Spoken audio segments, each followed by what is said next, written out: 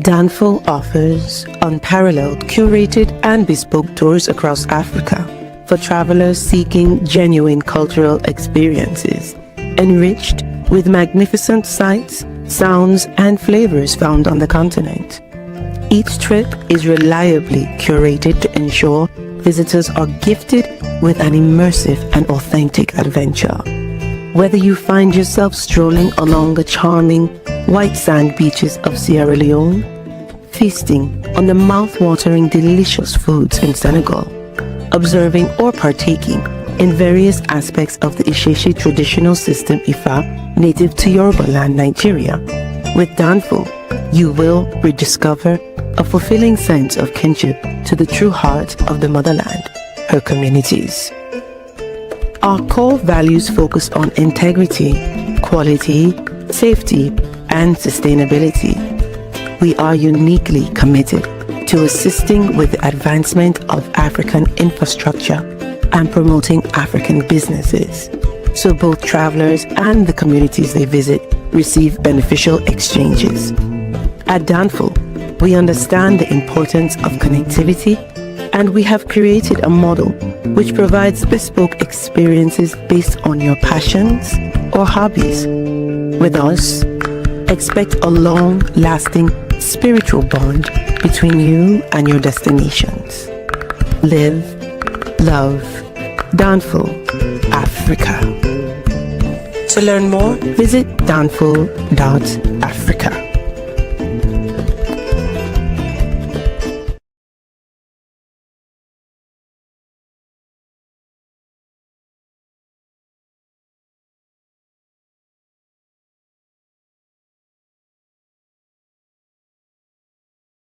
Hear me.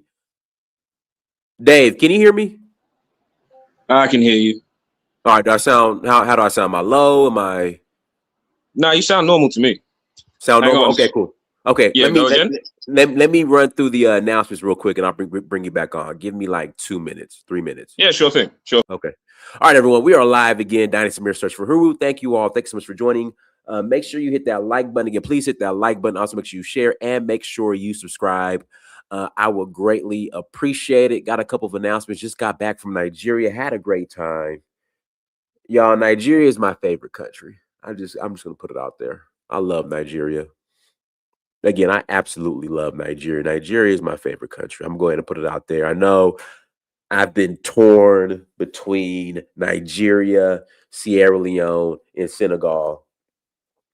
But while I was in Nigeria, like I didn't want to leave.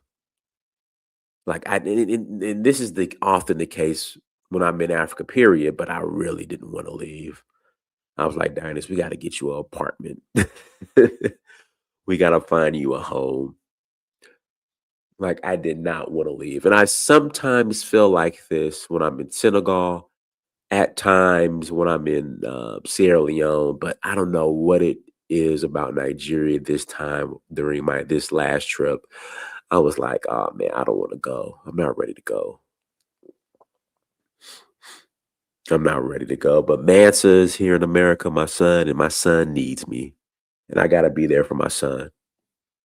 And I'm not doing the whole long distance, I'll see you, Mansa, 3-4 times a year. Nah, I got to be there active. But yeah, Nigeria is my fave. I love Nigeria. Love that country, even though it has its issues. And I found a restaurant. And Dave, hold on, Dave. Give me like 5 minutes, Dave. I'm sorry. But let me shout out this restaurant because I said, if I can find some good Senegalese food in Nigeria, game over.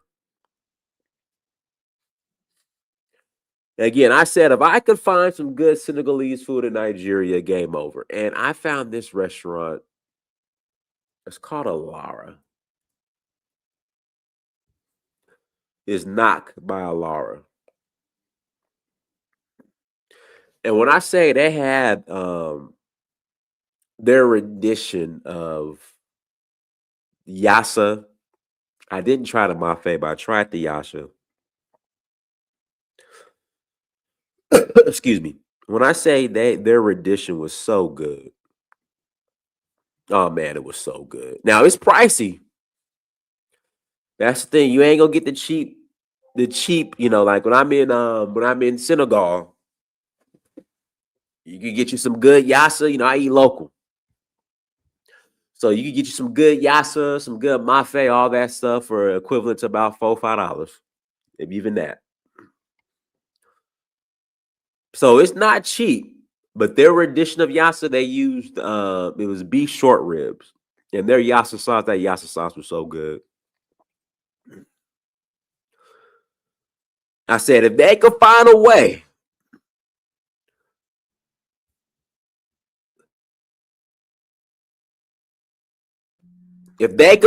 way to make some proper Senegalese jollof rice, man. If I could find some proper Senegalese jollof rice in Nigeria, oh man, game over.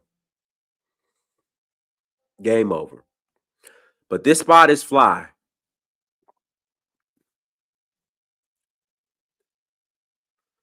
This spot is fly, but it's pricey.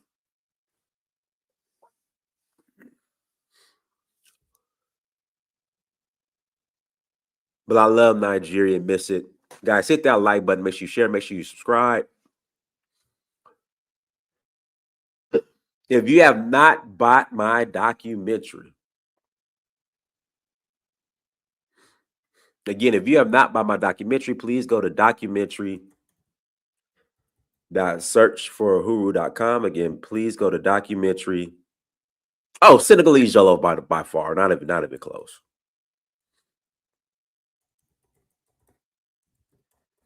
Please go to documentary.searchforwho.com and buy the documentary, y'all.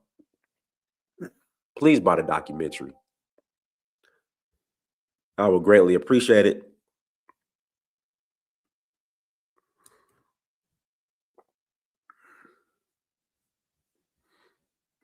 I will greatly appreciate it. Guys, give me a second. Again, I will greatly appreciate it. Go and support the documentary. No, they're right here.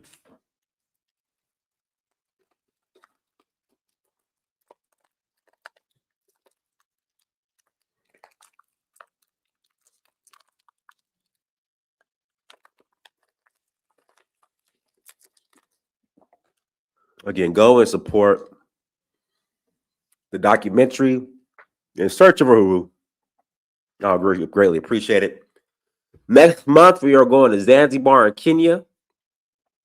In November, we're doing Ghana, Ivory Coast, and Sierra Leone. In January, we're doing Benin. And in January, we are doing Benin. So, with that being said, if you're interested in joining us, please visit Danfo.Africa. Again, please visit Danfo, that's DANFO.Africa, to learn more. Without further ado, we're going to bring on our guest, Dave, from the UK. And I started here about this Jason Arday situation while I was in Nigeria, and that he passed away. And I have questions about that. Because they're being very hush on how he passed away, unless I missed something. But people started to question his. So I guess he has a biography, and people started to question his biography and what he's claimed he's done in his biography. But Dave, just tell us about Jason. In fact, you know what? Let me do this. Let me pull up this clip about Jason. Yeah, because I first heard about him a couple years ago, actually. Yeah, you would have. Him having not Down syndrome, autism. There we go. Yeah, but I guess he never spoke to you until he was like 12, and He had autism and global development delay. So yeah, he was like really behind, and then he became a like massive like media darling and all that type of stuff. But go ahead. I'll be happy to run by his details and how things have occurred over here after you play the clip. And but first, let me. I'm trying to find older articles. Everything that's showing now is Yeah, new in sure. regards to passing away and his credentials being questioned. But like I said, I remember him having autism, and then him, you know, whatchamacallit, him being the first black professor at Cambridge, right? No, it wasn't the first black professor. He was the youngest professor at Cambridge and the youngest black one as well. So, and obviously with the background he had in terms of him not being able to really speak and didn't do well in school from early on, obviously it was, you know, it was a big, you know, they made a real big show of it, and, you know, they put a lot of praise on him and all that type of stuff. And it's, to be honest with you, this is a real terrible one. And regardless of many people's personal opinions or backgrounds within the black community in the UK, it seems like across the board. And I was just back in London, you know, in another part of London, sorry, like visiting family, and it didn't really matter whether it was your conservative family, your liberal family, your activist cousin, or whatever. Like across the board, this was really, really, like, this is really kind of shocked and kind of angered people. I mean, it's been said for a while that the British written media, so our newspaper journalists in industry, are the most ruthless in the world. And that goes back to the death of Lady Diana. It goes back to the Meghan Markle hounding. You know, I mean, in both those two women's cases, actually, it proved you can be, in the case of Lady Diana, you could be from gentry, upper class background. You can be from money, and you can marry an heir to the throne. It won't matter. And with Meghan Markle's case, you know, you can be a Hollywood sweetheart and, you know, a perfectly palatable type of, you know, and it still won't matter. And the British written media is just notorious for its viciousness in how it goes after people. I mean, they, you know, there's no low that they have when, you know, they kind of sink into somebody. And Jason Arday sadly appears to be another victim of that whole situation. Oh snap! Okay. Yeah. Let me play this real quick. Go on. So people get background on who he is if they don't know who he is. Fair use. We can have integrated data processing and standardized data is very crucial for the AI, and we can predict the future. I always felt it was a privilege to have a period of 11 years where maybe I couldn't speak and I couldn't converse in a way that everyone else could, because it allowed me to see things in a different way. Professor Jason Arday was diagnosed with autism spectrum disorder at the age of 3. He couldn't speak until he was 11 and read or write until he was 18. Throughout his early years, his parents continued to believe in him. At 18, my mum had got to a point where there was only so much she could do, and she was brilliant, even though she had this belief that, you know, he'll do something okay, but she was just decided, I need someone else to believe in him as much as I believe in him. Therapists predicted he would need full-time assistance throughout his life. How wrong they were. You okay? It was this man, college tutor Sandro Sandri, who helped teach Jason to read and write at 18. I'm just so happy for him. You know, I'm speechless, to be honest. But I never doubt a moment they would achieve where he is. Sandro would spend hours of his free time teaching Jason. There's one thing you said to me which I never forgot, and it was when I was 22, and I said to you I was thinking about doing a PhD, and you said to me, like, you know, it would be the greatest story in the world if the kid who didn't know how to read and write was managed to get a PhD. Like, and you said, like, I think, you know, we can take on the world, or you can take on the world and you can win. And I never forgot that. And now Jason is days away from achieving another ambition. Hey, so good to see you. Here's his new boss at Cambridge. We do have a lot of work to do, but I feel really optimistic. I think part of his research will look at new ways to make higher education more accessible for everyone. What can we do to ensure that this isn't a market appointment in 5 years' time? How can this become the norm? We've listened to the voices of our Black scholars and our Black students, and some of it has not been easy to hear, to be honest, but we're able to face up to some of the structural issues that people face. There will be those that think this is a tokenistic appointment. What are your thoughts on this? The board of electors on your interview day were absolutely unanimous. We are so lucky to have you. You are the best in the world in terms of the research that you do. An extraordinary journey, but for Jason, this is not an end. It's a beginning. The reaction has been amazing, and I'm truly grateful to everyone for their kind sentiment and kind words. We've got a lot of work to do. Celestina Olulode, BBC News, Cambridge. All right, let me play an updated one so people get an idea of what happened. What happened this past Sure week. thing. Yeah. Sure thing.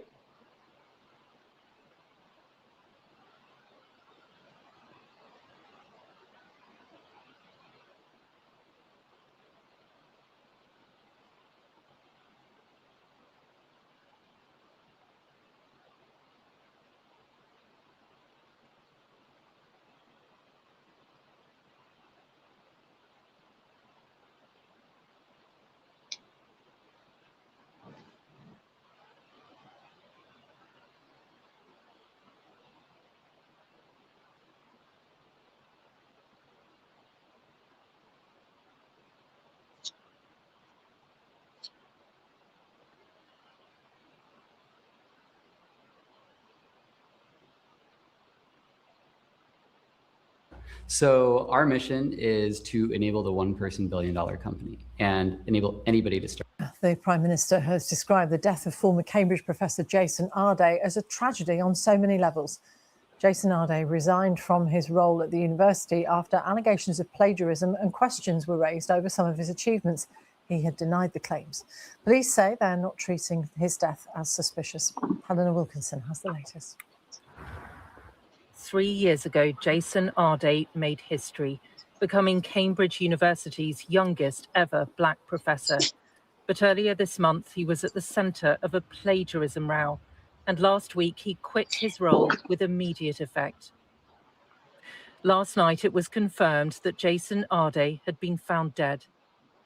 In a statement, the Metropolitan Police said they were called by the London Ambulance Service on Friday afternoon following a report that a man had been found unresponsive inside a property. Sadly, a 41-year-old man was pronounced dead at the scene. His next of kin have been informed and are being supported by officers. The Prime Minister, Andy Burnham, said Jason Arday's death was a tragedy on so many levels. It's not a moment for any rushing to judgment. It's a moment for reflection, I would say, reflecting on how things came to this. A really sad and sorry state of affairs. And I think we just all today think of Jason, his contribution, and his family and friends. Since his appointment as a Cambridge Professor of Sociology of Education in 2023, Professor Jason Arday regularly appeared in the media talking about a variety of subjects from his personal journey into academia. There's one thing you said to me, which I never forgot, and it was when I was 22, and I said to you I was thinking about doing a PhD, and you said to me, like, you know, it would be the greatest story in the world if the kid who didn't know how to read and write managed to get a PhD. But there were recent allegations of plagiarism and questions about some of his achievements. He denied the claims. He admitted errors in his work, but said he had faced an unrelenting level of public scrutiny and personal attack and was not a liar. Some critics had said the treatment of him had been motivated by racism, but others said the claims of plagiarism were legitimate. A former colleague and friend told the BBC he had spoken to Jason Arday yesterday morning. Over the last few weeks, since the plagiarism allegations came to sort of national news and then international news, he was being subjected on an hourly basis to ridicule, humiliation. He told me this morning that he couldn't leave his home because his face was now so well known, his name was so well known, that he was a figure of shame. He maintained that he did not fabricate, he did not lie. In a statement, Jason Arday's family said that they were in shock to have lost this amazing father, partner, brother, uncle and son. They added the campaign of misinformation was too much for Jason, who was a gentle man and who always wanted to see the best in everyone. Cambridge University's Vice-Chancellor said they were desperately saddened to hear the tragic news that Jason Arday had died. The Metropolitan Police said his death was being treated as unexpected, but is not believed to be suspicious. Helena Wilkinson, BBC News. So, Dave, real quick, like, are they calling this a suicide yet? Or are they still investigating? Or that's the thing. They're saying they're not calling it a suicide yet. They're saying what has been confirmed was that he was found, unresponsive in his flat on Friday, and they're not saying that it was, that he took his own, life. And I as well, I'm kind of like, well, the family have said what they just said in that statement. The obvious nature. I mean, for us over here in the UK, Dynast, I'm telling you, for the past 2 weeks, it has been non-stop about him. It has been absolutely non-stop. Every day. It's not one story. It's not two stories. It's not every day. It's been relenting. So I think at the bare minimum, obviously we don't, until they confirm it or until the family, I mean, I believe what the family said about it being too much for him, etc., etc. I think we can all deduce what they mean from that. But I can't really understand what it is they're waiting on. Maybe there's something we don't know. And if there is, I'm happy to, adjust position and see what information comes out. But he has really been the center point. In the UK, during the summertime period that we're in now, our parliament goes into what's called a recess, where parliamentarians don't meet and they don't do business and whatever. So in the news, it's called Slow August. Small stories become massive because obviously the media just wants something to report on. And he has been the center point of all of this. And I just want to kind of, if it's okay with you, just kind of lay out some facts. Go ahead. Take your time. Go ahead, Dave. Thank you. Okay, so as said in the clips, but I'll reiterate, he's from the UK, black guy of Ghanaian descent. For any Ghanaians or people who are familiar, I think normally in Ghana, his last name is spelled like Addy or something like that, I think. And it's just spelled a little different, but yeah. He couldn't speak, obviously, until very much later in life and, has this incredible story how he makes it, obviously, to university, etc., etc. Now, he got his PhD from a place called Liverpool John Moores University in 2015, I believe. And he was later then appointed to his professor position in 2023 at Cambridge University. So, he did do other work, and he has been in academia as such. Now, something that was not mentioned, and that is not mentioned enough about this is, you see, the questions of his qualification, which I'm going to go into afterwards, they did not start recently. From as soon as he was appointed, reports have already found that people were filing what's called in the UK a freedom of information request. So, like, I'm pretty sure you have similar things in the US, like you file it and, you have the right to kind of, They were filing FOI requests to check his qualifications from the day he started. And I think something particularly that needs to be said is that this is not new. We know this is the case with Black academics. In the UK, by the way, for people who want statistics, of all the academics and professors in the university sector, unlike America, we don't have many African studies, Africana studies, Black studies, etc., courses, because academia has done very well to keep these types of courses and these types of academics out. There's been one by a guy called Dr. Kehinde Andrews, who I'll also talk about later. But of all the professors and of all the university staff, 1% of them are Black in the UK. So we are not people who are wildly in these spaces. We know what to expect when that's the case. But anyway, he gets his PhD in 2015. He gets appointed at Cambridge in 2023. He gets a big media furore behind him and all that type of stuff. And then the first allegation of plagiarism, and this is the thing that I am most angry about. His allegation of plagiarism was investigated by the university that awarded him his PhD, Liverpool John Moores University. They investigated him in 2025 and found that he did not plagiarize in his PhD. The investigation was done and they concluded he did not do plagiarism. So for me, it's very simple. One, plagiarism is not a criminal offense. It's not a crime. So why the British media had to just go on about this is still baffling to me, because a wildly small number of people in this country will go to Cambridge. I mean, Cambridge is, you know, it's an equivalent to your Ivy League universities like Harvard and Yale and Princeton. Not many people are gonna go. And not many people care at all about plagiarism claims with academics. They just don't, right? Because people have other things in their day, they don't care. But he was investigated for the plagiarism in 2025. They concluded he did not do any plagiarism, but these freaks could not let it go. Now, the reason why he was under all this scrutiny as of recent for his plagiarism was because another academic who was previously at the university, called Nathan Kofnas, raised the claim and said that he looked at some software and found plagiarism, etc., etc., etc. Nathan Kofnas is an American who is what he calls biological philosopher, but he was a self-described race realist.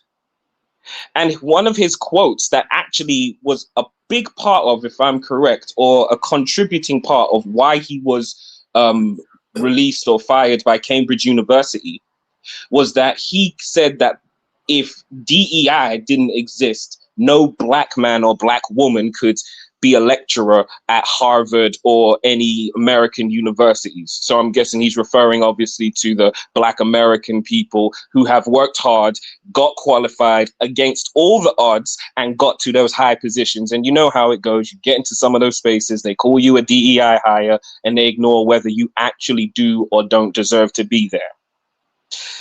Nathan Kofnas, the race realist, scientific racist weirdo, launched this kind of campaign, and he does the circuits on all these kind of weird podcasts and publications and what have you.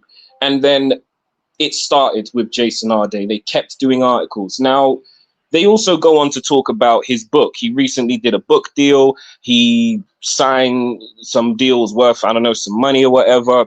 And he had some claims in the book that were quote unquote fantastical. Now, yeah, some of those claims, I mean, you look at them on surface, it's like, okay, that's either an exceptional achievement or potentially not quite, you know, whatever.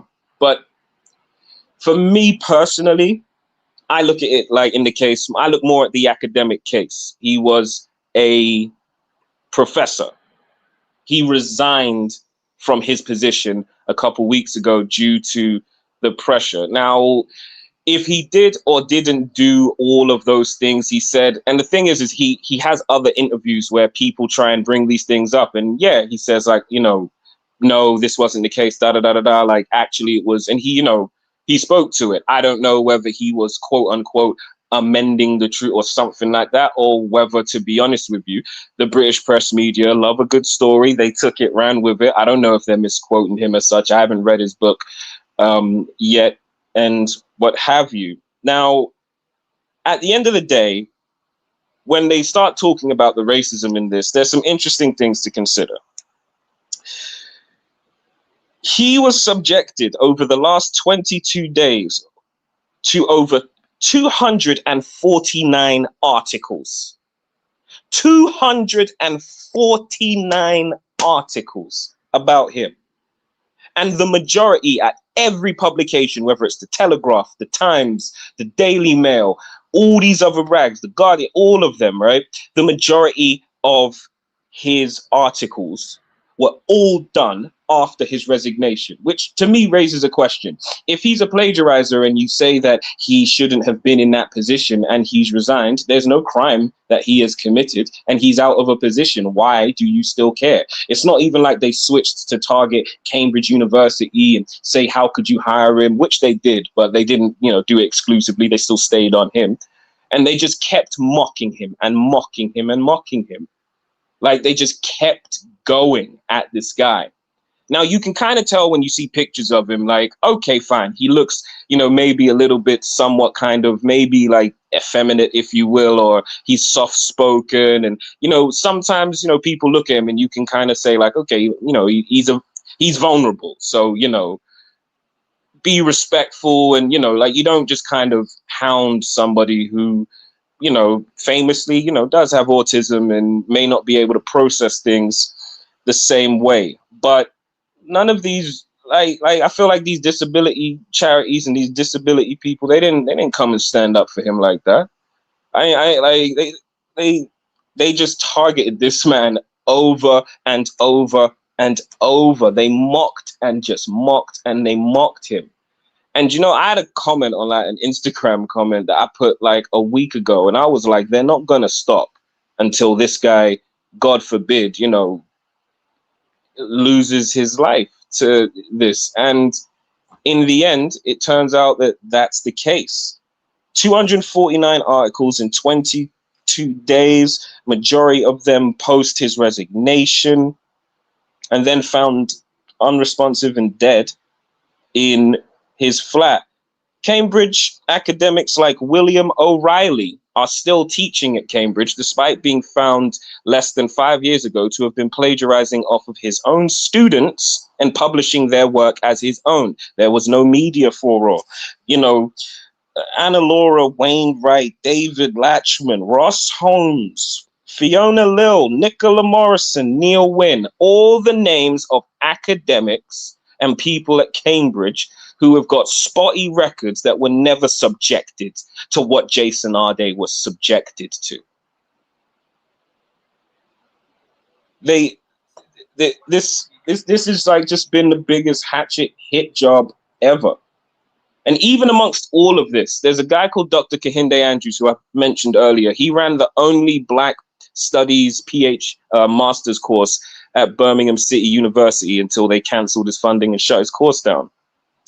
But as a PhD who ran a course where he would hire academics, he looked at Jason Arday's PhD.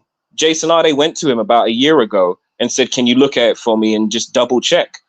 And Kehinde Andrews said what has been confirmed. There were mistakes. A lot of people are saying that those are the mistakes that his supervisor, when he was doing his PhD, should have called out earlier. But nothing in the realm of plagiarism. Perhaps maybe, hey, this should be adjusted or there shouldn't be a spelling mistake here or whatever, but not in the realm of plagiarism. What he did in his personal life with that book, all right, fine. If he did, he did. If he didn't, he didn't. I very, very, very don't much care to it. I'm very much more interested in the fact that he was wildly accused of plagiarizing his way to the top, and he didn't. We just had a woman, Rachel Reeves, in our government at the position of Chancellor of the Exchequer. That's the American equivalent of the Secretary of the Treasury. She was found to have lied. She wasn't hounded by the press until she had to quit her job. We've had it across the board. And this has really just hit the community hard. People are angry that they didn't let this go. People are angry at Cambridge University. In the UK, we have a term called safeguarding, where you're supposed to care about like people's mental health or people's well-being, even if they're potentially getting dismissed or harassed or whatever.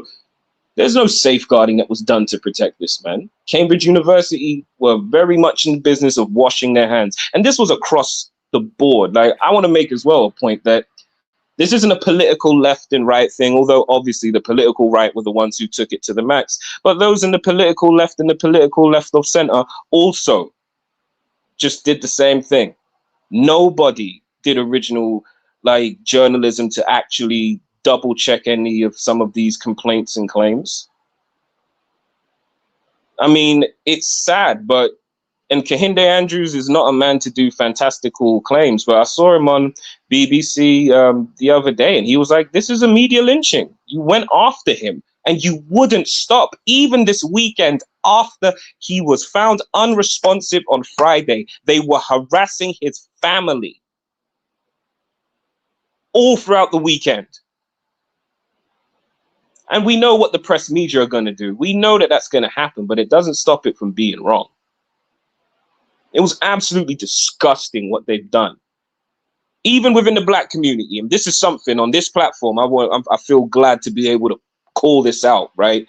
But there were people who were coming out whilst this was all going on, saying, nah, bro, I went to the same school with my man, you know, he could speak, he was lying, he was a chatty patty, I don't know what you talking about, da, da, da, da, da. And it's like, bro, you jumped in on the pylon. They were piling on this man, and you were there jumping down on this man, getting your little clickbait views and your little opinions, like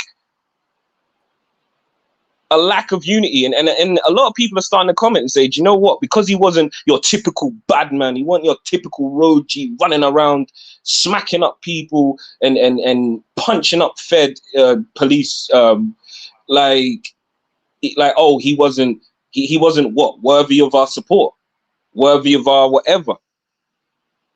Okay, so are you saying, because that's similar to here in America, are you saying that the Pookies and Ray Rays in Black British community get Yep. They were out doing all of that, yeah, talking about, nah, I don't know, he's a little bit sad. It's not just because he looks maybe a little effeminate or he talks soft and that, but it's like he's an academic as well. And it's like people like, oh, no. Well, like, it's like, oh, we only ride for drug dealers and gang members who get unfairly treated by the police, even if they're not perfect themselves. We can put their transgression aside, and we can go out and march in the damn street. We can go out kind of like George Floyd. To some effect, yeah. Except sadly, in our most recent major profile case, like, again, I'm not excusing the police of foul play or not upholding their job. There are, we pay them with our taxes. We expect them to uphold the law, and I get that. But it is true. It's like, oh, is it only if a man has done a terrible situation? Is it only if he's a gang member or something that we ride out, that we rise up? Why not this guy? Because a lot of people were calling him gay. The man is a father to children. What's more manly than being a father? Oh, he has kids. Oh, so he has children. Yeah. I mean, I don't know how many, but he's father, brother, son. I don't know if he was married or whatever. And it's like, and for me, I always play this horrible game of even if, right? But even if he was all of the things we accuse him of, it's like, why is it we're so able to ride out for other people who are shady or even for things in other countries? Black Britain, not every time. I'm not going to say that we're the same as Black America or whatever, but what I'm saying is there are many times when a Black person was killed in America, your George Floyd, your Alton Sterlings, your Tamir Rices, your Trayvon Martins. There's a lot of times when them happened and people didn't hesitate. They went out, they protested, and it's not that any of those Black men did anything wrong, and those Black boys. It's not that they did anything wrong, but it's like, sometimes it's just like, yo, like, we have a voice, we have a capacity. We are people over here, as in America, when we speak and we get fired up, we shake the ground with that energy. But why were so many people so afraid of this? Dynast, you know a platform in the US called the Shade Room? Yeah, of course, yeah. We have one in the UK that uses the same. It's called the Shade Borough. Shed Borough. Okay, all right. Yeah, because in London it's like we have 32 boroughs, and they're obviously like a London-based one. So for them it's the Shade Borough, and it's like the same like motif and all that, and the same stuff, celebrity garbage and gossip, and they have been torn to pieces over their coverage of this because they are a Black-owned, Black-run platform online, and they do have quite a big following and quite a big media pull. Where were they going in? Posting the same nonsense stories. I'm not saying that we have to make everyone that's accused of anything some perfect person, right? We have the ability to be good, bad, everything else. But why is it in this day and age, Black platforms in the UK, probably in the US as well, we can't do original journalism? We can't look and ask questions like, why are we taking direction from a race realist scientist? Why aren't we double checking that? Where's our level of professionalism? Where's our level of dedication? Where's our level of intelligence? Like at a certain point, it's like, no, I don't want excuses. I want better work. You can't just go and slap Black-owned and on your product, and then you ain't doing nothing for our people. If you didn't believe it, if you did think he was whatever, then do original journalism. Bring actual facts. Don't join in on the pylon. And a lot of Black media personalities did speak out for him, and they were great for it, you know, and did the right things. But a lot of the big ones, nah, unless you're a rapper or a footballer, you don't get that love. You know what I mean? Every time, we just had the World Cup, right? Every single time England plays at football, since the 60s, but especially recently, let Bukayo Saka, a Nigerian Black British young man who has been nothing short of perfect GCSE grades, which you take in high school. He literally got like top grades across the board. Media darling, no scandal. Let him miss a penalty and it's monkey chants and all that racism on Twitter and all that other type of stuff. The same goes for a guy called Marcus Rashford. During COVID, he started a campaign to feed school children because the schools were closing, and they tore him a new one and they turned him into a villain. The British media does this to Black people all the damn time. And it's almost like, unless you're the footballer, the rapper, the Rhodes G and all that type of stuff, it's like so many people just want to try and switch their ears off and just be like, nah, can't be like that. I can't trust my man, you know, like, don't really trust that. I'm like, all right, bro. When the police put you in a headlock or do something horrible to you, how are we going to work? Because there's plenty of parents out there that will say, bro, I moved out the area because man like you make it impossible to raise children around here. But we still support that. We still support people because right is right and wrong is wrong. And they went after this man. They went after this man in a way that sickens a lot of us. They're going to be holding a vigil for him tomorrow at Trafalgar Square. And I am already, in the back of my mind, I'm like, this could go one or two ways. It could be really good, or something genuinely terrible could go on there as well. But I just, I'm genuinely just fed up and tired of the weak excuses that people have given to attack this man.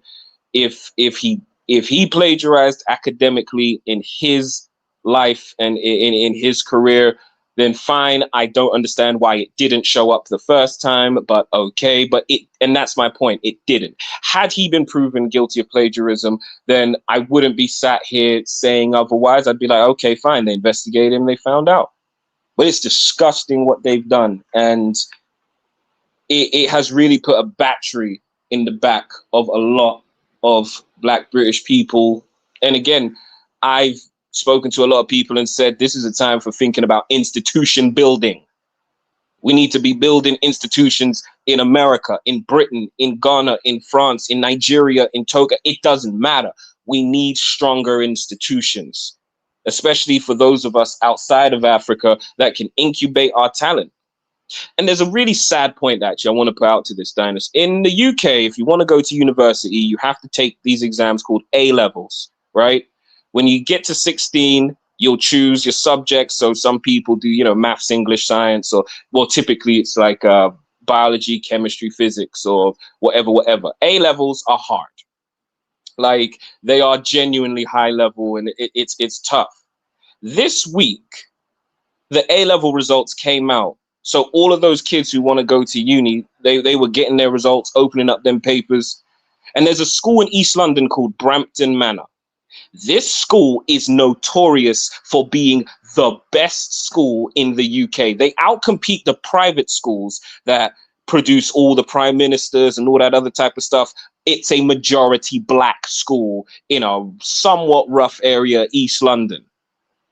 And I saw black children, African, Caribbean, biracial, if that's the new word, whatever, you know, I just call them like whatever, like they were all stood there with these grades, A star in maths, A star in science, A star in it, like, and they're going to universities like Cambridge. We know how we're treated in these types of institutions, but I just feel sorry for those young people.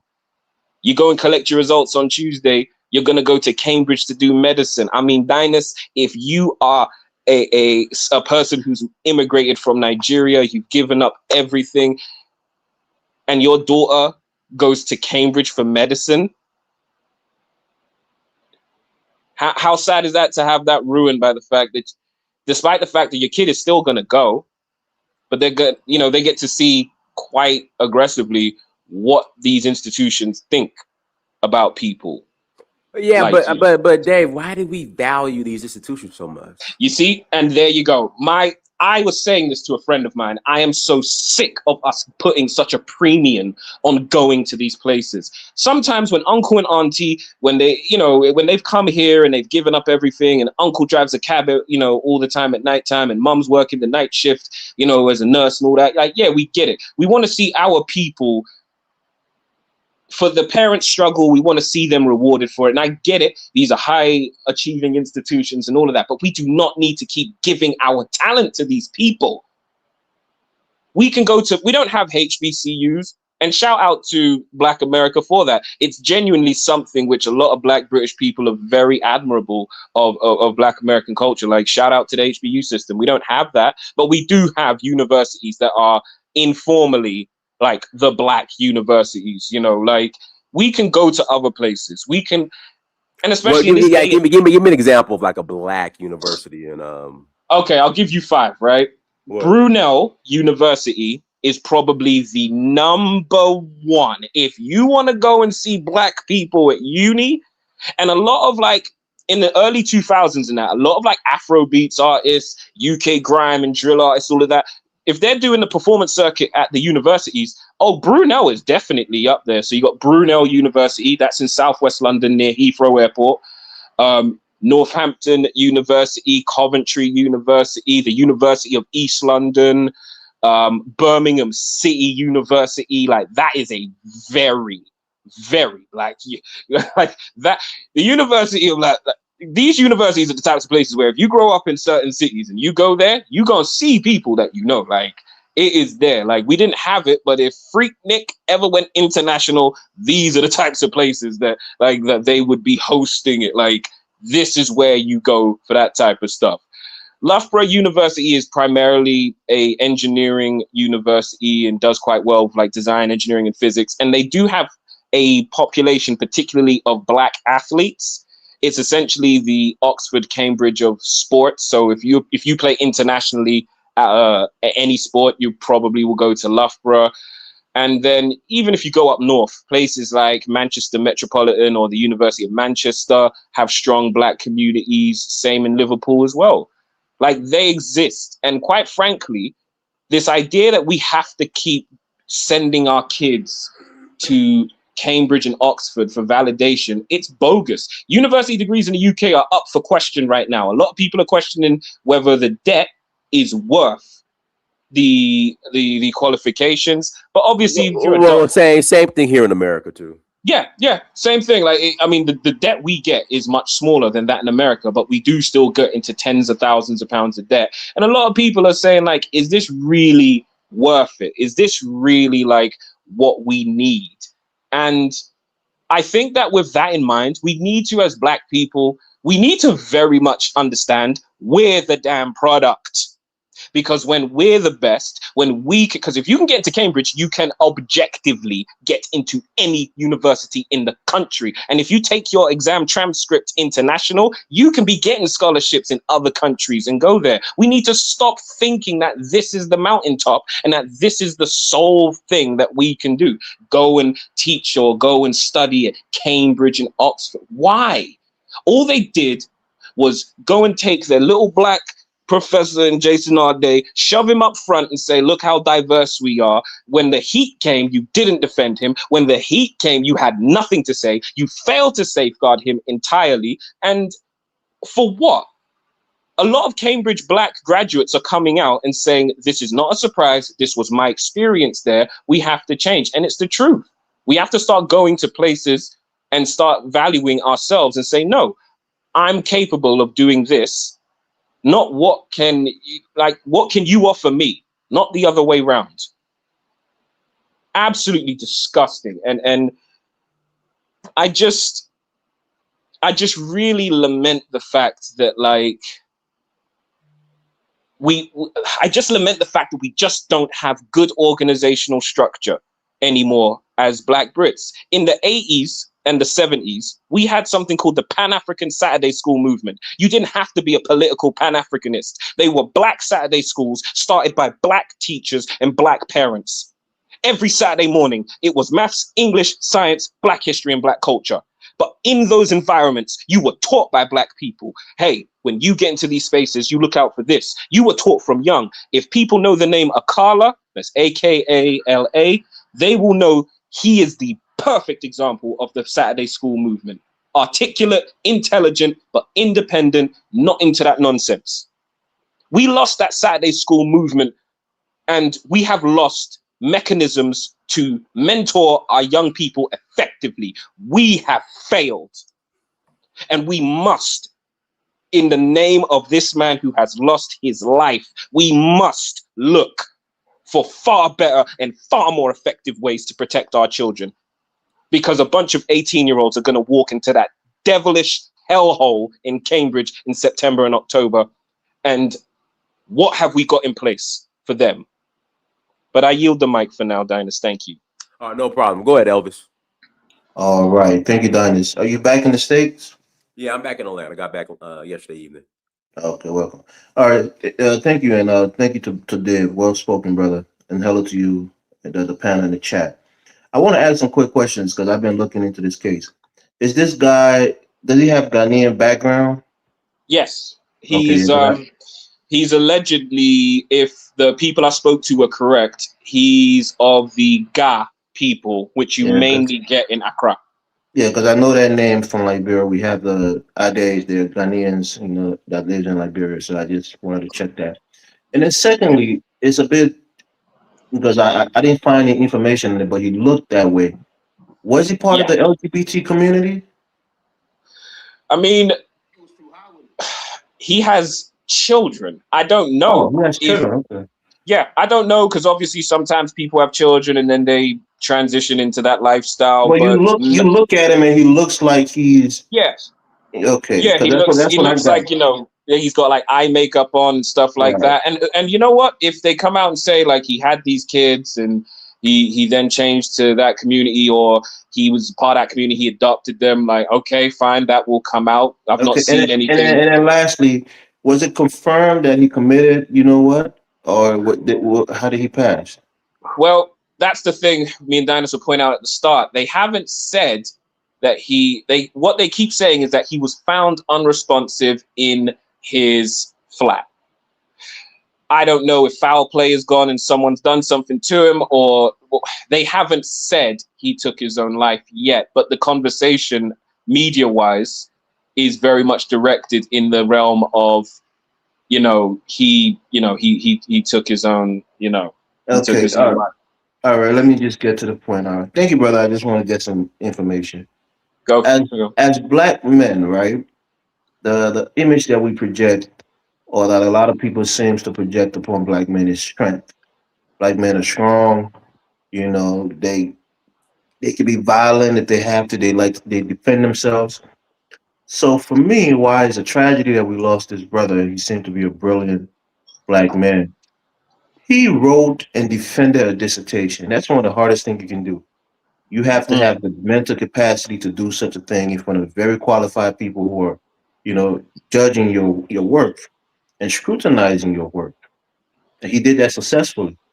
Went for an interview at a very prestigious university, passed the interview, got hired, you know. So I was wondering why he couldn't defend himself publicly, you know, and have Yeah. the guts and the presence of mind, you know, and the articulation to really tell people why they were wrong to assert the you know, some of the things that they were casting aspersions on him.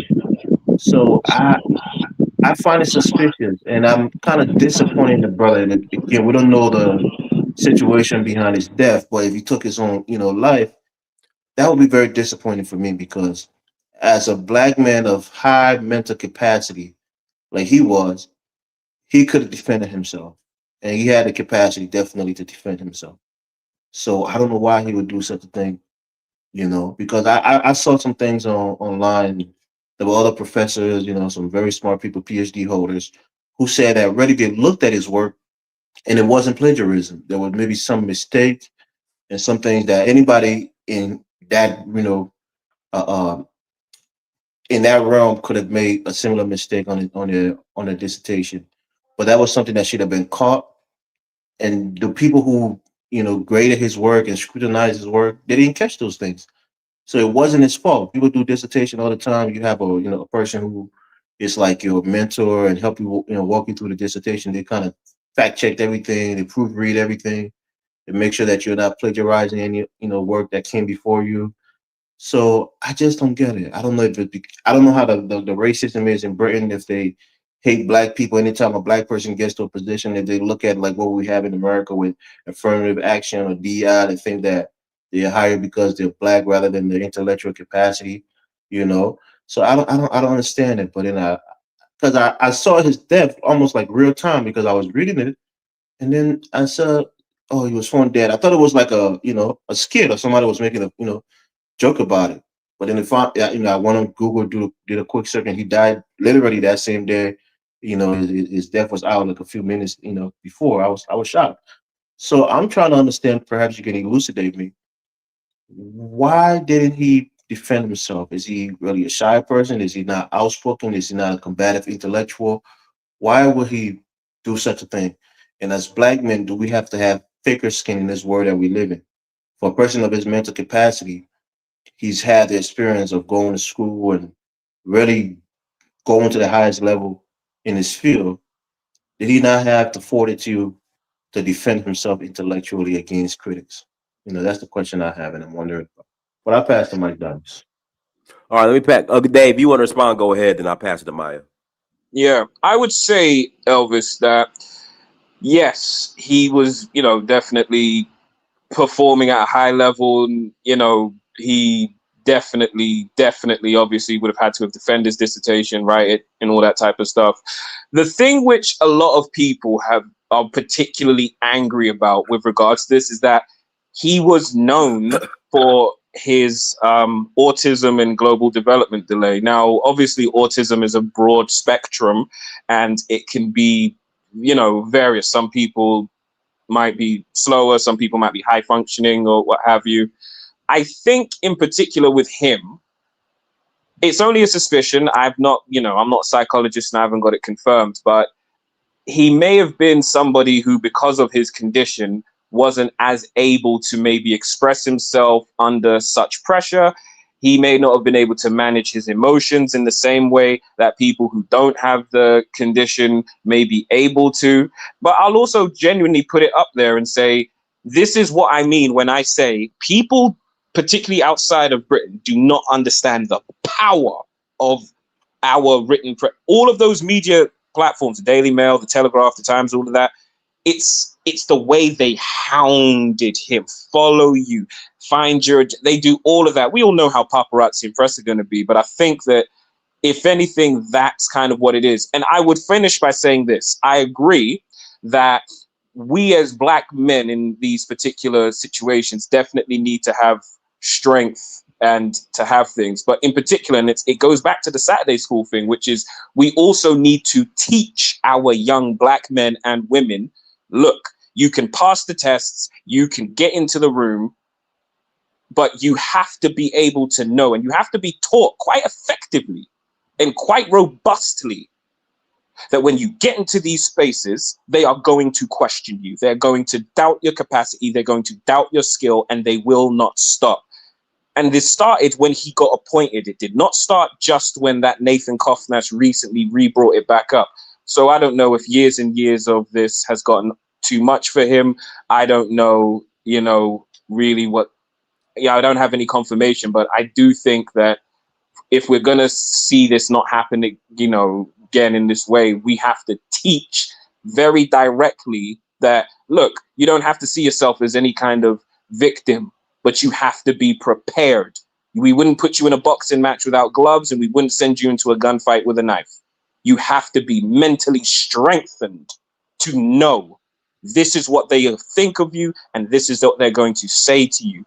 And those professional networks they need to have counselors on call, legal professionals ready, people that can help and say, look, this is happening, we're here to support you, and people that can go and show the love and support that he clearly needed. But yeah, I yield the mic, Dimes. All right, go ahead, Maya, Miss Sisters. Dave, thanks so much for explaining what happened with Dr. Arday. I had never heard of him before. And what I want to know is if you can answer this question. There is a difference between an honest error in terms of failure to appropriately cite a source and whole cloth copy and pasting and not acknowledging another scholar's work. What was the source of his plagiarism? Do you know? Or what was well, that's the thing. The allegations have been as flimsy as he definitely plagiarized with little specifics thrown out there. Nathan Koffnass claims that he put it through a software and found it. But equally, like I said, Dr. Kehinde Andrews, and I will easily say he is the top Black academic in the UK. And I actually think particularly like our Black American family overseas would be quite interested to look him up. Kehinde is spelled Kehinde, and Andrews is just, like Andrews. He ran the UK's only Black Studies master's level qualification. So he is arguably the best Black academic in the country to take a look. And Jason Arday went to him a year ago and said, can you look at my work, please, and tell me, is there plagiarism? And as has been confirmed by other academics and the investigation that was done into Jason Arday in 2025, he said there are clearly, okay, fine, there are mistakes. There are, I'll call them cosmetic mistakes. They didn't change the nature of his research as far as been said.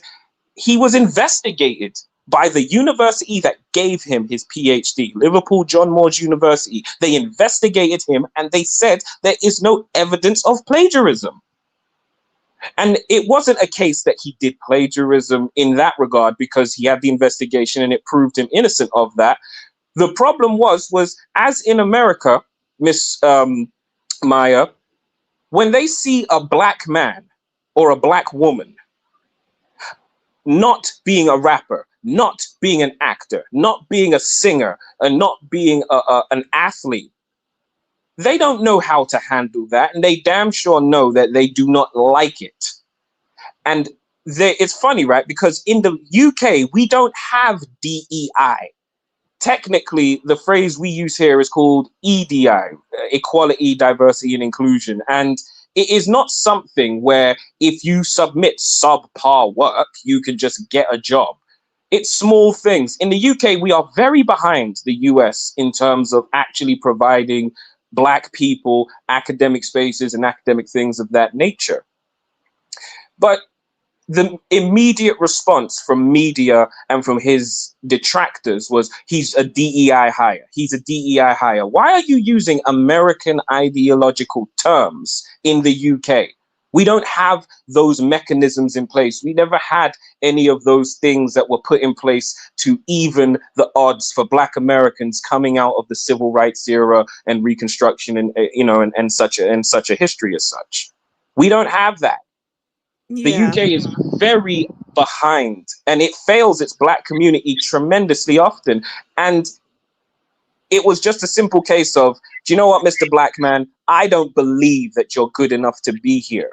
So I'm going to keep picking and picking and picking at you until we find something and we can just kind of take you from there. But until official information comes from the university sector that says otherwise, his last investigation was last year. He was not found guilty of plagiarizing. And I go back to the name William O'Neill. He is still teaching at Cambridge University, having been found to be taking his students' work and showing it as his own. Dave, you brought up a really good point about Black academics. They must arm themselves to be able to defend against an allegation of plagiarism or workplace misconduct or anything. I work in, and so I 1 second, hey Dave, you have a lot of background noise, like a wind, so I have to mute you. Go ahead, my sisters. Yeah, that's fine.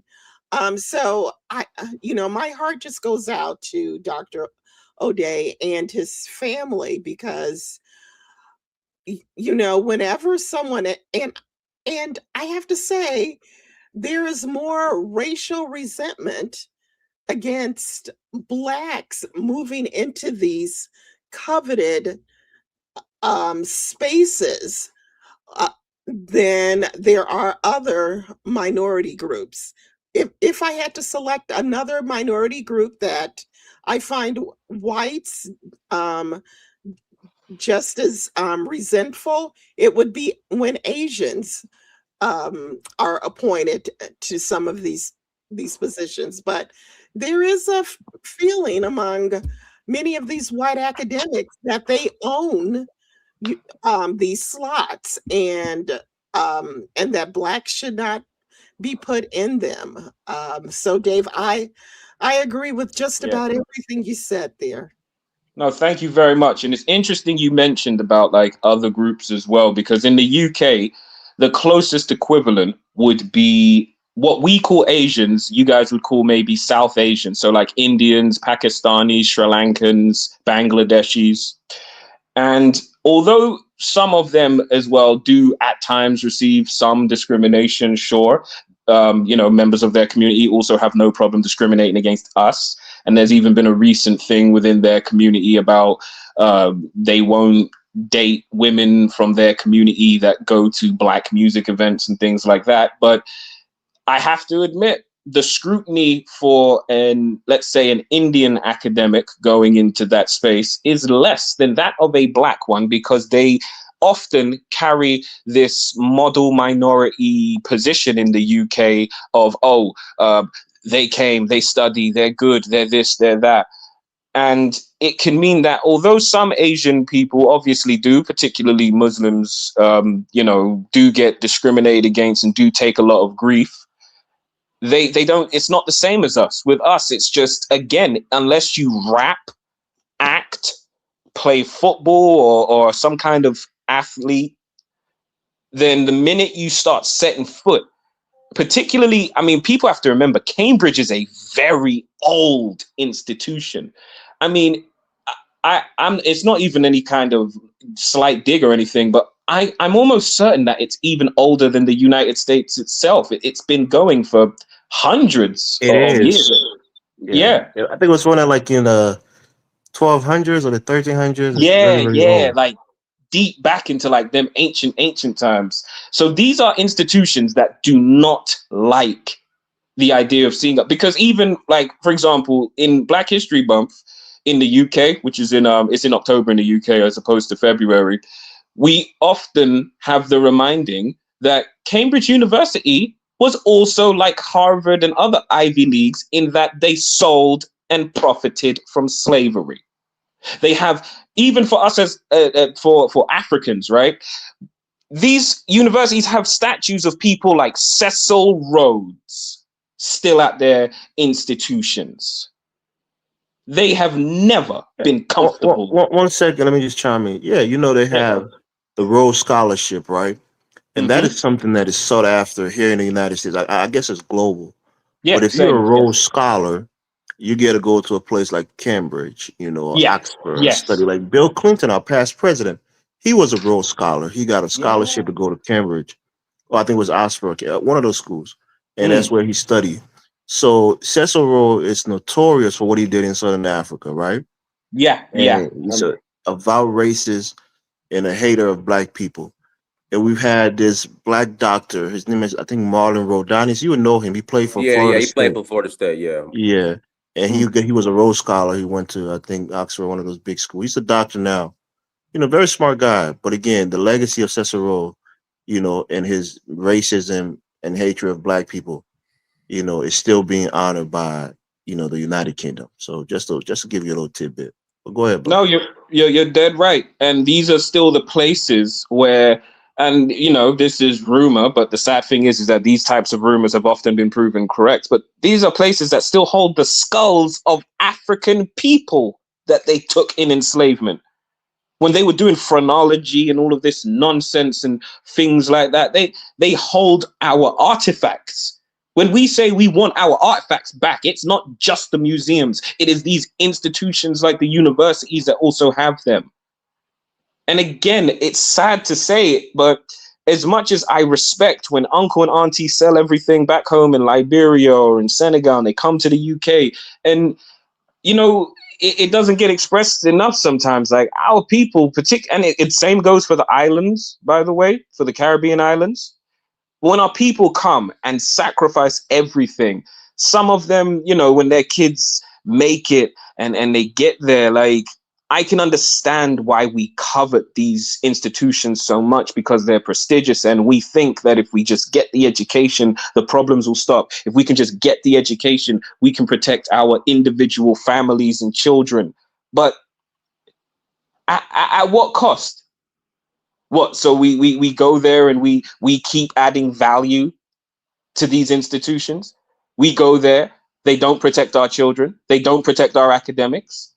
We wind up in debt to these institutions to pay for the privilege of being discriminated against, spoken down on, doubted, questioned, and disrespected for 3 years, for 4 years. Let alone the fact that Cambridge as a place, oh yeah, like go out on a Friday night in Cambridge, go to the wrong pub or to the wrong bar and talk to the wrong woman, and you'll see that it may be a place full of ex-scholars and smart people, but there's no difference. Plus, you know, like at a certain point, we have to understand that these people have never respected us, and they still fail to. Okay, I want to make a point here, right? And I guess you said something that was key that I didn't know personally, and perhaps it played a part in the criticism of him. And that is, he was on a spectrum, right? Yes. That he suffered from some level of autism. So again, you say normal people, but white people in particular, they would perhaps, presume that he probably got in there even though he didn't have the intellectual capacity because he had the, developmental, handicap. So that's why they was using that DEI high. That how can a guy, because Oxford, Cambridge are for the smartest of the smartest people in the UK, even globally. So how can a person like that get into that place and at a professorship, not even just a student, but a professor, professorship, which is even more prestigious. It must be a DEI hire. And that's the danger of this rhetoric. And we see some black people even regurgitating that same nonsense about black intellectuals, even people who are politicians, that they must be DEI hires. You know, rest in peace to him. But the late Charlie Kirk used to use that talking point all the time about black people, especially black women, that they Yes. didn't deserve to be in those positions because in his mind, in his base thinking, they're intellectually inferior. So whenever they're on the same level playing field as a white person, they must have gotten some leeway because they just want to put a black face there. Intellectually, they're not up to snuff. So that whole thinking is something that Elon Musk and other, Gavin McGinnis, these guys have been pushing that racist, dog whistling American, rhetoric to the UK, and it's been gaining steam over there. The likes of Tommy Robinson, who've been sponsored by a lot of these white, conservative races, and he's been having a movement in the UK with immigration. So it's like when black people start to regurgitate these rhetoric, it's dangerous to us. I know Dynasty is on this platform. He's kind of dabbled into that before, and we've got into it, he and I. But it's a dangerous rhetoric that hurts black people in the long run. Because anytime a brilliant black man is in an intellectual space, there's always that, that thing about, oh, he's probably a DI, he probably didn't deserve to be here. They just probably want a black face. So they always undermine your intellect based on your race. And black people now who are part of this conservative movement, they start to push that narrative. And I think that's one of the things, the tools that they use against this man, that he must have been DI, he didn't deserve it, he wasn't smart enough to be there. After you have a developmental handicap, so they probably felt sorry for him. They just want a feel good story. And these are all the nonsense that hurt black people. And to see other black people pushing that same narrative is hurtful and harmful to us in the long run. But I pass it on. I just want to add to that, which is not only his disability, but also his age. People don't believe that as a black person, you can reach that type of height, let alone at such a young age and with a disability. And I get it. It does sound like too good of a feel good story and all that other type of junk. And I've always believed that when good facts come out, then fine, you can make your adjustment. Again, if they had come out and said, we looked at him last year and there were things which we do deem plagiarism and all that, I'd say, okay, fine. You know what? He was a great story, but they've looked into it and they found otherwise. But you're right. I mean, they really, really, really doubt people. And for the black people that really buy into this as well, it's sad because your individual sense of feeling superior when you go and play contrarian for these people is only superseded by how absolutely little they think of you. That old saying that tokens get spent. Hey, Dave, real quick. Sorry to cut you off. Let me read these super chats real quick. I'm sorry. Give me a minute. Baba Lico 9354. Thank you for $10 holla. The black man is always accused of something, but one who is on an island with little. Okay, nothing could be president, and nothing happened to them. Shaking my head.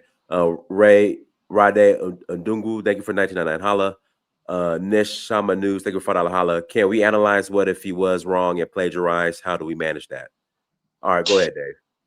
Okay, so for that question, if he was wrong and if he did plagiarize, and again, I will preface this clearly because I'm very strongly on this point that if he had plagiarized, with all the hype that was behind him and everything and him getting a second an investigation, I would question, okay, so why didn't you find him guilty of plagiarism last year? But if he did, my other problem is then, okay, fine. Let's hypothetically say he did plagiarize. The only way to judge that there would be a racial difference in how this is handled is looking at how other white academics were handled when they were found of plagiarism. And let's look at this in a parallel light. Jason Arday accused of plagiarism, investigated by his university. They say it wasn't the case. I'm going to keep saying that name, William O'Neill. Sorry, not William O'Neill, I apologize. O'Reilly, I apologize. It's William O'Reilly. But he's still at Cambridge, despite being found plagiarizing off of his students. The list is long of Cambridge academics that have done the same, who were caught actually doing it. And then I immediately go to, okay, so why were a lot of them still allowed to keep teaching at Cambridge to this day? Why did the public not have a constant 2-week media circus of continuously mocking him, making fun of him, saying that he did this and he did that without confirmation? I mean, plagiarism, it's not a crime, but it is a very serious allegation for an academic. And it is an official thing. If you've got caught plagiarizing, it will be somewhere. I mean, let's just take it from one perspective, which is to get a PhD or a master's, at some point you have to get published. Well, why is it that the publications that took his work, why haven't they retracted it yet? They might, for all I know. Hey, tomorrow could be the day where they say, yep, we found this or we found that. And for me, I will admit, I'll be like, isn't it interesting? After all this, you've now suddenly found this. But why? Why is it that white academics were not treated the same way? And Dave, let me just chime in here, right? Go on. Look, for people who don't know, of course, I'm not a PhD holder, but I know a lot of PhD doctors who I engage with on a regular basis. You have people whose job it is to check your work for plagiarism. So it's not just something that just passed through the air. Once you submit a dissertation, they go through it. They have people checking it, for similarities to others, who've done a similar doctorate, and they scrutinize your work heavily for any form of plagiarism, because sometimes your thought on a subject may be similar to somebody else in that same field. It may be your genuine thought, and you write it down, and you can defend it, but just the way you write it and the way the idea comes out, it might be sounding similar to somebody else. So they check it and they investigate it to see if it was actually taken verbatim or very close from somebody else's work, and they ask you about it, and you have to defend that point. And why did you think about it this way? So it's a very tedious, process to get a doctorate. So to just think that some fluky person off the street can go and do a dissertation and then defend it is really a difficult thing, especially. Elvis, are you referring to a dissertation defense in the UK or one here in the United States? Because I can tell you that dissertation chairs and committee members, they don't always catch everything. And one of the reasons why is because many of them, they have other dissertation students, they're teaching, they have many of them, they're under mandates to publish. They have a lot going on. So they can't, depending upon the institution, they can't always catch plagiarism.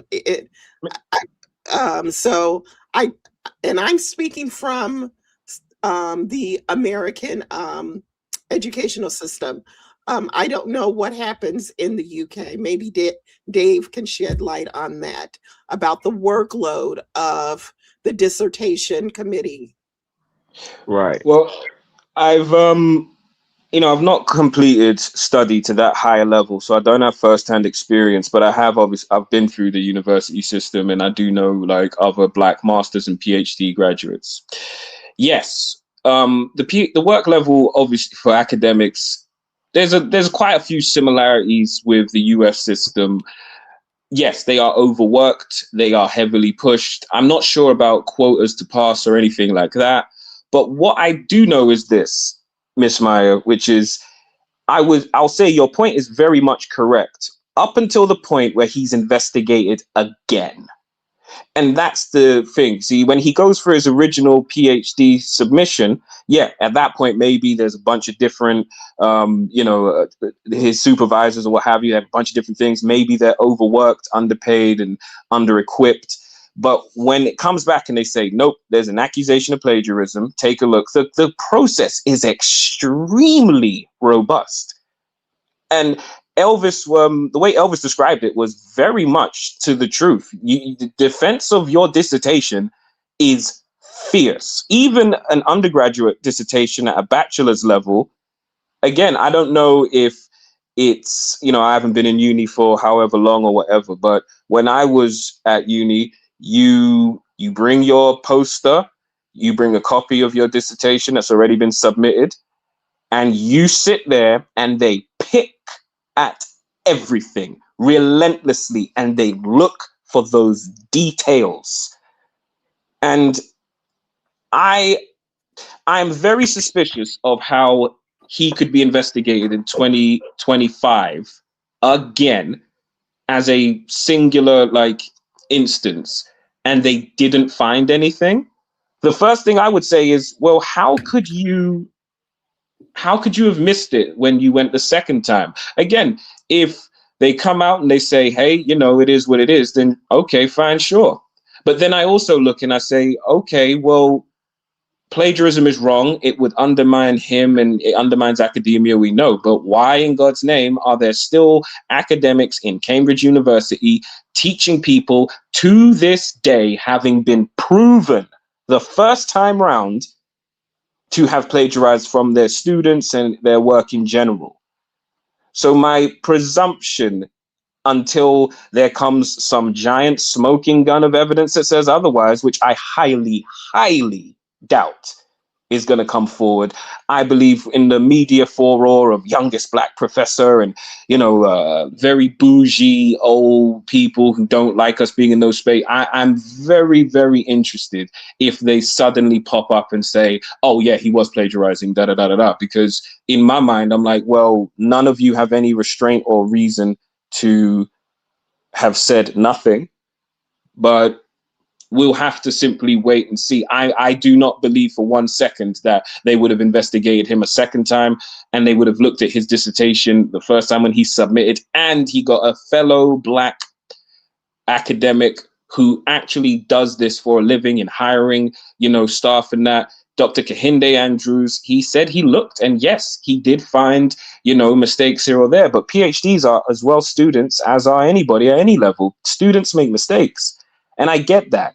But to me, one of the things that a lot of people over in the UK don't like, especially as Black people, is we're always over scrutinized. It's like, look, we submit a dissertation. Ours is looked at once. It's looked at twice. There's no way it could be this good. We're looking for this. We're looking for that. It's like, look, at a certain point, you can't just keep investigating and you do your investigation. You find whether it was or it wasn't. You've done your investigation in 2025. You did not find anything there. What is it that you really want? Is there another agenda, such as you not thinking a man like that should be in that position? Okay. Dave, I would like to just address a comment from, let's see, Frankie Starkey 7888. Just to summarize his comment, he basically wanted to know, you know, why African Americans and foundational Black Americans, why are they are not building infrastructure to support Black academics. And that is an excellent point. And I can say this, and sadly, I have attended grievance committees, and oftentimes, and I won't say oftentimes, but there have been situations where other Blacks have not vouched for the work of other Blacks. There are some Blacks in academia, they are just concerned with protecting their jobs, and they're just not thinking about the next generation of scholars. Miss Sisters, if I can interject, that's just not limited to academia. That's in corporate America as well. Oh, well, we were just talking about academia, but yeah, I just wanted to throw that in there because my experience, I've had the same experience in corporate America, but the Hispanics, the whites, they put their friends on, no problem. But you know, with us, it's like I'll give my example. Sorry to cut you off. You know, when I was looking for a sales job, you know, I would run into a lot of Black, you know, they did pharmaceutical sales. And I would say, yeah, I have sales experience, B2B, door to door. And they will always give me the, go look on the website and fill out an application. And I know that's BS because it's all about who you know. And I know easily they could take my resume and give it to the manager, even if they're so-called not hiring. Well, I didn't find that out till later because when I got into corporate America, they were putting their friends on, white, Hispanics. They're, hey, I got my friend. I know this person. Oh, bring him in. But we just don't do that. That's just my opinion. But go ahead, Maya. You're absolutely right. A lot of it has to begin with cleaning our own house and telling Black academics that we do need to stick together and mount some kind of legal defense system to protect our academics. But there's another point, Dave, that you had spoken about earlier about a program or Black studies that was targeted towards students. What was that program that was it the Pan-African Saturday School movement? Yeah. Yeah. I'm glad you spoke about that because one of the issues here in the United States is that after desegregation, we lost about 40 to 60%, depending upon the region, of our Black instructors in many of the public schools. And we as Black Americans, we need to have an honest discussion about the limits of integration. Yes, absolutely. And sorry, go on. Yeah, because I teach at the college level, and many of my students, when they see me, the first thing some of them will say, "I've never had a Black teacher before," and it's sad. And it's sad because when I grew up, I had plenty of Black teachers, and you have these. Now, this here is in the United States. You have these urban centers, and the teachers, the majority of them are white, and the neighborhood is predominantly Black. Yes. And I just don't know. We have to fight to get more of our Black educators, especially in K-12. So that was my point. And what was that program again? So I can write it down and look it up. Well, it was in the UK. It was called the Pan-African Saturday School Movement, and I'll actually give you like a quick background on it. Obviously, it's very well known that the bulk of the Black British community came post World War II, Windrush era, etc., etc. There were Black people in Britain before, but the bulk of our community today, their parentage or grandparents or great-grandparents came then. There were others who can trace their grandparents much, much further, particularly in certain cities like London, Cardiff, Liverpool, etc., etc. In the 60s, in the UK, in what you guys call K-12, so like what you guys will call kindergarten up to like before you go to university, we had a phrase that was called educationally subnormal. And what it was, I think in America, you guys might have used to call it, and forgive me if this is the wrong term to use, but remedial or like, special needs, again, now we call it autism. Special ed. Yes. So what they would do back then is they would take Black kids and they would say, oh, you're educationally subnormal. They would send them to these schools, which were like the school equivalent to how foster homes are. Like, how foster homes are really with that reputation of like violence and a lot of nasty things can sometimes happen in the foster system. A lot of bad things happen to kids in those educationally subnormal schools. Teacher might not show up that day. They might just leave kids in there. Kids are fighting, getting hurt. And there were 2 Caribbean educational psychologists, and I do forget their name, do forgive me, but they wrote a book called How the British School System has made the West Indian child educationally like subnormal. And from that, similar to how the Brown doll test helped with racial discrimination laws in education in the US, that book sparked a lot of change in how the British school system now treats kids who are of mental disabilities or things like that. But what came after that was that the community, the Black community, said, we do not trust you with our children, and we are not going to trust you to just sit there and have our kids suffer. So what would happen is mums, dads, they would go to a local community center, which you can maybe rent a hall or something like that. They would rent it out, and they would go and they would pay teachers to come. A lot of teachers do private tuition and that. They would pay teachers, or they would learn the subject themselves and they would teach those children. And they wouldn't just leave it at, oh, we're going to just teach you maths, English, science, and kind of like what you guys would call like SAT prep classes. They also integrated Black knowledge, Black history. It's why so many people who are kind of now 40 and above, if you will, a lot of the most well-spoken, highly educated Black people, and this was based in the streets. This was based in the hood. Like, if you was in some of the roughest neighborhoods in the UK, you best believe sometimes it was somebody's living room, but Saturday morning you were there. There was no excuses. None.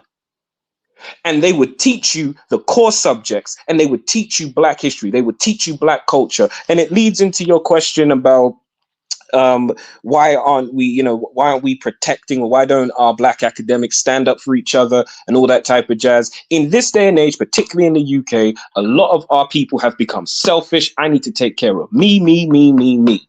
I'm not saying that people need to sacrifice their job for something that they don't want to do or what have you, but to not view yourself as a member of a community, regardless of where you're from or how long you've been here. Once you are on this island, you are a part of our community.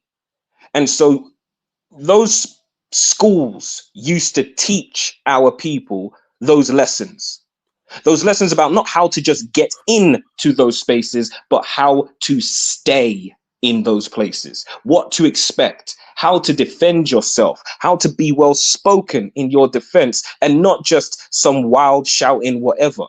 And we've lost that. We've lost that. We don't have hardly any Black teachers in the school system. And similar to how you described it, many people go into university from the UK, they might meet their first Black lecturer then and have not ever been taught by a Black person.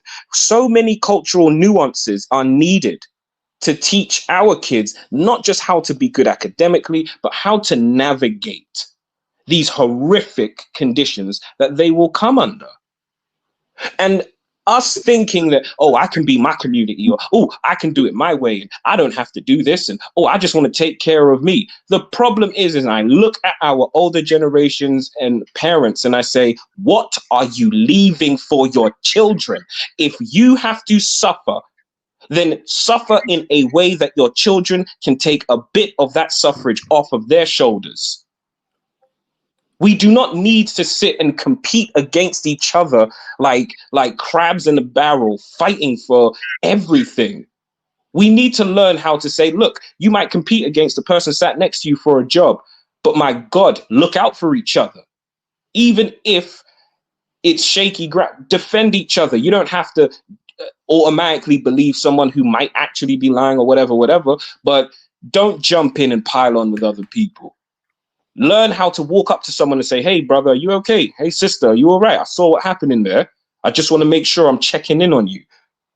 And it brings me back again to this point of community, man. Like, at a certain point, we can't just fade into this. We can't just, we're not like, the Latinos in America or the Asians in the UK. Like, we are who we are. And we must build our own institutions that have the tactical awareness, the strategic knowledge, and the Black experience understanding. And even in the US, where we're seeing friction between Africans and Black Americans, you know, again, it's like, I would love to see these types of institutions on those Saturday schools even evolve. Yeah, we'll teach a kid 9 until 1, or, you know, whenever, wherever. And if you, as somebody who needs support, you know, you might want to speak to a Black doctor, and you might just not be able to. Hey, this is the community. Let's put you in contact with this doctor I know at my church, or this doctor who lives on my street. You might want someone to come paint your house. Here's the Black painter, or here's this or that. We need our associations. Again, something which I personally respect quite a lot about Black America is you guys have, you know, you have more examples of this. We have them in the UK, but again, you guys have more examples of, you know, like the Black Lawyers Association of Atlanta, or the Black Architects of Denver, or whatever. But we need to make sure that they are still there. Your Black fraternity system that might send some positive role model men to go and talk to these kids, or clean up a park or something. If we keep thinking we can be individuals in this game of racism, we will quickly and continue to be reminded that this is a team sport and we are the only people trying to play as individuals. All right, guys, let me read these super chats. Guys, links to the chat room if you want to call in and have the conversation. You're more than welcome to call in and have the conversation. Babaliko 9354, thank you for Tonella Holiday. If you are someone I can hear out, you are 100% right. I'm going to fight with the whites, Chinese, and Indians, and now FBA. I'm not going to fight with FBA anymore because it's foolishness. We have bigger fish to fry. Jason E, thank you for 499 Holla. The billionaire Bill Ackman demanded Harvard fire Black professor Claudine Gay. It came out his wife plagiarized parts of her doctoral dissertation at MIT. All right, links in the chat room. If you want to call in and add to the convo, you're more than welcome to call in and add to the convo as well. Now, Dave, as far as Black Brits, are they now calling out the double standard in regards to the white professors that? Absolutely. And you know what? Actually, it was even before Jason Arday was resigned, and even before his unfortunate passing. At first it was a few, but I will say this, Dynast, I have not seen Black people this pissed off in a while. I mean, people are like, it's like people are on fire about this right now, because they are calling out the names of these people.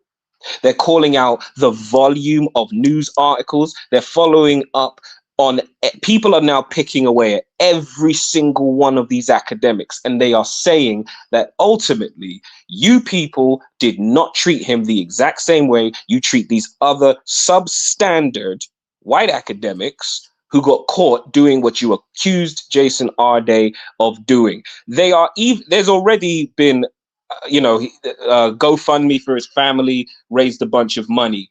There's a change, I think it's what change.org petition that is already said. And bearing in mind, we found out he passed on Friday. There is now a petition calling for laws to be put in place, because the British press media is very known for this.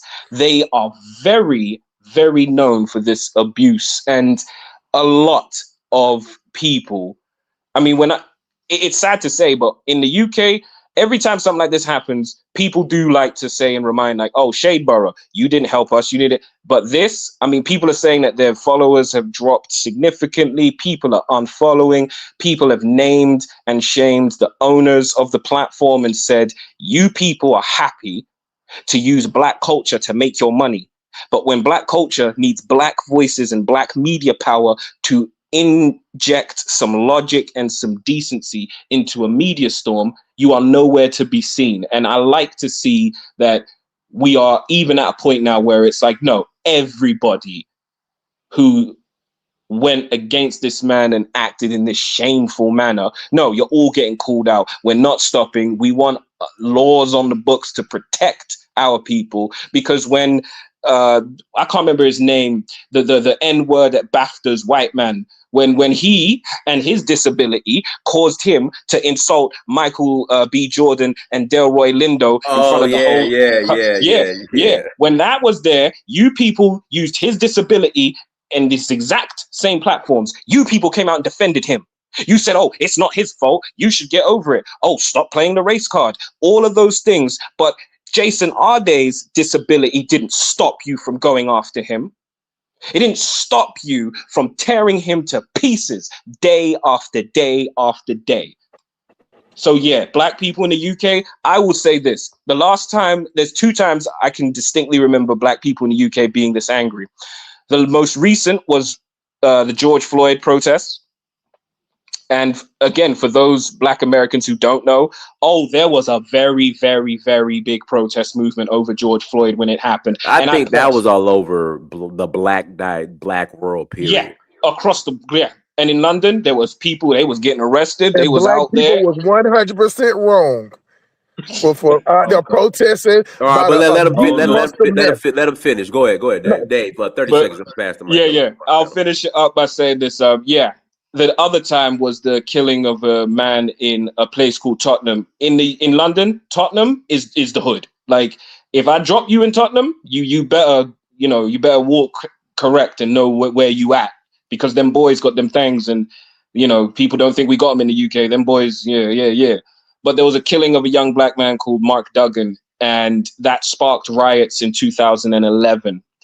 Over his killing because of how the police handled it and spoke to his parents. And those are the 2 times I can think off the top of my head that black people were this kind of fired up and what have you, but even more so with this than anything. But again, I yield the mic. Thank you. All right, High Value Agbero, go ahead.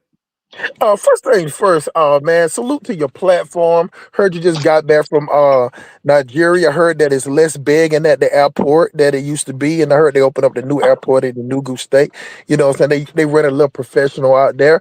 But I've been listening to this show, and all I've been hearing is complaining about how white people treat white people.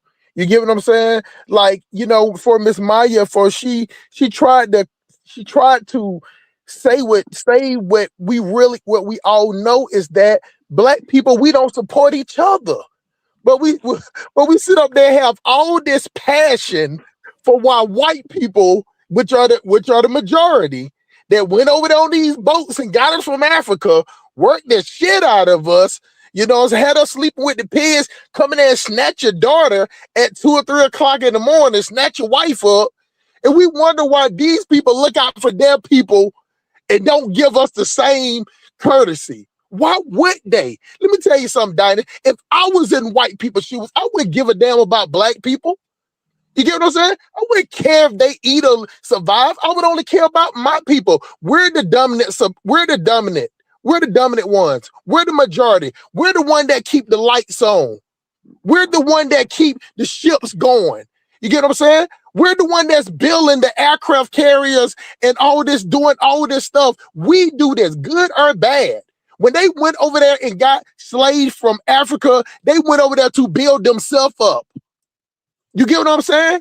And if we was in this is the thing that I'm afraid of with our people, Diners, because we always talking about how we got the heart and we feel for somebody. White people don't talk like that. When a tragedy happened with white people, they'll be like, hey, thoughts and prayers, and then we're just gonna get to the bottom of it. They ain't doing all that falling out on the ground and reaching their hands to the sky and out there dancing, shaking their ass in the middle of the streets crying.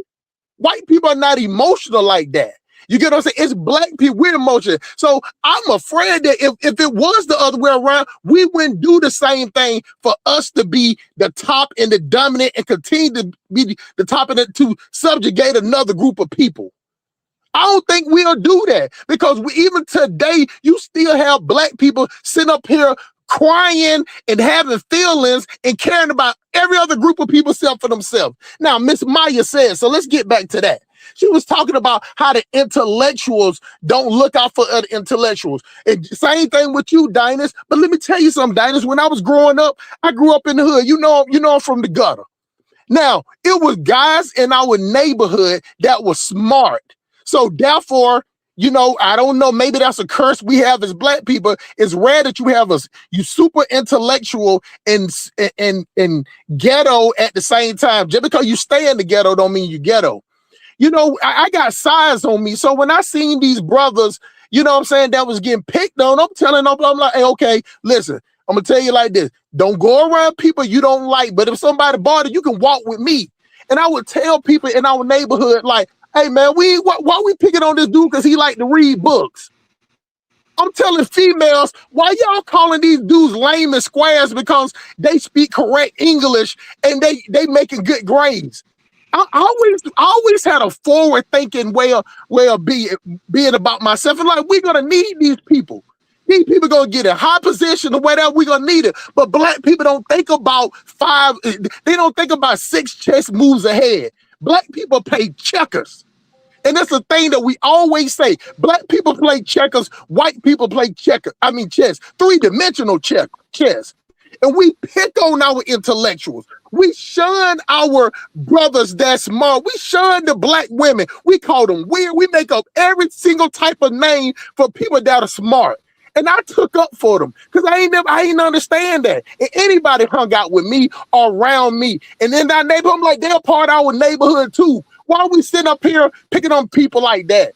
And people respect that. And I was like, no, bro, no, we can't hang around each other because I'm out here in the streets.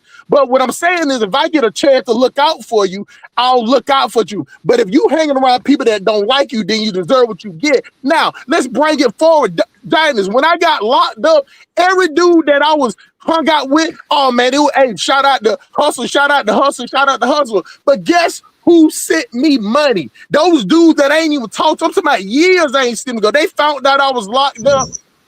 They were sending me money. You get what I'm saying? Write a letter, or they mom write a, hey, thank you for looking out for my son. You're in a bad situation. You get what I'm saying? It's Black people. It's the next trendy thing. So what are these intellectuals gonna do when the black community shame them? When Black men bully them? When Black women bully them? No, we don't. Where else they gonna go? They're gonna go somewhere. I understand. Let me. Please don't act like the hoe that raised you and interrupt me. Y'all, let's not. Hey, let's not. Dennis, I promise I won't interrupt nobody when they talking. If I can just get 60 more seconds. All right, you got 60 seconds. I can pass the mic to Scott. Now, what I'm saying is that the intellectuals, when they get up, and I'm talking about these quote unquote intellectual lames or incel that all they do is play video games or whatever, what else they gonna do to go to another society? Why would they look out for other Black people when all day life growing up they've been called names, picked on, can't get girls outshunned, talk about how they look? Because Black people, we care more about how we look more than about what's going on in our brain. We care about, I done met so many get dressed, nice car, having Black people that can't speak correct English, that don't know how to switch it up. That feel like you got to be dumb and degenerate. Even right now, with much work as I don't put in the hood, that I go back over there, they don't even look at me the same unless I'm bringing them something or giving them something. The projects wasn't built to be 3, 4, 6 generation of people living there. It's supposed to be a stepping stone. We don't make the bottom comfortable. And these kids that grow up, go to college or whatever, why would they come up and look that? I understand because when I was in Huntsville, Alabama, Diners, for summer, my son went to summer camp. You get what I'm saying? And when I was out there, it was just random white dude that worked for Blue Origin. They had a Marriott. I was staying there, had my truck outside because I ain't want to drive my car. And the white dude just said, hey, you drive? He said, yeah. He said, your son here? I'm like, yeah, he over there because that space camp is not free, Diners. It's not free at all. And he was like, well, I was at there. He worked for Blue Origin. He said, man, they got some trailers over there, man. You know what I'm saying? You might can pull a couple if they accept your DOT number.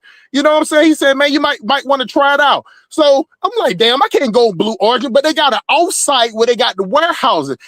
called the lady up. This just a random white dude.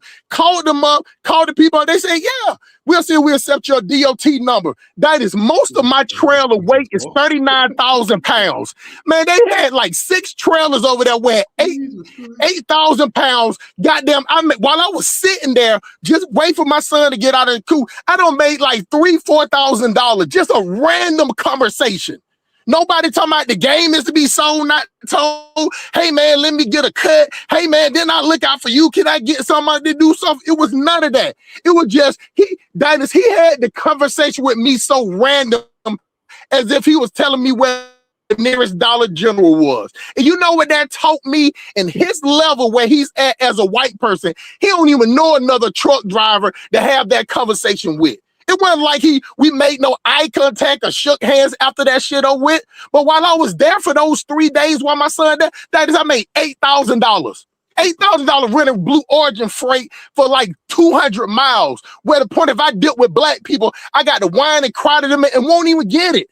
What I'm saying is that you go where you're wanted at. You don't sit around people that gonna drag you down to wait for the first opportunity to stab you in your back. But you do got to watch white people too. But they're the dominant society. They run the banks. They run the hospitals. All right, I gotta pass the mic. I gotta pass the mic. Go ahead, Skywalker. Greetings, panel. Hey, how you doing, Diners? How you doing to the panel again? I want to start off by reading something from Amos Wilson's book, like I did last time, from the Blueprint to Black Power, Blueprint to Black Power, which is, in my opinion, the only Bible that's ever been given to black people. If you want me to swear on something, just go get the Blueprint to Black Power by Amos Wilson. I'll put my hand on it and take my oath. And I'm gonna start off right here. It's psychic violence.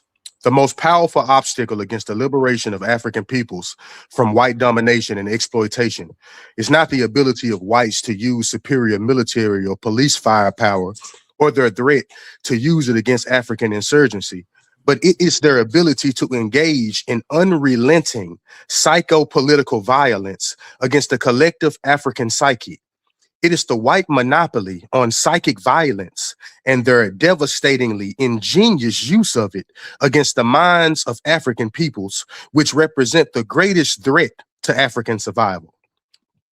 A psychologist named Dr. Wrong, insightfully points out the nature of this form of violence, and I quote, "There is a form of conduct often described as psychic, psychological, or moral force or violence, which does not fit readily under the rubrics of any other forms of power.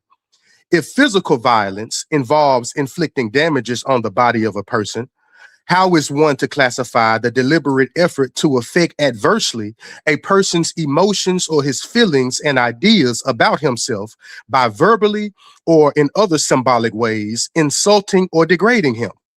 If power includes the production of purely mental or emotional effects, and is not confined to the eliciting of overt acts, then the psychic assault of, say, a nagging, browbeating spouse or parent, the defamation of the character of a political foe, or even of an entire group, constitute exercises of power.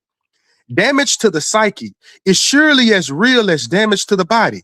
It is plainly not true that sticks and stones may break my bones, but names can never hurt me. Psychic violence, in which the intended effect of the perpetrator is to inflict mental or emotional harm, is continuous with physical violence." Now, this is Amos Wilson talking again. "The ultimate force in the world is the force of mind. When that force is defeated, all is lost. Dominant whites have used words and symbols to violently and unrelentingly attack oppressed blacks in 1,001 nefarious ways, including the projection of dehumanizing stereotypes and characters of them, the falsification of their history and culture, the miseducation of blacks, and the engaging in chronic derisive media attacks on their morals, behavior, intelligence, ways of life, sexuality, physical features, motives, and values. The final end of the violent white instigated psychic assaults against the collective psyche of blacks is to induce them is to induce in them states of false consciousness, self-alienation, and self-hatred, so as to irreparably impair their capacity to overthrow their white oppressors through the mobilization of their human and material resources.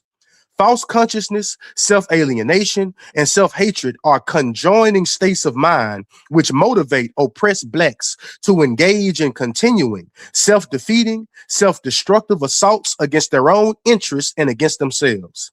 Consequently, by these means, Blacks are unwittingly manipulated into forming alliances with their oppressors and exploiters in dispowering themselves and empowering those who dominate and exploit them all the more. And I'll stop right there.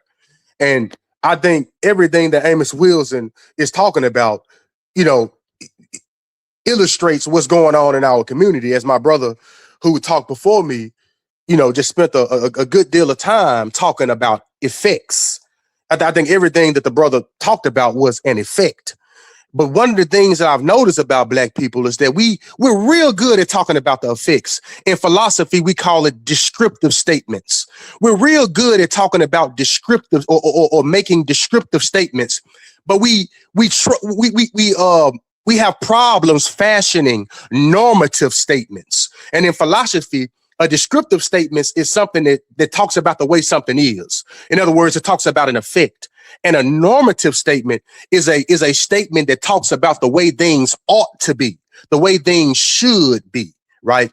And one of the things that I notice about our people is that we spend a great deal of time talking about effects.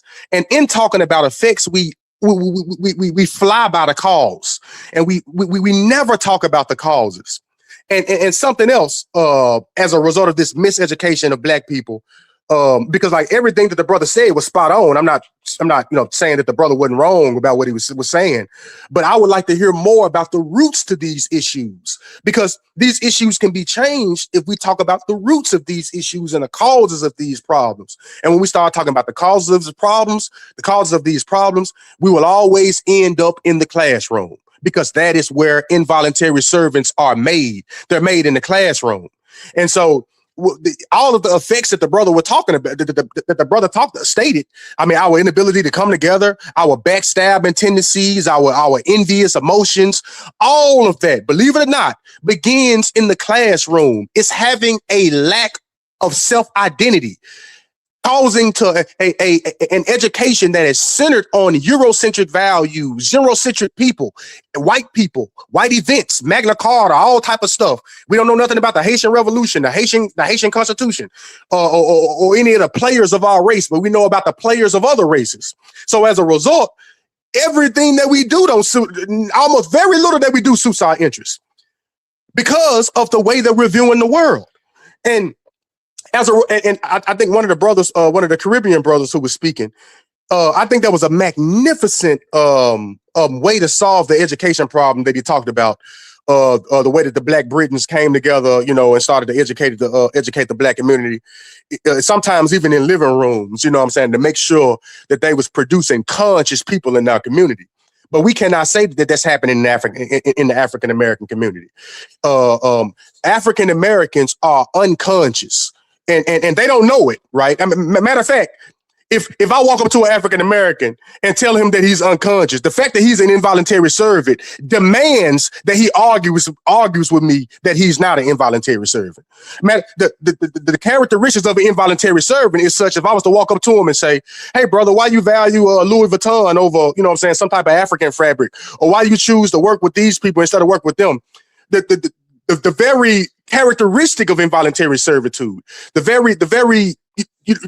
very origins of it. I mean, how do you know that it has engendered itself? Demands that the involuntary servitude defends the very oppressor, that the one that has done this to him, the one that has reduced him to this involuntary servitude status, such that he's willing to make alliances with his very oppressor before he's willing to make alliances with his other brethren. Why? Because they're involuntary servants too, and they're going to backstab him to serve the interests of their oppressors, just as as much as he probably gonna backstab them to serve the interests of their oppressors. So the root to this conduct is in the classroom. African Americans, unlike Black Britons, unlike most Caribbeans, unlike a lot of our African brothers on the continent, but a lot of them are enduring a great deal of indoctrination itself, because anytime we have a white education unfolding on the Black continent, then something has to be going on anyway. The fact that we don't see that that's strange, and the fact that we underestimate the influence that that type of education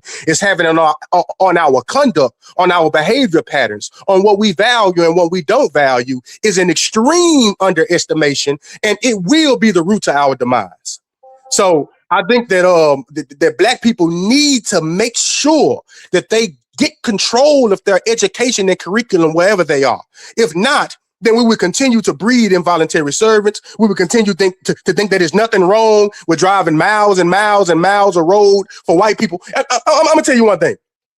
You know the purpose of a road? I'm gonna tell you how messed up Black people's minds are. The purpose of a road, the whole purpose of a road, the reason that roads were built, especially in America, or wherever else white people don't colonize, is so that they can move the goods and services, or the goods and the raw materials that they invaded those continents and stole back and forth in commerce. The whole purpose of a railroad is so that they can move the goods and materials and resources. Hey, Skywalker, 30 seconds. I gotta pass the mic. Okay. That they stole and bring them back to to their continent or whatever, and manufacture them or whatever, right? So Black people, you're an involuntary servant when you look at a road and say, oh, this road is so I can get a job. I can get a truck, drive this road and get to so make some money. No, that road was made for imperialism. It was made for white people. So the fact that you forgot it, right, is almost like a kind of amnesia, right? And this amnesia is playing a very important role in your involuntary servitude. And I'll pause there. All right, go ahead, Babalico. Well, man, High Value said it perfectly. Yeah, I didn't think he said anything wrong, and I think Sky brought it home.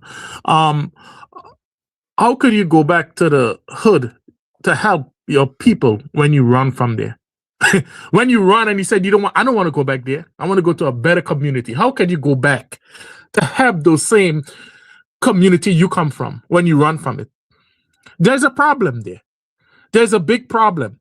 When you have schools, I went to a school in Brooklyn called Wingate. It's shut down now. That's to show you how it was. It had Black teachers in there. It had Caribbean teachers, it had African teachers, it had Black American teachers in that school in Wingate in Brooklyn. But it's closed down now. Why it's closed down? Because it had a lot of violence. Because it's not about the teachers alone. It's the parents too. The parents as well. Because a lot of things people forget to me. A lot of Caribbean and African, they come up here and we act in a violent way, just like when we reach here. So what is going on, as Sky is saying, they did a serious number on a lot of us brains, a serious number. And a lot of us parents didn't have the capability to teach their children better. So what happens now is you go into these schools, you go in and you acting out just as the way the colonizers train your parents for parents' brains. So people don't want to go back to those things. How far has we come from coming out of slavery and building Tulsa, Black Wall Street? How far has we come from right out of slavery, a mine on your head, and building one of the best communities in America, to now having one majority of doctors, majority of our guys in the service police and everything, and have nothing? It's a shame. But meanwhile, we arguing who is Black American, who is this and who is that. We arguing with each other, but meanwhile we have nothing to stand on. Nothing. Okay? From slavery we had stuff. Now we have nothing. But we complain about this person have the own organization, that person have the organization. But guess what? We have nothing. Where's our land where we could go today and say, okay, at least Black people have a land called, let me say, is Black land. Let's say we buy 50 acres together. How come none of us can come up with a plan to put some stuff together, buy some land somewhere in America, and build our own hospitals and and schools and stuff like that? Nothing. We do nothing for each other. But we sit down and complain and complain. That's what High Value was saying. We complain and we does nothing. We complain and we fight with each other all the time. And it gotta stop. I want to see some of us coming out saying let's buy some land, let's build our schools and help each other. So this brother in Britain had to go through all that.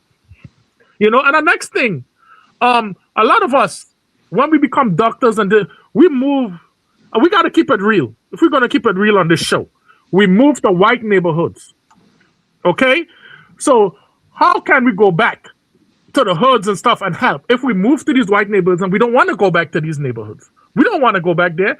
You're not a white man looking to shoot me. I go back to the neighborhood, gang violence, crackheads, all type of stuff in those it's not like it's your own brother. So High Value is saying he's saying the right thing. It's your own people. So you don't want to go back into that, so you move out. So now that crew, and he was saying one thing is certain right. They were saying, yeah, he's a nerd. All he do is sit down and read books all day. Oh, she's a nerd. But those people who they're saying is nerds and who they didn't like end up becoming something great and move out of the hood and then don't go back there. And that's the problem. And now where they're at, they're probably helping white people. Somewhere in a hospital helping whites and educating, you know what I'm saying, white people. So we have a problem when it comes to loving ourselves and working with ourselves. And that's the problem we have all the time. So I will close it as this. If we can't stay in our own hoods and build, and we move out of there, what is the purpose of even saying black people must come together? Because majority of our people is there.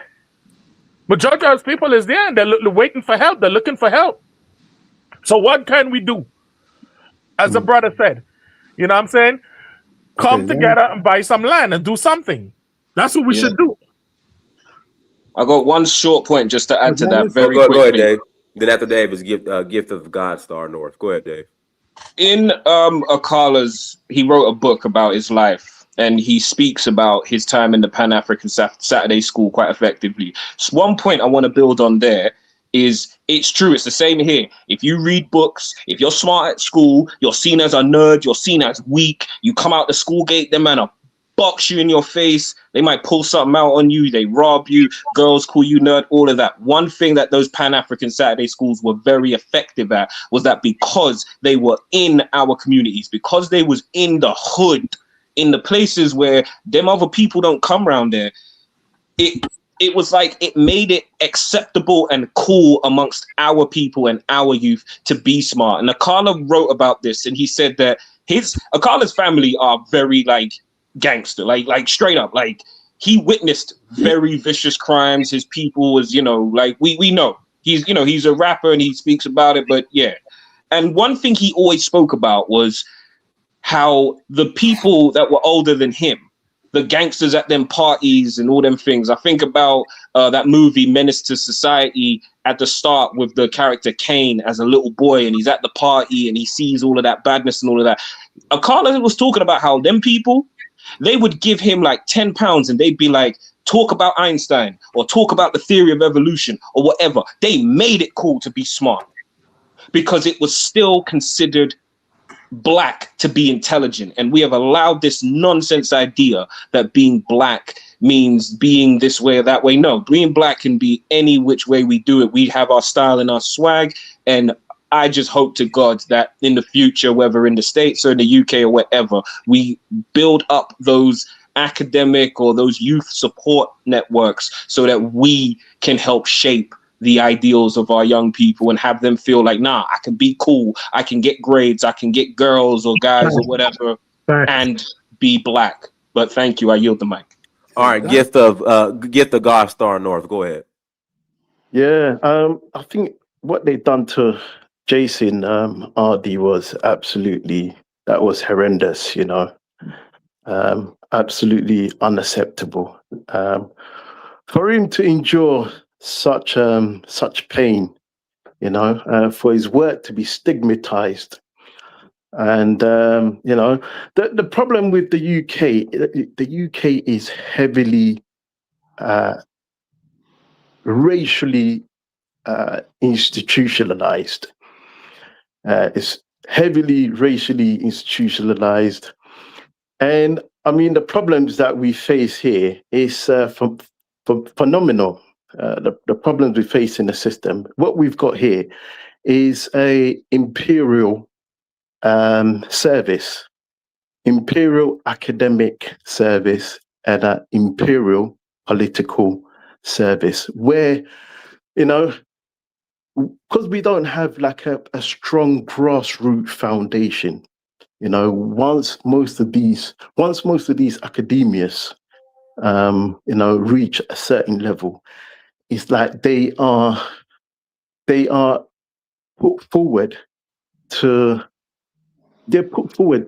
perform certain agendas, to push certain imperialist agendas. You know, with most recent some of our politicians, which is like, you know, Kemi, you know. Yeah, so I mean, it's an imperialist regime, you know, where you have to really, you know, perform certain tasks. And if you don't perform those tasks, it's like you are, you know, you're cornered off, you are stigmatized. That's when they start digging into your work, your academia, start profiling you, and they start basically degrading you. They start attacking you. So, I mean, the UK is heavily institutionalized, you know, racially institutionalized. And, you know, our unemployment rate in the UK, Black people, our unemployment rate is absolutely atrocious. You know, out of all the ethnic groups, our unemployment rate is the lowest. You know, and if you start to put all these things together, I mean, you have to put two and two together and just know that we are at war.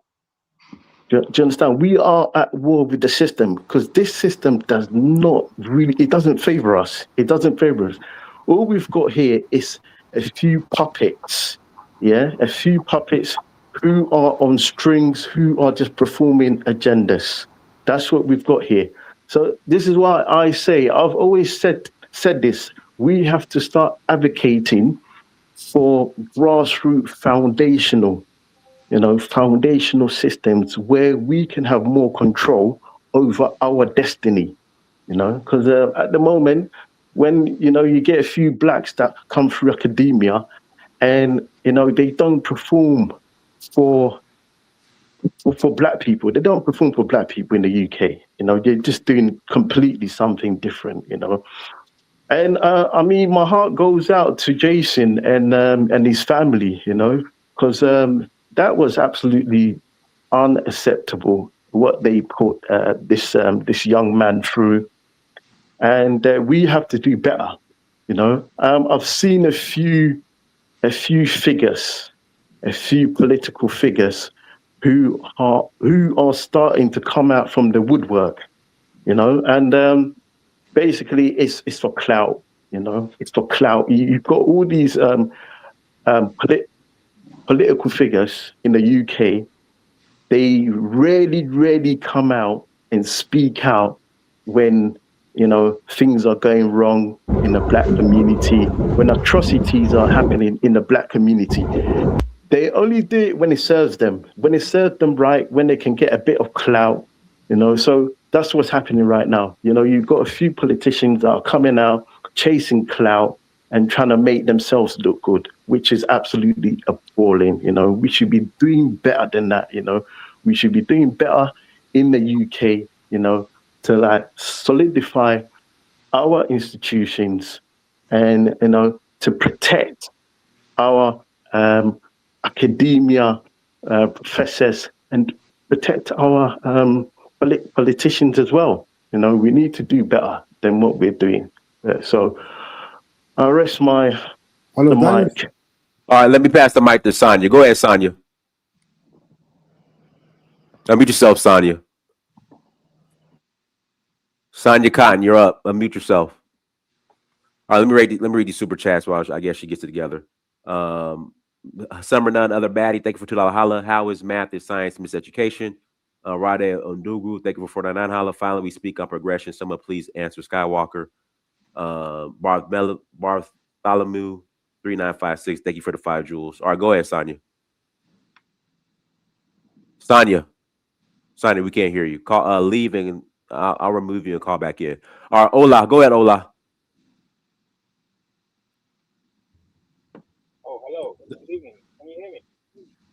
You sound very low, Ola. Like you're far away from the mic. We can barely. Can you talk directly into your phone? Hello, can you hear me? Yeah, it's better. Go ahead. Yeah, go ahead. Yeah, good evening. Yeah, I'm speaking from London, and I think I do appreciate my brother also from England who's on your panel. I think he said exactly all that I need to say as well.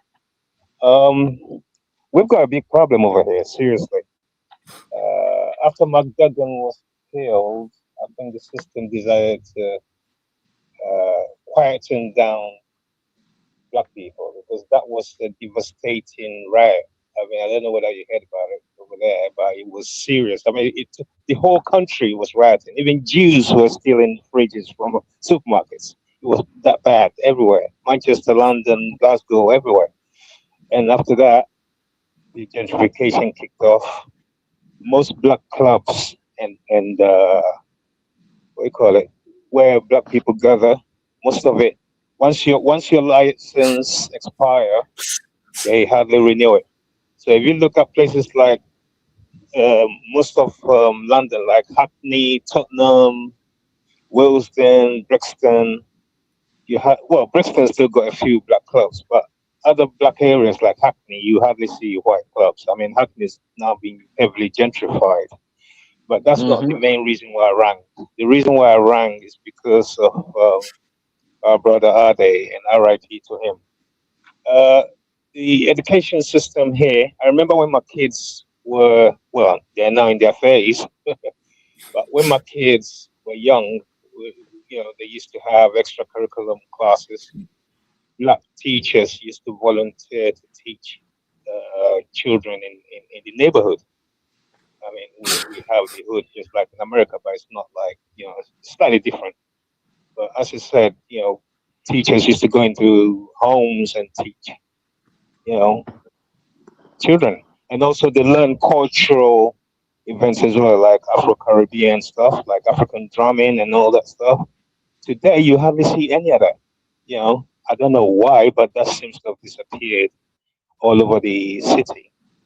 And also, for some reason, Black people seem to have assimilated into the white culture.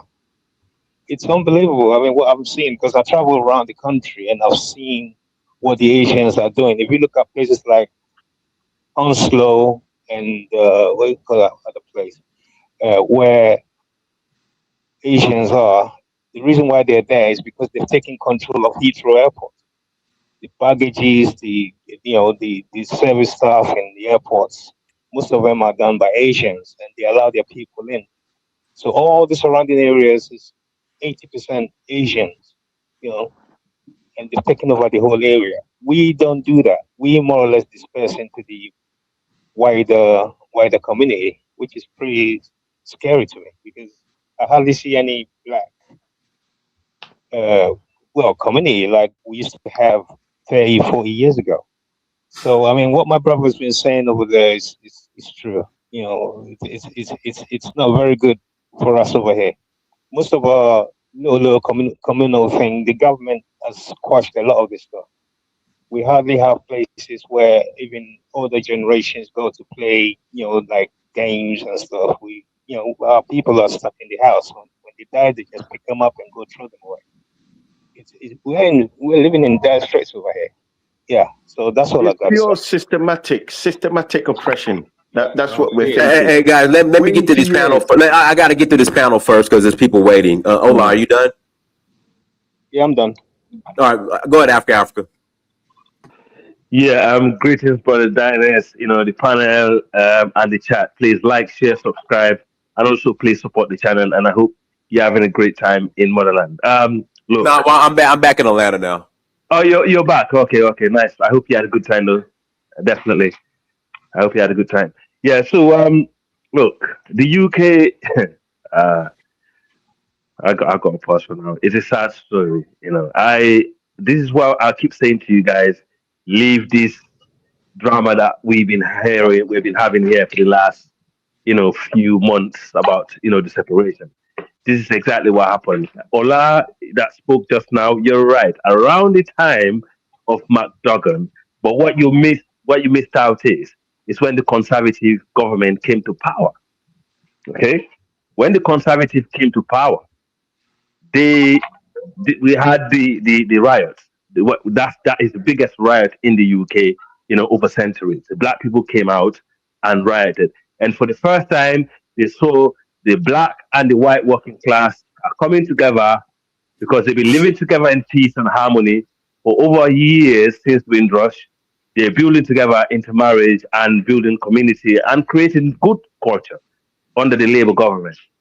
And the conservative governments and these people, they've been quiet about it, and the Saudis, they didn't like it. Okay? And they don't want to see that because they see for the first time black and white getting on, they intermarriage, they build cultures and have everything.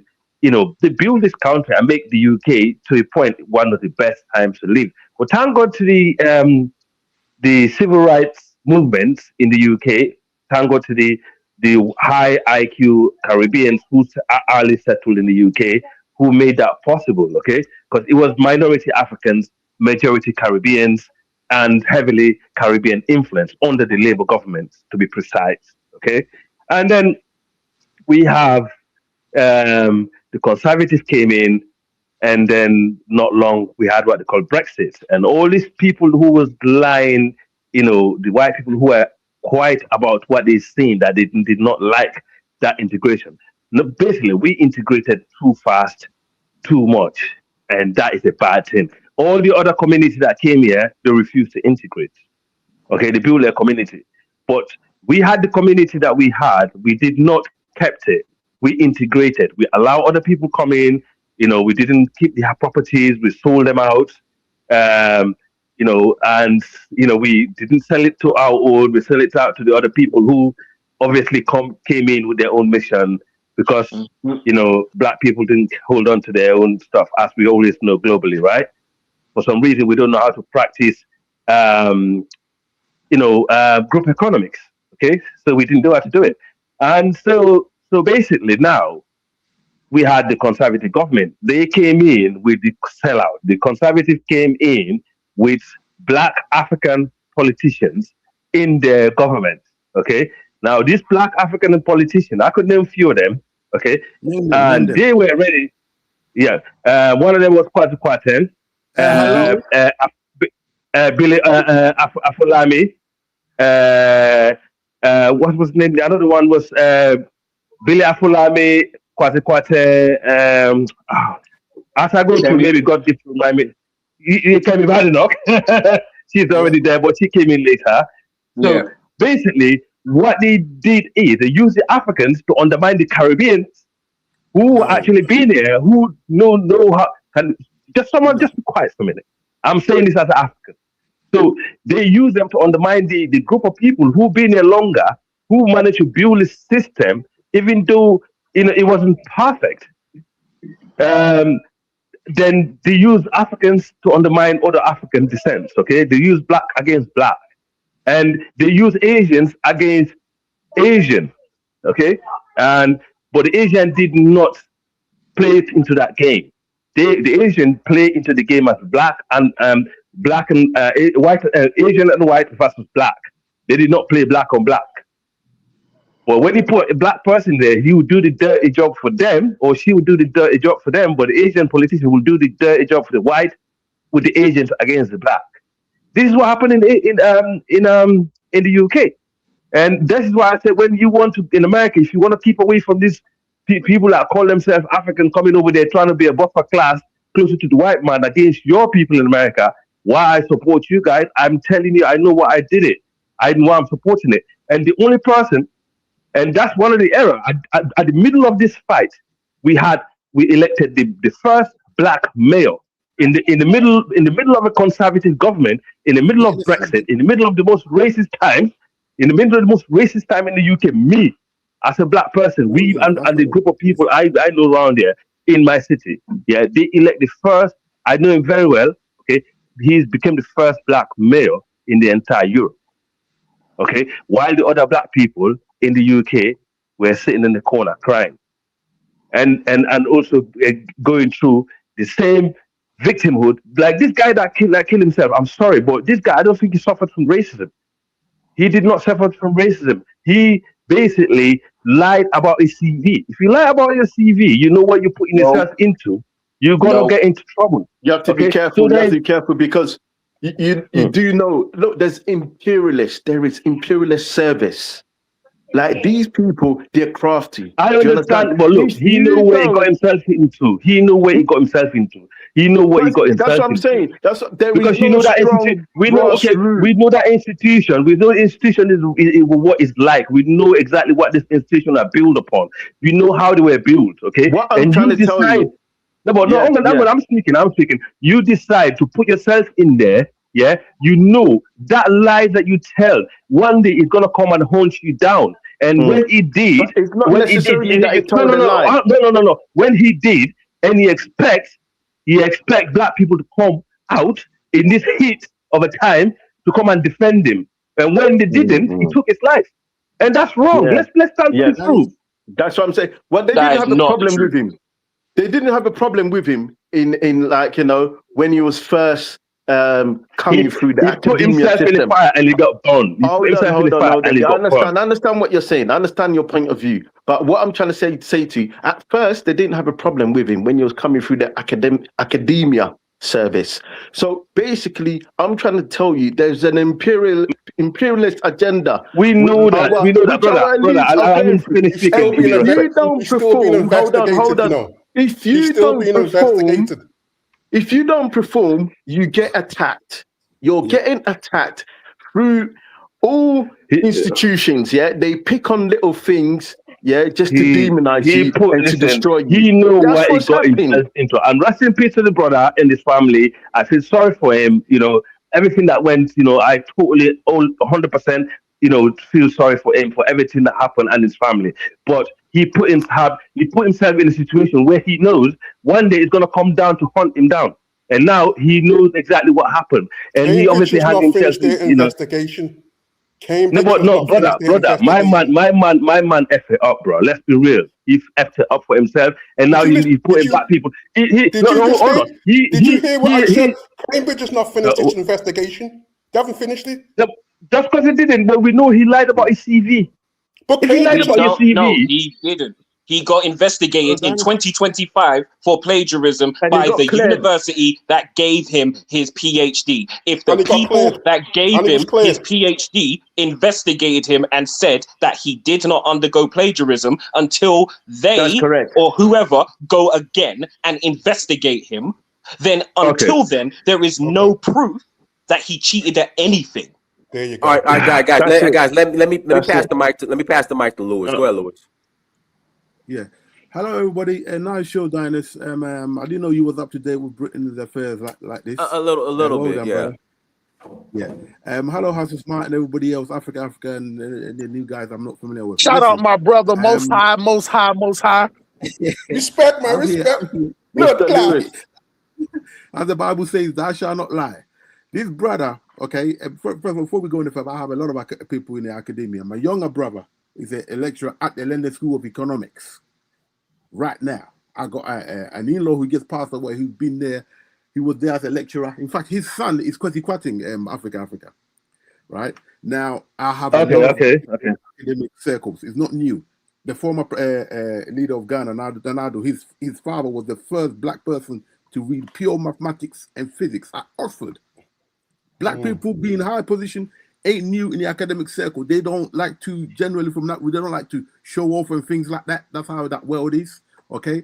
But you are trained, okay? To get in that world, you have to be tough, okay? So when you're in that world, they stick the camera in front of you, you can answer everybody because you're going to go through the rigmarole, especially if you're a black person, okay? So even though you're going to have a politician like Kwesi Kwarteng, he actually got the highest mark for entry to Oxford University. I don't know if you know that. He actually finished his exam 30 minutes before the end. And when he finishes, that's like say to him, "Why do you finish at 30 minutes? Why do you not finish take the whole time?" He said, "I had done enough," because his dad is a professor.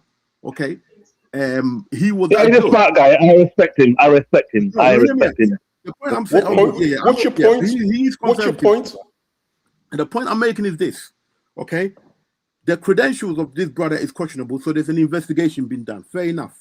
Okay. First time I saw this brother, was about 2 years ago, and there was an article on him. They were trying to make him the poster child of this, and that. Listen, there is a lot of soft subjects in England. And if you're in academia and you pick a soft subject, you can go all the way through. The problem I have is that this man is not as strong. He's not a tough guy.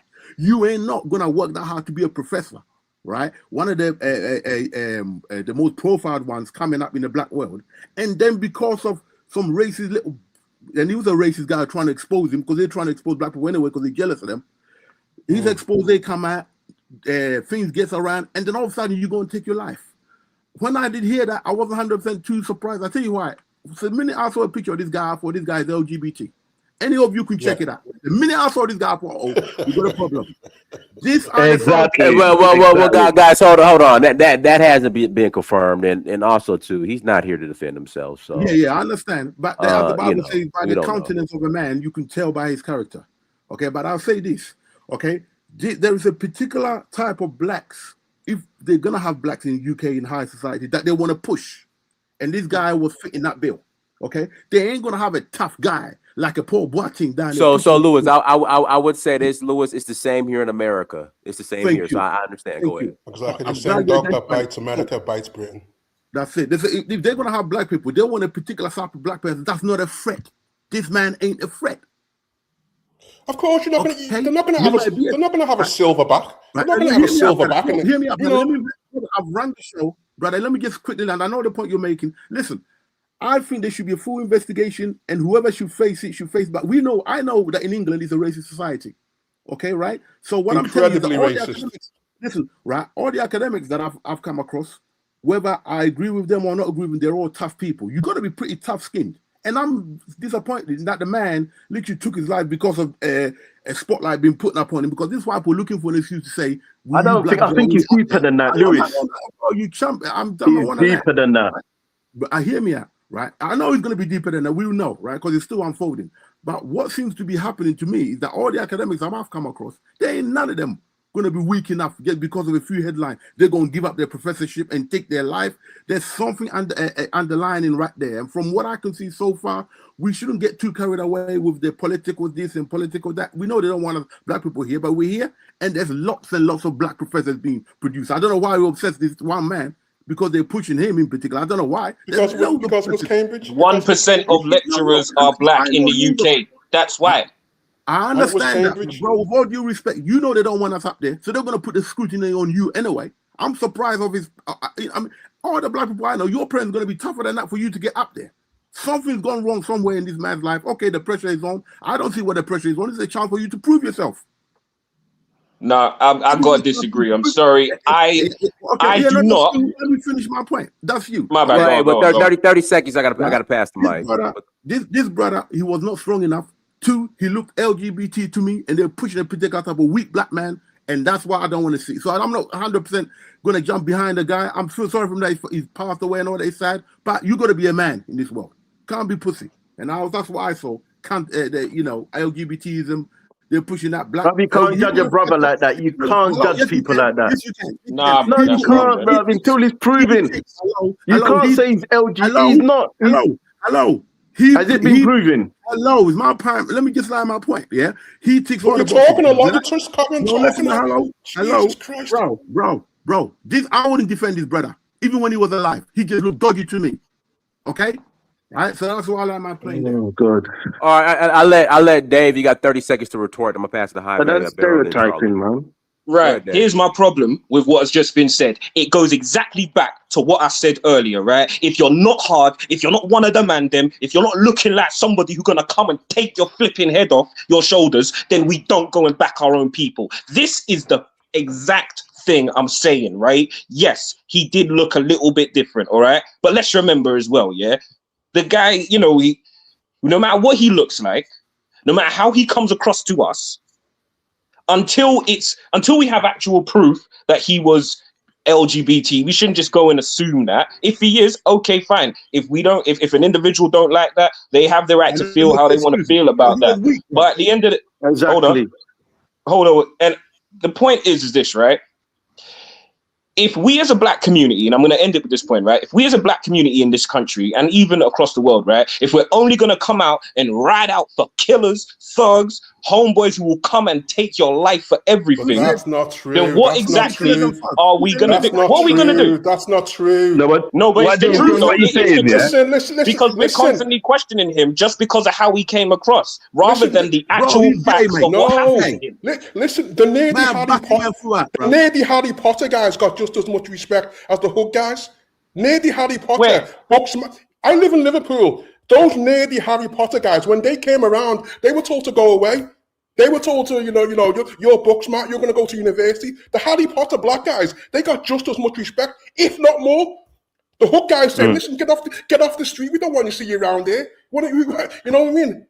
And that was the case then, but look at where we're at now. No, but Dave's got a point though, because the reality is what the problem we have in the black community back in the days, and that's changing.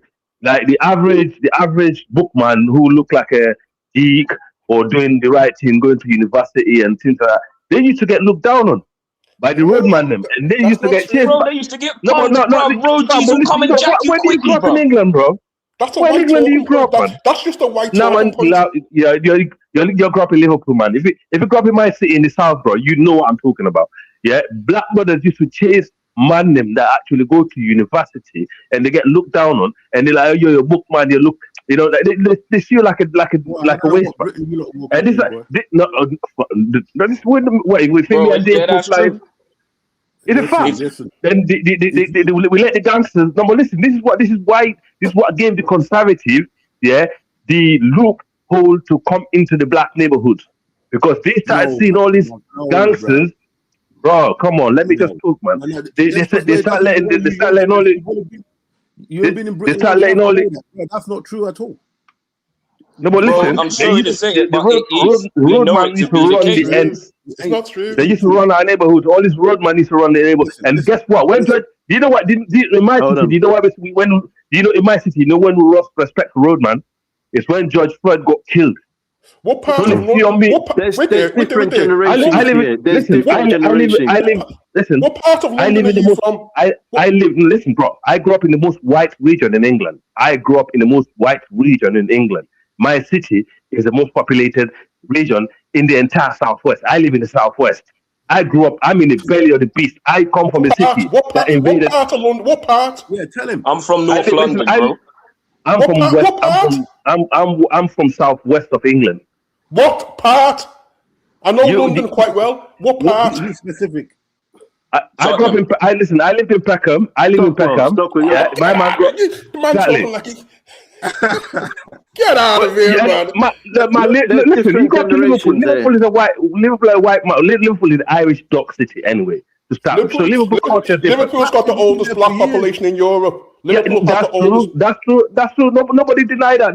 Nobody is denying that. And the Irish population, But the culture in Liverpool is different. Because Liverpool culture different to London culture. London culture different to the Southwest culture. How so? Yeah. Okay. So what I'm trying to say is, there was a time, obviously there was a time when people became complacent in the UK, where they let the wrong people control the neighborhood. And until people started reclaiming the neighborhood back, it's when the conservative government came to power. Okay. And then they started coming into the neighborhood, and at that time, England, bro. Come on, you no, but when David Cameron came to power, bro. When David Cameron came to power, I'm talking about. Because I'm not as old as you. Country, England, longer than. No, but I know Jamaica. Yeah, of course, but my because you're older than me, bro. You're older than me. Yeah. When Jamaica. Different errors, man. Different generational errors. That's what's happening. Different generation. I understand that. I understand. But this conservative lot that. But listen, this conservative lot that came to power, the way they are with Brexit is like taking us back.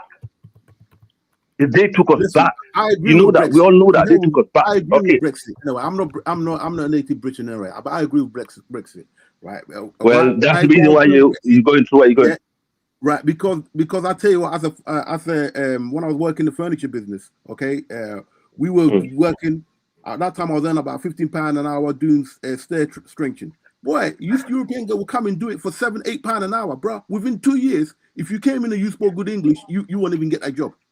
Right. So for me, from that side, I'm not. I don't. No, that's true. That's true. The problem is. So with there. Let me get this anyway. right. So you're against immigration as an No, I'm immigrant not yourself. I'm not against immigration. I don't think Britain did not need to go into Europe, right? For Britain to still be Britain. Was she born in Britain? Was she born in Britain? I grew up here. I came here when I was 10. Okay. Britain. Listen, Britain was a So you can't immigrant yourself. Britain. Yeah, you see what I'm trying to say? You see what I'm trying to say now? No, hello. Britain was always a small country that all those Europeans wanted to come to anyway. It was like the America of Europe. Okay, so let's not go about. I don't agree that we don't have to go to Europe. If they want to go, it's up to them. I'm not a British person. Okay, but bro, you're against Brexit, but there's more people that came to the UK. Look, you're talking about immigration, right? The Labour Party, I understand why the Labour government, brother, one second, yeah. Let's get to the subject because we're going to be all over the show. Okay. We don't have I know. Okay, that's fine. The point I'm making, and big hi to the brother from the Liverpudlian accent. A lot of my light-skinned brothers are from Liverpool, been there for years from slavery time, and we often overlook them. It's nice that you're calling in. Yeah, that's true. I agree. Respect my London brothers, man. Even if the brother, let's just say, even if the brother say, I'm gay, right? Let's just say, are you familiar with a guy called Peter Facho? You guys familiar with Peter Facho? Peter Facho is the white guy, the head of the LGBT organization here. He's in politics. He was marching on the streets with Mugabe before Mugabe knew he was gay. The guy. Can I just say something? He ain't batty, you know. He got kids. He ain't batty. Yeah, well, that's how it is for someone. He's got children. He's not batty. This is it. Some of them mix up, but he's not a weak. Listen, you look at him. He look like a softy water. The man's not a weak man. Yeah, he looks batty, but he ain't. Right. They might slap you up easy, bro. Right. He will go on any show, deal with you politically, whichever way you want it. He ain't gonna jump from his and look where he's now. I'd rather talk about past parliament. I see him regularly. Okay, that man's no weak. He ain't gonna go and take his life because this and that, and he's been through hell. So what I'm talking about is the strength of the man. The guy should have just stood there and really made his name for himself. And when the spotlight's on him, but to take your life like that, I mean, it's not good. Biblically, it's bad. I don't think he was a religious guy. Dude, I don't support that. Dude, that's hard. Every man has a breaking point. I don't care how tough. In it, bro. Like that's every man has a breaking point. We can't. No, I like don't care this how is bad you think you are. Every man has a breaking point. Yeah, you can break any man's spirit. Any man out there, bro. Just because he didn't sit there. You are. Yeah, but like some statue just taking it, bro. Like what we saying out here? We can't judge. Do you understand? We can't do that. You know what I'm saying? We can't stereotype. No, listen. I'm speaking as a man. Okay, I respect strong men. You could be soft speaking, whatever, but you still got to stand your ground. You just don't. You now they boy like the he did. Is one as far as I'm concerned. Okay, he did. He stood there and he took that for how long this month? And then, do you know what? Just as our brother from Liverpool just said, he had his breaking point. How long is your life? Mandela was in jail for 27 years. What are we talking about? Bro, so what? No, don't be coming out and pulling no weak talking points like that, bro. You're making an excuse for weakness. Pussy. No, you're making an excuse. You're making an excuse and doing exactly what I called out earlier. Look, calm down.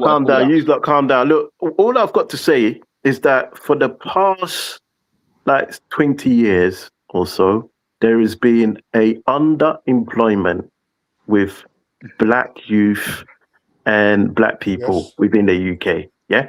Now, if you look at this is a financial crisis which has been bestowed upon us. Do you understand? And it's absolutely, you have to put two and two together, with what's going on with Jason as well. Do you understand? I'm telling you this. We are under attack here. Do you understand? And we have to start doing something. It's just rubbish. Let's be real. Okay. The UK is the best. Listen, even though we're going through all this, what we're talking about, the UK is the best country in Europe for a black person to live. Not anymore. I That don't says care. a lot No, about how bad Europe is. no, but I'm just saying, exactly. It used to be. It used to But be. listen, it is a It used to fact. be, but it It's a slipped fact. down. It has slipped down, and we Yeah, have it to slipped step down a it little back bit. up again. It slipped down a little That's bit, like but saying it's being still. shot 2 times is better than being shot 3 times. Indeed. You know what I mean? It's like saying Yeah. being shot twice is better than being shot 3 times. You know No, but what I'm trying to You know say, what I mean? what I'm trying to say is, right? If you go to Europe, Yeah, you understand what I'm talking about. I know. So, and I've I been there. understand why exactly. So, and also, these times that we're going through, the people who get in the most of the heat are the Muslim community. Let's be real. Okay, they're the one that Nobody getting gets most of the no, heat. no. Right now, we're getting more. They're getting Listen, more listen, smoke. dude. No, bro.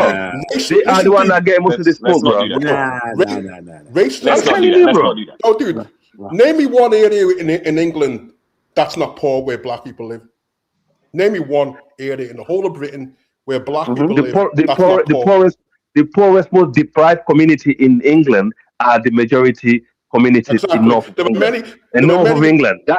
You don't find a lot of black people in the Yeah, north. but if you go to Tottenham, you go to Plaistow, you go to No, but Stratford, you go to London is certain the parts most. of Nottingham, you go to certain parts of Bristol. Guys, okay, Where we you are see is now, always poverty stricken, bro. No, Bristol. There were Are you many kidding me? rich Muslim areas. There were Bristol many is rich. Bristol is the most outside London is the most one of the, probably the most affluent city in in England outside And London. what does the black And neighborhood in them cities the look like? black neighborhood in Bristol, the black people in Bristol are one of the wealthiest group in England because They're not what that happened many is then, they, I what are you need to talking double check about? that one, bro. Because we don't have many Black black people in majority Every neighborhoods area where we're in every massive area where black positions of people Black live people in wealth. are the England is second largest. poor. Black people are the largest minorities in. Okay, no, Bristol is the only city in the UK where black people are the second largest minority, and who have It is influence. affluent there. It's very affluent in It's Bristol, very I have to affluent, say. and the two-time elected mayor who is the only mayor in the entire city of Europe is from Bristol, and he's in the House of Lords. What are you guys talking about? Right. Listen, So guys. listen, the problem we had in Bristol is not because of the white people. It's the black people that messed up themselves by allowing, what we were talking about earlier, some of the gangs to take over these beautiful neighborhoods, right, and run it instead of the people who went to the prestigious universities in the city to run the neighborhoods. But we reversed that. So even the areas that got gentrified in Bristol, some of the houses are still owned by black people. They rent it to the student and they move furthermore to the white people. Understand? So they move smarter than the other What's cities. the population of black people in Bristol in terms of numbers? I don't know, but they're the second largest minority after the whites.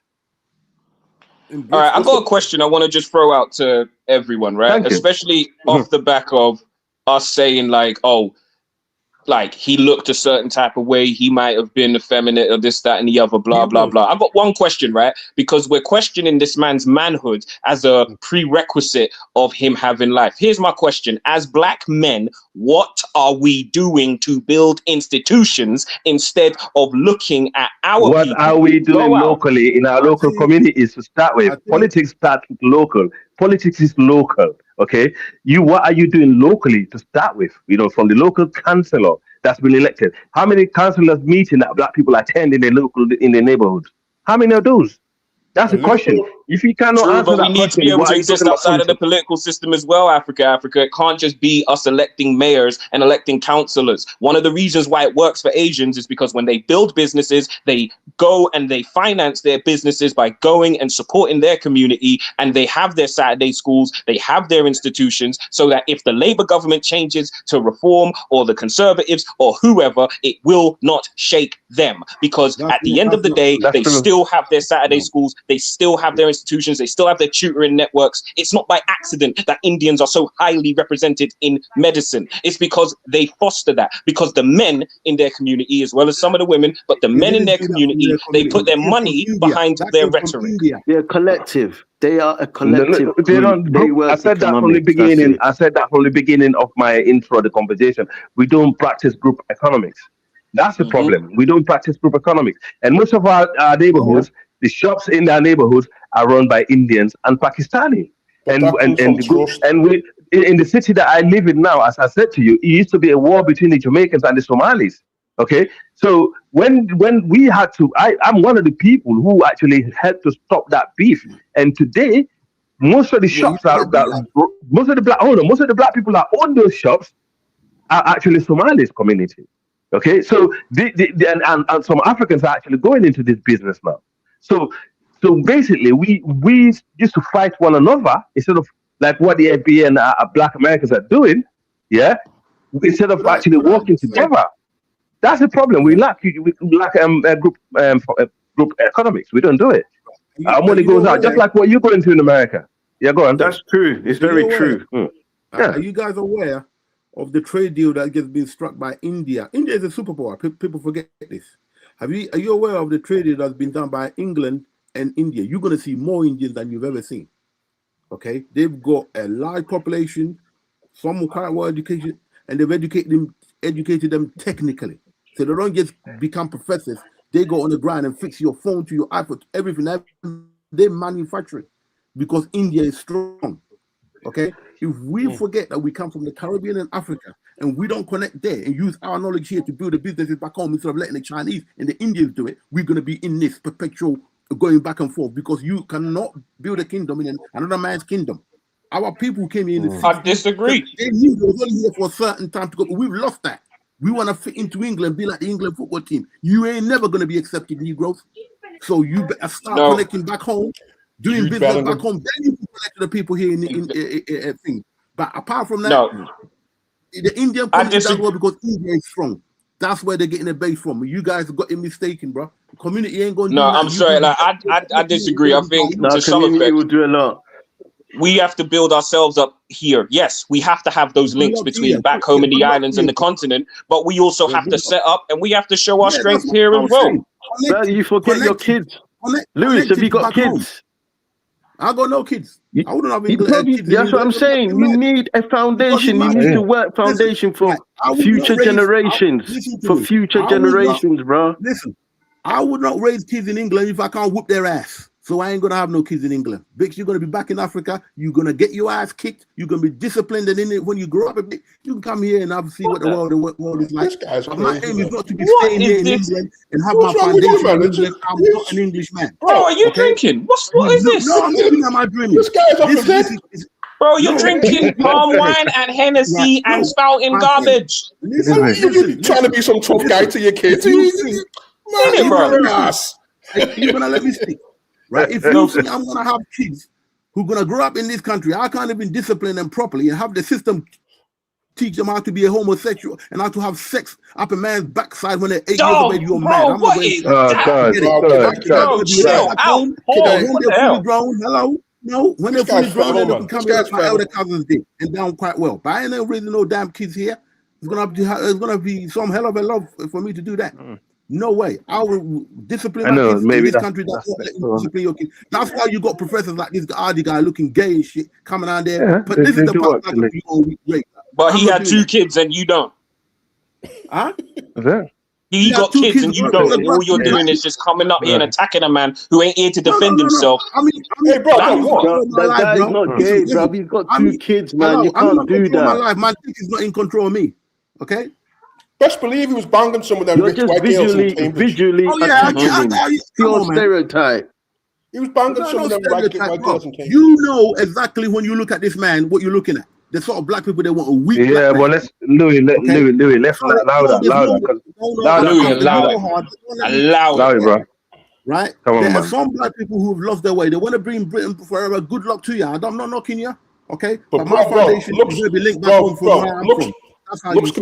Looks can be deceiving. I've met guys that look like Kimbo Slice that are pussies. So you know what I'm saying? Yeah, I understand, bro. That's all right. All I'm saying is that this brother, this man, whatever he chose to be, whatever he is, you gotta be stronger person in the world than that. That's why you're a man. You gotta be stronger. Look, most of us get discriminated at work, right?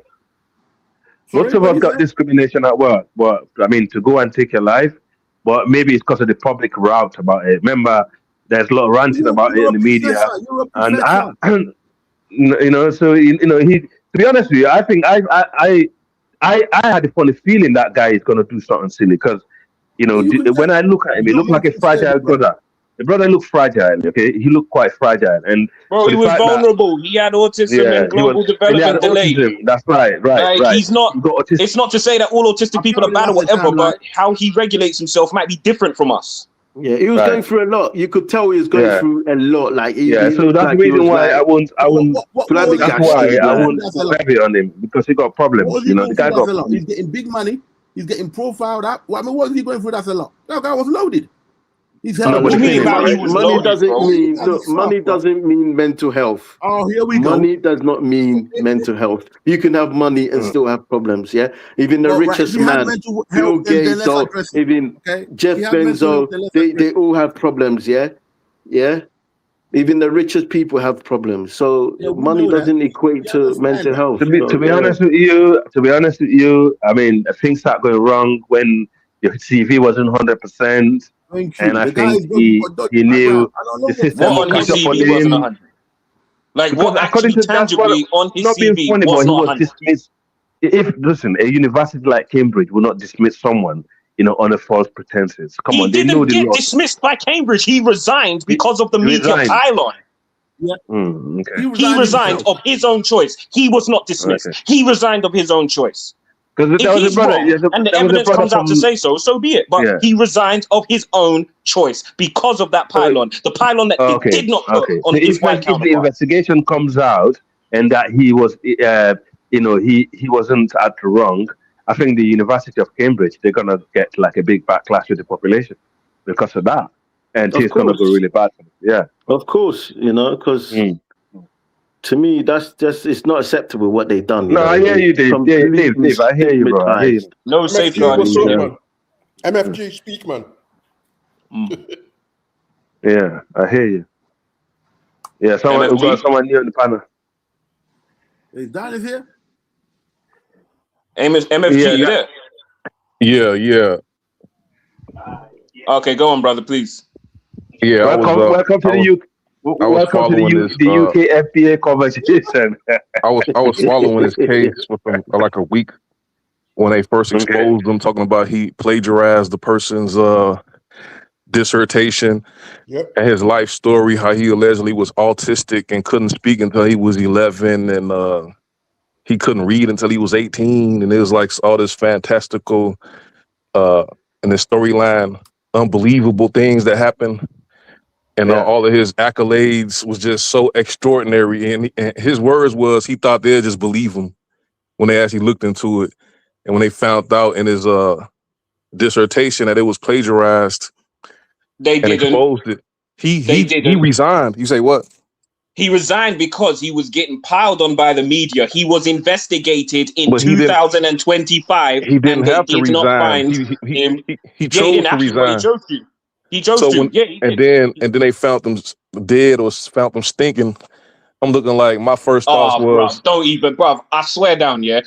I'm saying like when they found them, dead, I'm trying hard to keep it legit, yeah. But if you're just gonna come through and just start with this, bro, like when they found them dead, that's usually what the white man do when they get through adversity. Like I heard a person mention Nelson Mandela, like, how much pressure can you take? Like just because you lost a job and they accuse you of plagiarism, that's not a life sentence, Nah, you don't know the press.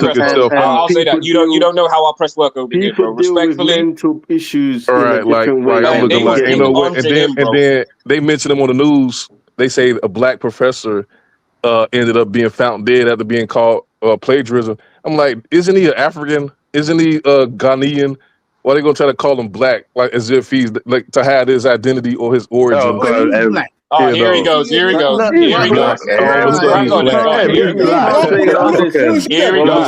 looking like the person said, like I don't know why you even particularly I don't think these people would have survived like the slave trade. He probably would have been one of the people that did make it. His bloodline wouldn't have been able to make it. Save your nonsense, bro.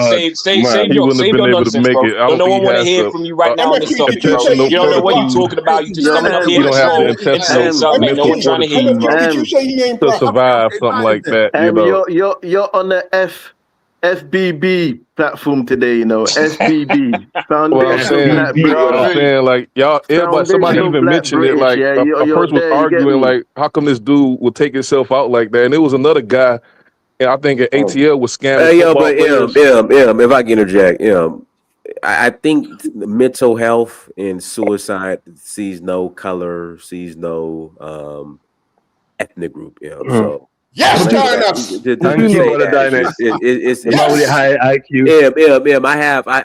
I hate doing this. I don't want to play the tit for tat game. I'm not gonna do it. But yeah, it had mental, well, suicide and mental health issues don't care about your ethnic group. That makes Well sense. said. Go ahead. But Dynas, they At should have all. more At all, respect man. for us because a lot of our people could have did that, based on all that type of pressure and adversity. We could have been did that. What I'm saying, it happens. I know. I was mentioning that happened and whatnot. I was looking at the story and his storyline. It just didn't sound right. He somehow got robbed or mugged, and then all of this happened, and then there was no evidence. He just said, "I just thought it's like he was getting bad just off them just believing what he said." He just took it to the extreme, and I think when he did that dissertation, people just started to stop. They just started to not believe it anymore. Especially when they found out he just looked at somebody else's doctorate's dissertation and just He didn't. plagiarized it and as his own. They had, okay, what else did he lie about? Him being autistic and couldn't speak until he was 11.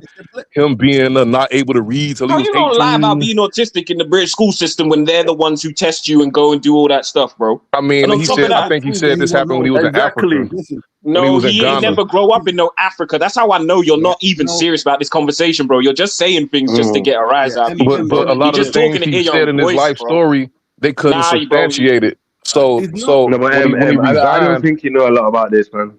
I Even me, read I'm bro. about You it just ain't when like, talking he for the sake of resigned. talking, bro. But it's When the cool. guy Let resigned, go crack on, bro. look, when he resigned, he was found stinking like about less than a week. Bro, like Come straight up, on. like stop speaking on him, like stop speaking on him like that. Stop speaking on him What's like wrong that. with you, You man? feel me? M. He was found stinking. Oh, come on, bro. Bro, do you hear us coming up in here talking about Khalif Browder in that same light?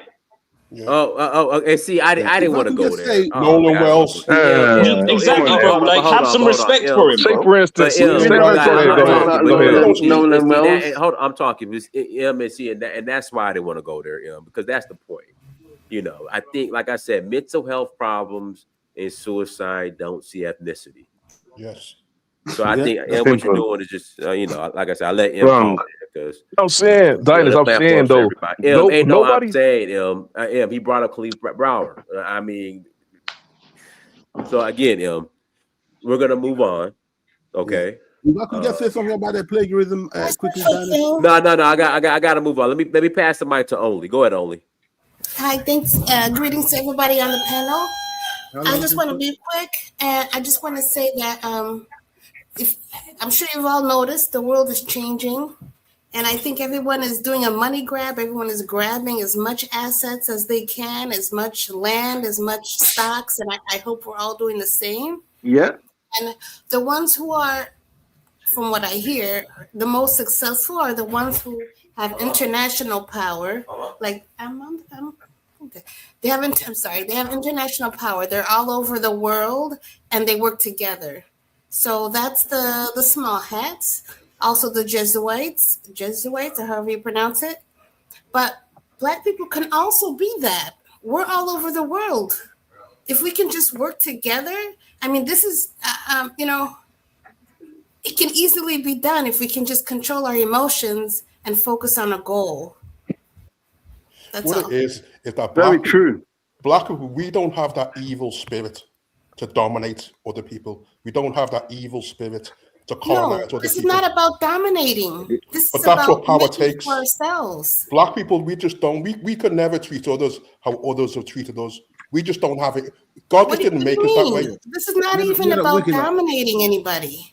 This is about making a way for ourselves. Do you understand the difference? But that's going to come.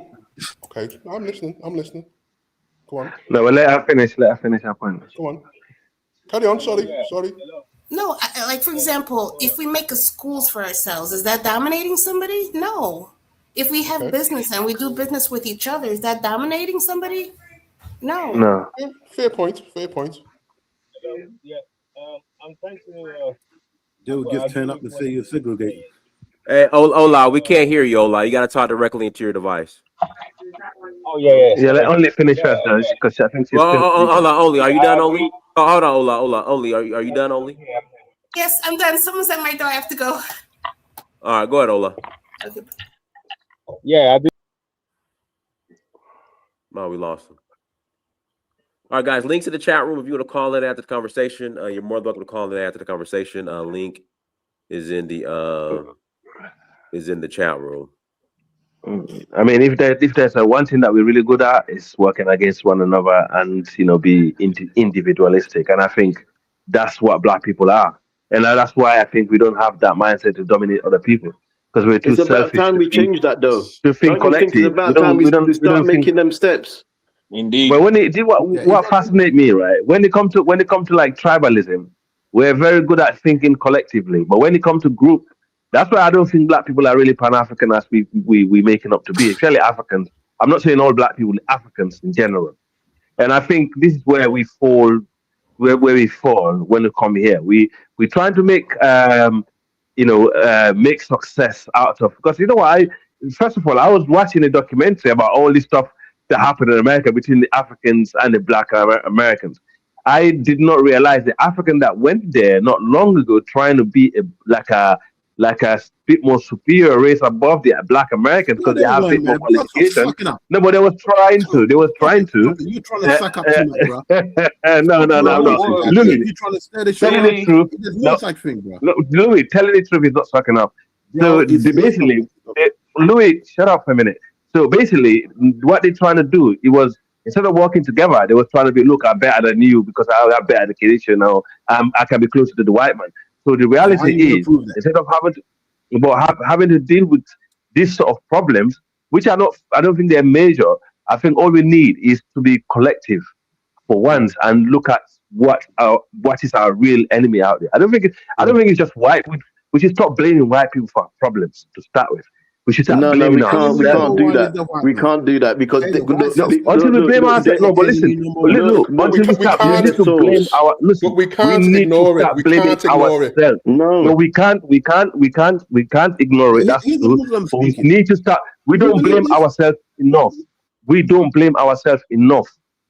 Honestly, What are you we talking? don't There's a blame whole ourselves industry of enough. blaming. There's a whole industry of blaming Black people. What are you talking about? No, what I think we do the most. when we blame ourselves, what do we do to correct that? That's the question. Because just by blaming yourself, if you're not taking action, of your own flaw and say, look, this is where I went wrong, this is where I'm doing wrong, this is where I should, be going next. These are the sort of conversation we should be having, and forget about the outsiders for now. Let's focus on ourselves by building. Until we start doing that, look, like when we say about, for example, I'll talk about local shops, right, in our community. When we talk about local shops, yeah, we can do it. Most of the small shops that you see around our neighborhoods in the UK, they're not going abroad to buy these goods. They're going to the big stores, and now the big stores, is where all the small shops goes to buy stuff. Yeah. Okay, well, So we should start doing this in the UK to start with. Okay, we should stop. But one thing I noticed though, that the Black people are actually, some of the communities I travel around the UK, they starting to self-reflect on this, and and basically say, look, this is where we went wrong. I see a lot of African shops around, much more. I see a lot more Black, more Caribbean shops around, and the only thing I haven't seen is our local schools yet. But I see some community get together, community centers, things like that are happening, because this is where we need to reach. So some of it is happening at the moment, but sometimes we just need to get get our facts right and get ourselves up together and look at our own flaws instead of blaming other people, because those people are always going to be there. They're never going to go away, bro. They never stop chasing us. They will never stop doing it. What do you think about? Can I ask you a question? What do you think about the amount of Black men with white women? Because I live in Liverpool, where it's their generation now. So now a lot of black people. We have a lot of white passing black people. White people. They can pass for whites basically. There's a lot of interracial dating in Liverpool. A lot. Do you know what I noticed? Growing up in the UK, I know some mixed race brothers who are more Afrocentric than some black brothers. This is what I noticed on my circle. Some of my mixed race friends who they have Jamaican, half English.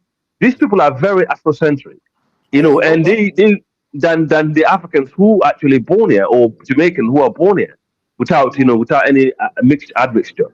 So I think it's all depend on their parents, what their parents taught them, and to be honest, most mixed race guys and girls generally date white people.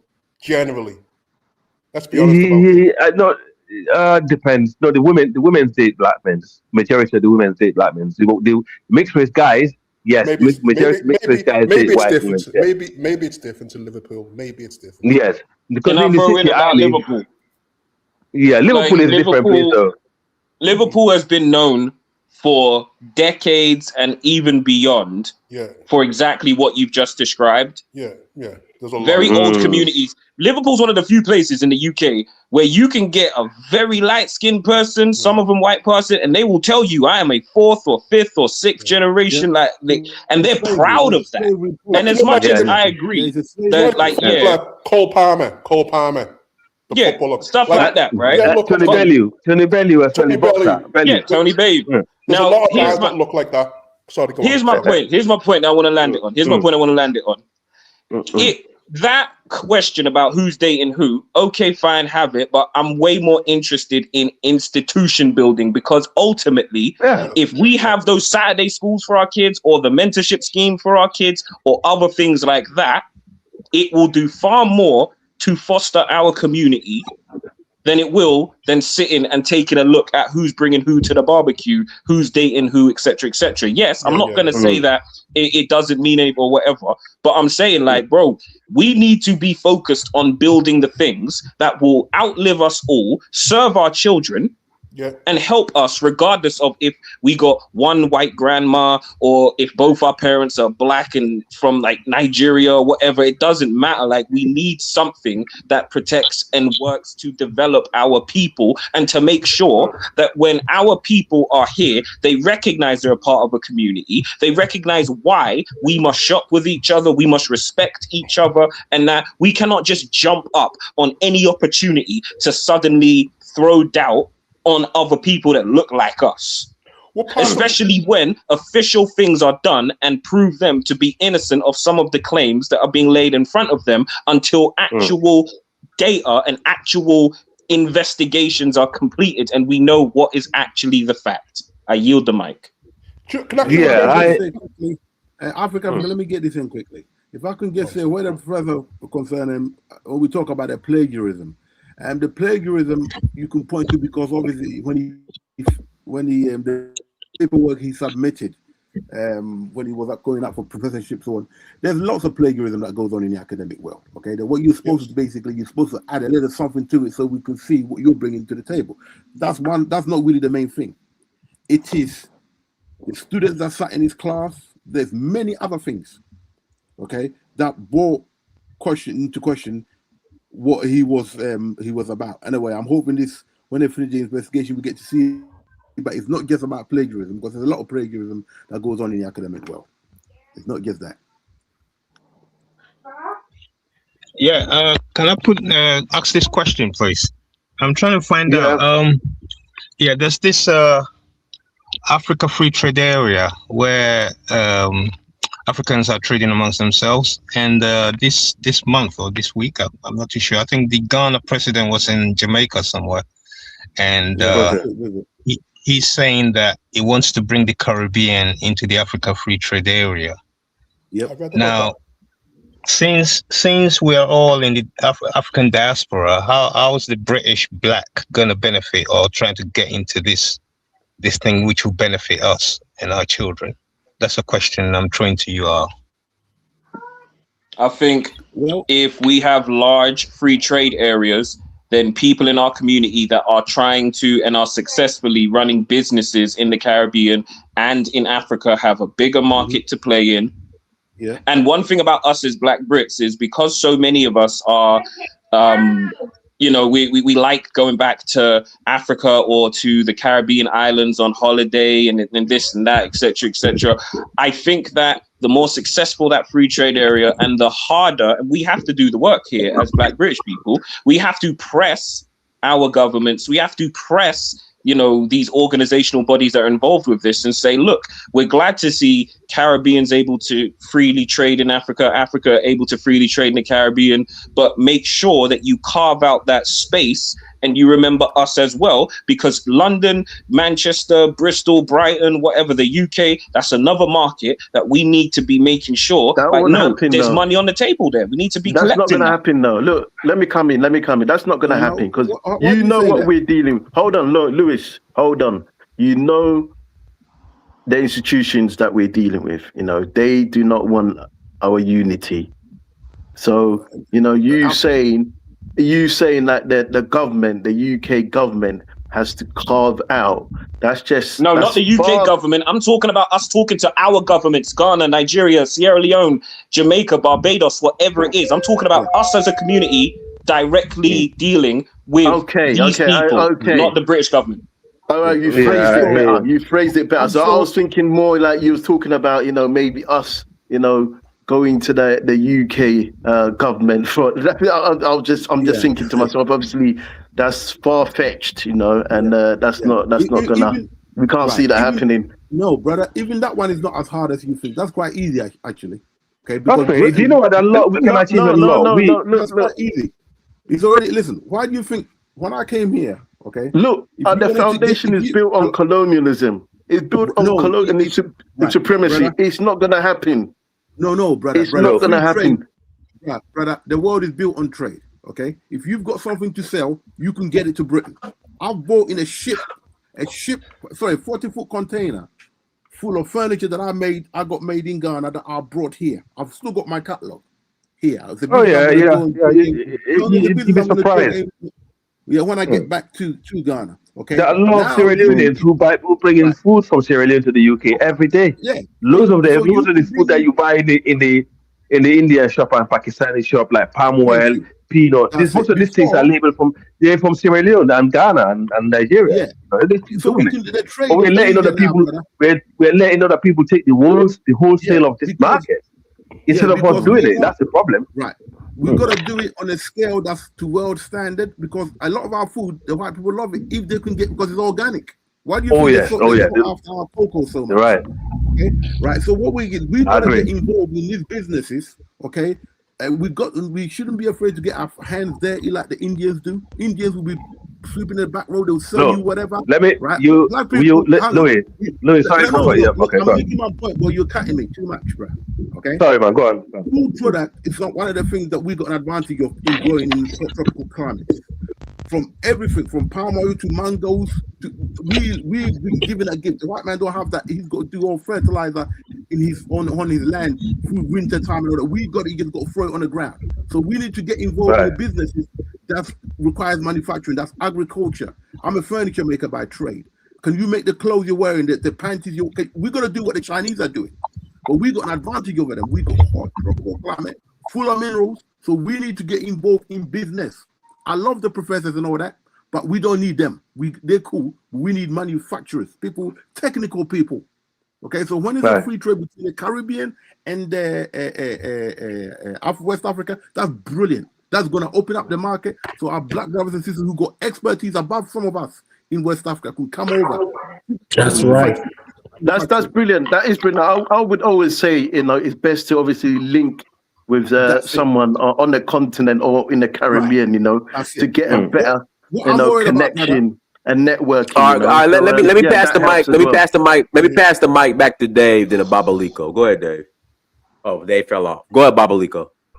Yeah, I'm just listening. I think they already started. I see Barbados Prime Minister in Ghana, and she was making some great points about working together with the Africans and her 10-point plan that she make for the Caribbean. and Africa, and she calling for decolonization. Fantastic. And she's calling for, these monies that they're saying the Caribbean owes to Britain and stuff. They're calling for $0 owed because every dollar they use that they slave us, they already get it back. So that's what they're calling from. Trinidad already was making a deal earlier with Ghana as well to have a straight flight from Ghana to Trinidad. I don't know what's going on with that now since the Indian lady's in charge now, but I know our last prime minister had a deal on the table from Ghana to Trinidad. Babiliko, do you know what that means, yeah? We are on the way to economic freedom. Well, yes. At last, we're on the way to economic freedom because ain't none of us been free economically. Exactly. We've been stifled, and this is what we've been asking for, that network where we can have some type of independence. Fantastic. Yeah, exactly. Yeah. That's the next stage. This is fantastic. Let Babiliko and I think this leads us but that's about it. Yeah. We want straight flights from the Caribbean to Africa. We want to link up with our African brothers. I see a lot of Nigerians just landed in Jamaica. So we want to link up. We don't care about all this, where you from and where you not from. We want to link up with our brothers and we want to be economically free and we want to work with our brothers and free ourselves from these nonsense that's going on. And I think business. Yes, and I think Africa and the Caribbean and our brothers in America that wants to work with the Africans and Caribbean, I think we will be something great in the future. It's going to work. I can just speak on the link. I agree. The Ghana International Airport has already been expanded again. Okay, we got Kumasi Airport that's coming there. All international airports. We got another one in Tamale. All international standard airport they're going to be, and they're working on it, constructing it heavily. And I know they're not just going to build that for nothing. The next thing we got coming on is the Ghana, the national air carrier. It gets that the government is scared to do it because our people will steal the money. So we're looking to link up with a company that's successful, like maybe Ethiopia, others, to go in partnership. The only thing I must say, but Ghana is, so far Dramani is doing well networking within the Caribbean because I saw him in Jamaica also recently. That's good. So what I'm trying to say is, right, what we need to focus on in the UK right now is to basically take our money from the Asian businesses in our neighborhoods, if we've even got some left, because I don't know how many labels we've got left in the UK. What I know is in places like Tottenham, they still have a strong African presence in Tottenham after some of the Jamaican community moved out. With Peckham, there's still African community in Peckham. And if you go to Brixton, London, the same thing. In Bristol, we still got the black community here. They're very old. They've been there long, and you can't, because in fact, the black community in Bristol are very, integrated with the white people. But they still want to have their own, community back because their community has been gentrified. However, the Somalis are the one that holds that old ground that the black had because they managed to keep the shops. They hold on to the shops. They're creating some of their own schools and their own community, which and Birmingham, absolutely, someone in the chat, absolutely, but Birmingham is majority Asian, because people don't understand England, where you find majority of the black people in England is in the south. If you go to the north, it's where you find majority Asians, like the Muslims and the Pakistani and the Indians. And this is the poorest region of England. So black people are not really doing, when the black neighborhoods in the UK are not as bad as some of the Asian neighborhoods. This is what I'm trying to say. Go on. Right. Listen, brother, I moved to this area about a year and a half ago. I'm in Clapham South. I went down the corner to Brixton, a place I used to hang about all the time when I lived in East London. I went there. Listen, I walked around for an hour before I heard black music. I walked around Brixton. That's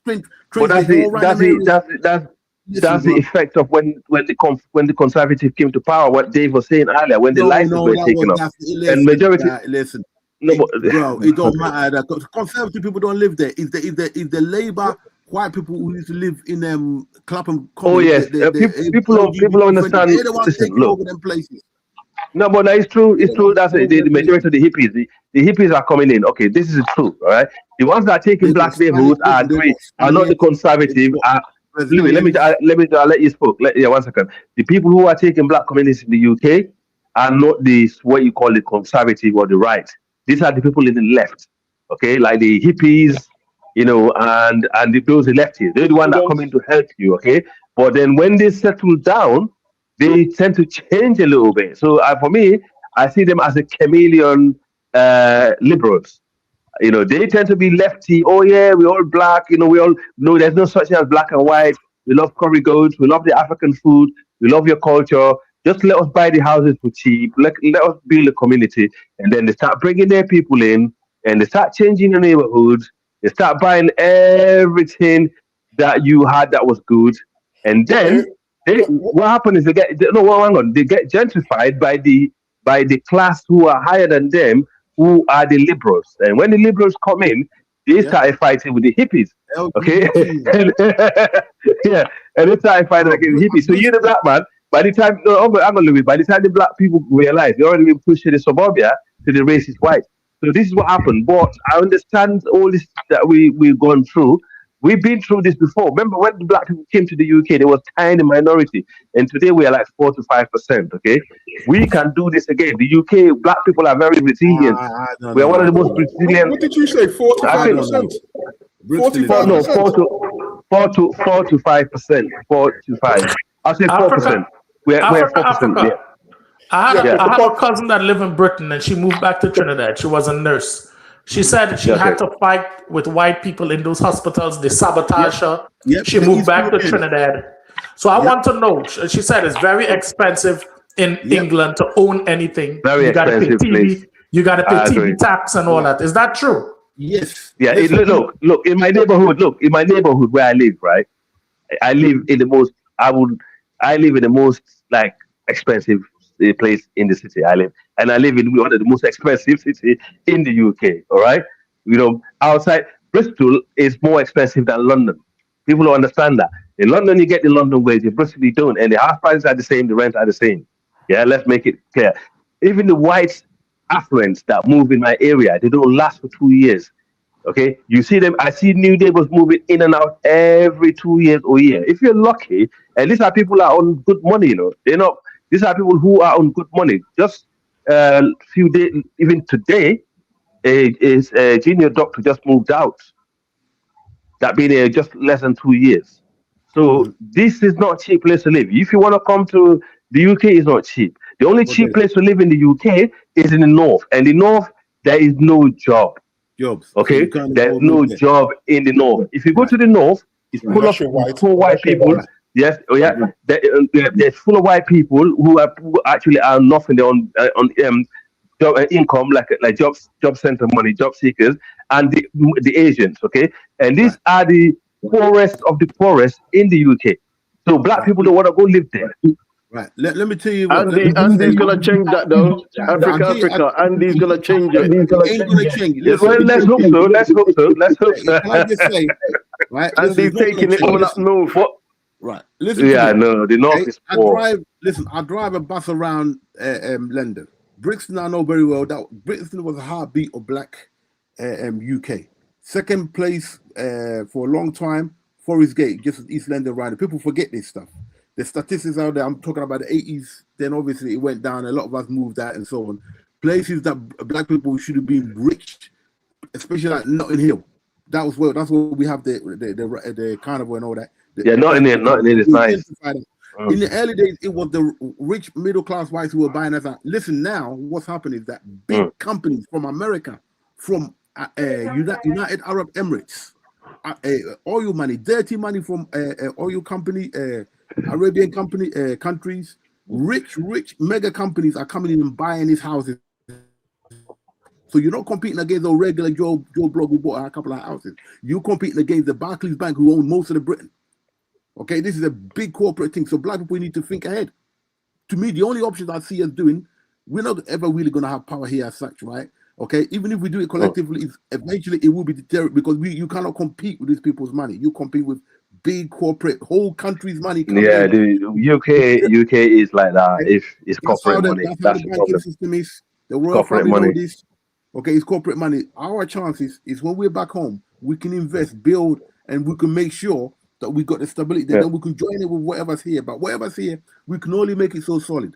We are not going to make it as solid as it was in the 80s. Forget it. They got too much game. They've taken it out. Look, I drive a tour bus through Harrods, Knightsbridge. That is it's like a. When I first started, I was like, God, my God, this is like a not Arab ghetto because they got money, but it's England, but it's not English people there. No, the Arabs bought out. Like No, an the Arab Arabs and the Russians. paradise. Yes, The Arabs and the Russians bought London out. You know, bro. this is the That's problem. it. It's what And the Boris white did. British have Boris sold did it that, to them. but that's what I'm trying to say to you. The Conservative did it. So when he said when I talk, he said the Conservative when Boris was mayor of London. It started, bro. It started. But Blair pushed that as well. Blair No, but pushed he that. did, but he never did it. Bro, listen. No, but no, listen. During Blair, listen. You might say what you like about Blair, yeah, but Man, during Blair Blair was one of time, the worst. this place was better. No, but during his time, things were better because he was a leader. He would not tolerate. Listen, Blair will not tolerate. Even though he will not tolerate all this that's happening now. When he was when he was a leader of the UK, he will not tolerate all this racism. Even though he's the way he is, it with him. but he would not Tony tolerate Blair, this. 17 years, bro. No, man, he wouldn't have. Did Because you during say this time, did you say Tony Blair wouldn't tolerate racism? No, with the type of racism that's happening now, he would not agree with it. I'm telling you. Racism. I'm talking about. Are you serious? Are you serious? Are you serious? Yes. He will not tolerate blatant racism. No. Yeah, Africa. When he speak with authority. Do you People realize respect him. Do you realize what Tony Blair tried to do? Do you realize? You know what he I tried know. to do? Listen, I know. Tony Blair Listen, tried I to know. invade. Tony Blair tried to invade. Wanted to declare war against Zimbabwe.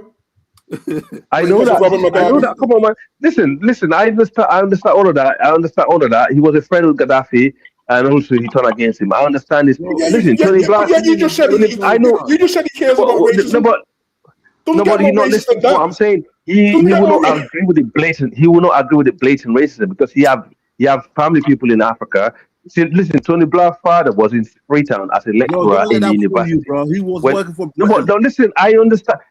Listen, I understand. He obviously he's part of the system. There's no way you're gonna let him off the hook. Bro, and he's the one that went to Iraq. And I know this may scare you. All white people are racist. All of them. All of them are racist. I know that might scare you. That's a fact. That's a fact. That's a fact. I don't want to go that far, but okay. If you No, say so. no, that's a fact. That's a fact. Baba Liko, They might like you. They might be a friend, but trust me, they have it inside them. Yeah, can't get me in that trouble, you know. Listen, in Brooklyn, right? I didn't say all white people hate like black people. I didn't say all white people hate black people. Hold on. No. Listen, in New York. Listen, the majority of white there is a chunk of white people in the UK that love black people, and these are the people that still. These are the reason why we're still here. Okay, and they will go to the extent. They will go to the extent. How come that love? How come you never find these good white people in the courtroom? They're never in the courtroom, Andy. I have experienced. Listen, I have experienced that. When they give black people over jail sentences, they're never in the courtroom, Andy.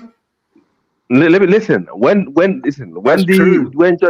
When George Floyd got killed, right, in the UK, in my city. Yeah. Well, let me just finish. When George Floyd got killed, right, the majority of the people who I see outside, like marching and protesting, remember the first statue that got brought down because America started bringing statues down as well. Yeah, and everyone said, bring all this racist statues down. Bro. Let me just say, I know. You play good cop, bad cop. That's all they do.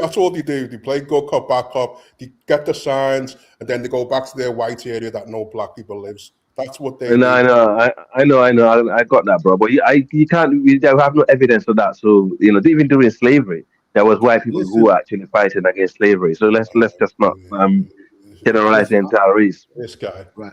If I can just answer Babylon quickly regarding his sisters, the one who moved, the nurse who moved back to Trinidad. My father was a nurse here for about nearly 40 years or so. Listen, that's what East Europeans do. They're slightly cheaper labor. They come in, they learn it quite well. They don't have to go through the racism, and they will try and override you quickly and bully you at work. Yes. And there's a lot of them now here. So, and we were, don't forget, in the early days, because of the Commonwealth and the Cold War, they had to recruit from our country. They didn't want to, but they had to bring us in. Now they don't have to. That's why they vote. That's why I don't like the EEC thing. Yeah, she said a white girl was messing with her in the hospital all the time. Nobody wasn't saying nothing. As soon as she cursed her out, she was recommended to the management. And that was it for her job. And that was it. Louis, do you know why I agree with when they said you don't like Brexit, man? When they said you like Brexit, the only point where I can say you might be right on is because when those Eastern Europeans came to England, that's when I knew some of the white English people started becoming more brave and being open because the Eastern Europeans are very racist. They started becoming more racist, isn't it? They came in, they start telling the Englishman, listen, no man. They start telling the Englishman, why are you letting all these black people here in our country? Listen, I speak to my English friend at work here. He said to me, don't speak to those Eastern Europeans. I said, why? He said, these guys, you don't want to hear what they're telling me about you black people, man. It's like, and it's constantly, they keep hounding about. And the funny thing is, they don't understand the first people that the English people wanted to get out of this country is them. But as soon as they start coming in numbers, the Englishman is like, right, I don't want to see it as European. You do and know they actually made sure that didn't happen. Some of the black employment, them out. Some of the black employment was lost to them, you know. So that obviously they took our job. They came here. And that put more financial pressure on us as well. So put a lot of black people in poverty and made a lot of black people lost their skills, their jobs. Because a lot of black people that's why I think sometimes we don't have set left or right when it comes to government in the West. This, like for example, when it's a Democrat, Republican, Labour, Tories, these are all the same people, man. Yes, the same people. They're all the same. You cannot all the same. Democrat, Republican, same. Labour, Conservative, they're all the same. Right. You cannot cut yourself from our countries back home or forget the dreams of our forefathers from the independent movement. We need to build our countries. We link together. Unfortunately, when white people tend to screw, that's when we black people got to start working together. It's a shame, but it's better late than never. Right.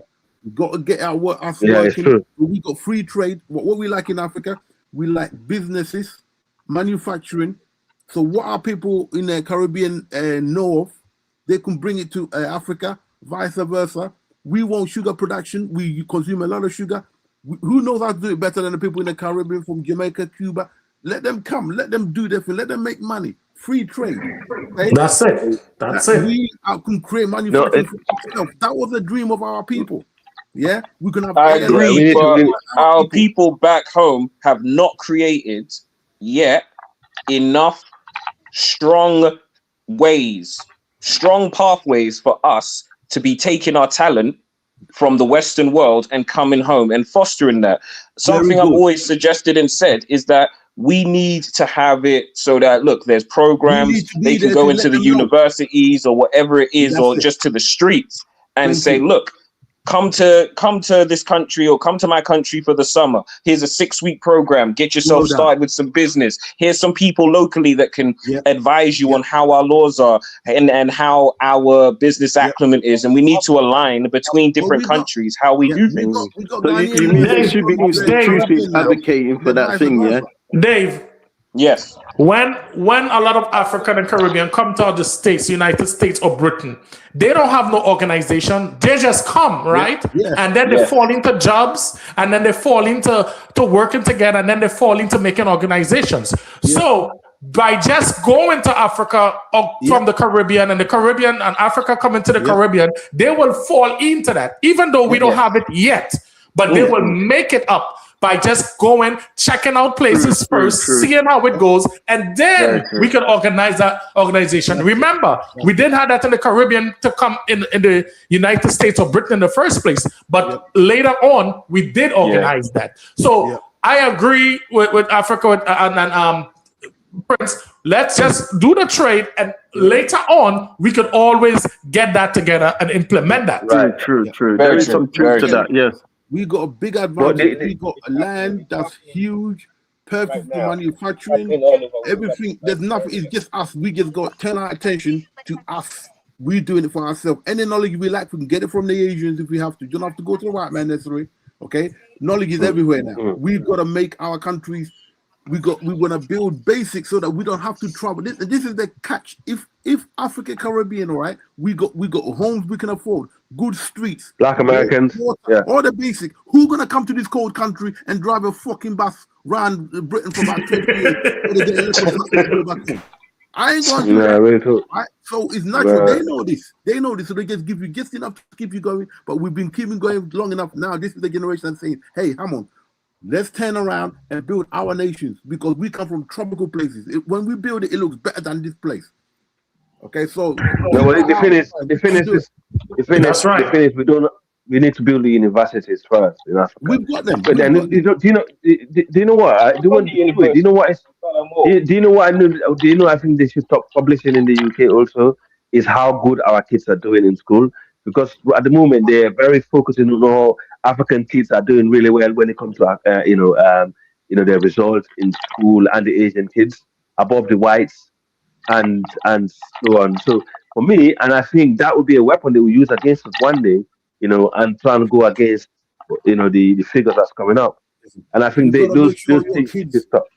You gotta make sure you take your kids. But first thing first, we gotta get these useless Caribbean leaders and these useless African leaders who's not doing anything for the country out. Okay? Yes. Because we see what Traore has done in 3 years: the hospitals, the schools, the roads. So we know the leaders who've been there for 10 years and 20 years. Okay, who can't even see who's 90 years? We don't know where he is now in Cameroon. We can see what that money has done to Burkina Faso. So we want leaders now to come up and said, listen, this is what we're going to do with the money and fix the country. If the leaders can't do that, they got to go. Because we know there's a lot of money coming into Africa, okay, with all those resources they got. We know that. So the leaders now, in the next year or two, if you ain't building no roads in Nigeria, in Ivory Coast, in Senegal, you won't build no roads, no community, no hospitals. You gotta, in the next year or two, you gotta go. You gotta go. Because you wasting time, and time is something that we don't have. Well, Nigeria's building Echo Atlantic, isn't it? Echo Atlantic? Yeah, but President Tinubu's dragging his feet like he does everything. Like Yep. Okay. He needs to either be ousted or be effective. Like he's taking way too long. Well, he's definitely gonna be reelected next year. That's exactly what I was thinking. Reelected? Oh my God! He's gonna win. He's gonna win. Oh Lord! Oh my God! That is stripping. No, who's gonna beat him? Oh my God! Is Peter Obi running again? Dude, these politicians of the opposition party, they switch parties like every other. Like Peter Party, He's on his fourth party, like fifth party since I started. He's gonna do his second time. He's gonna do. That's it. But Tinubu gotta go down as the worst president. Tinubu gotta go down as the worst president in Nigeria. What is he doing but sleeping? He's gonna do his second time for the south. Oh my God, that's gonna be hell.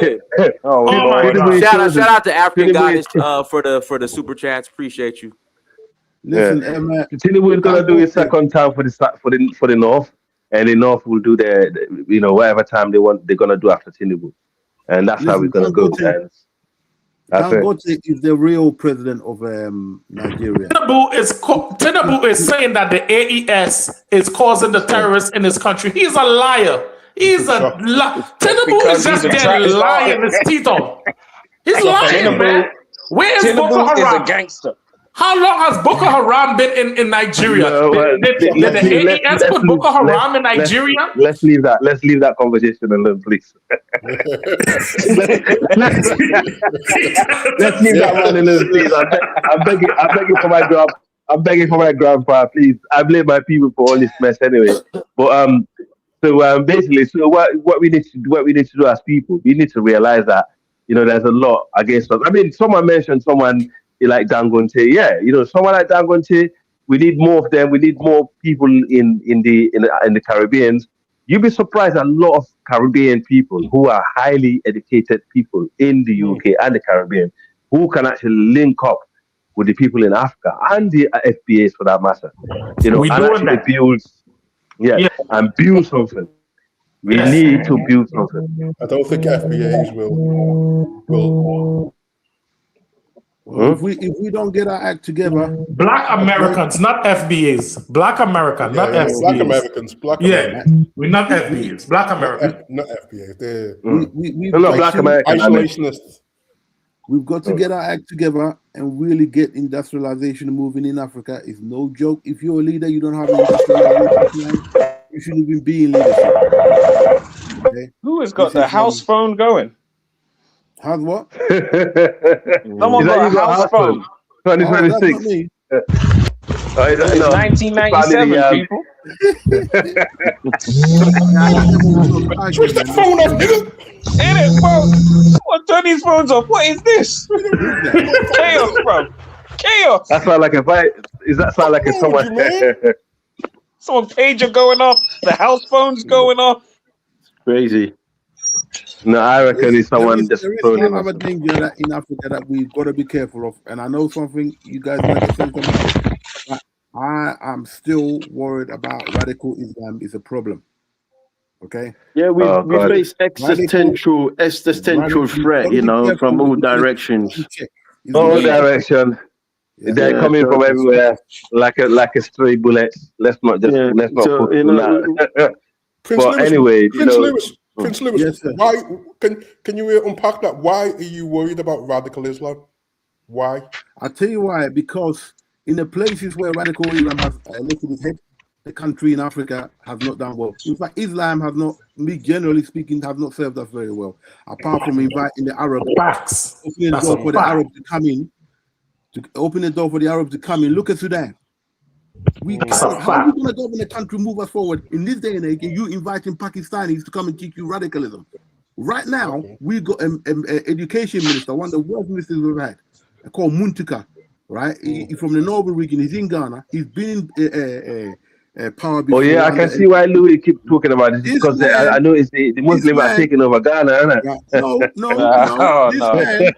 This man, guess what he wants to do? That's why I know apparently the Muslim, the educated. You say the Muslim are not educated in Ghana, but now they're taking over. Most of the educated lot are coming back from.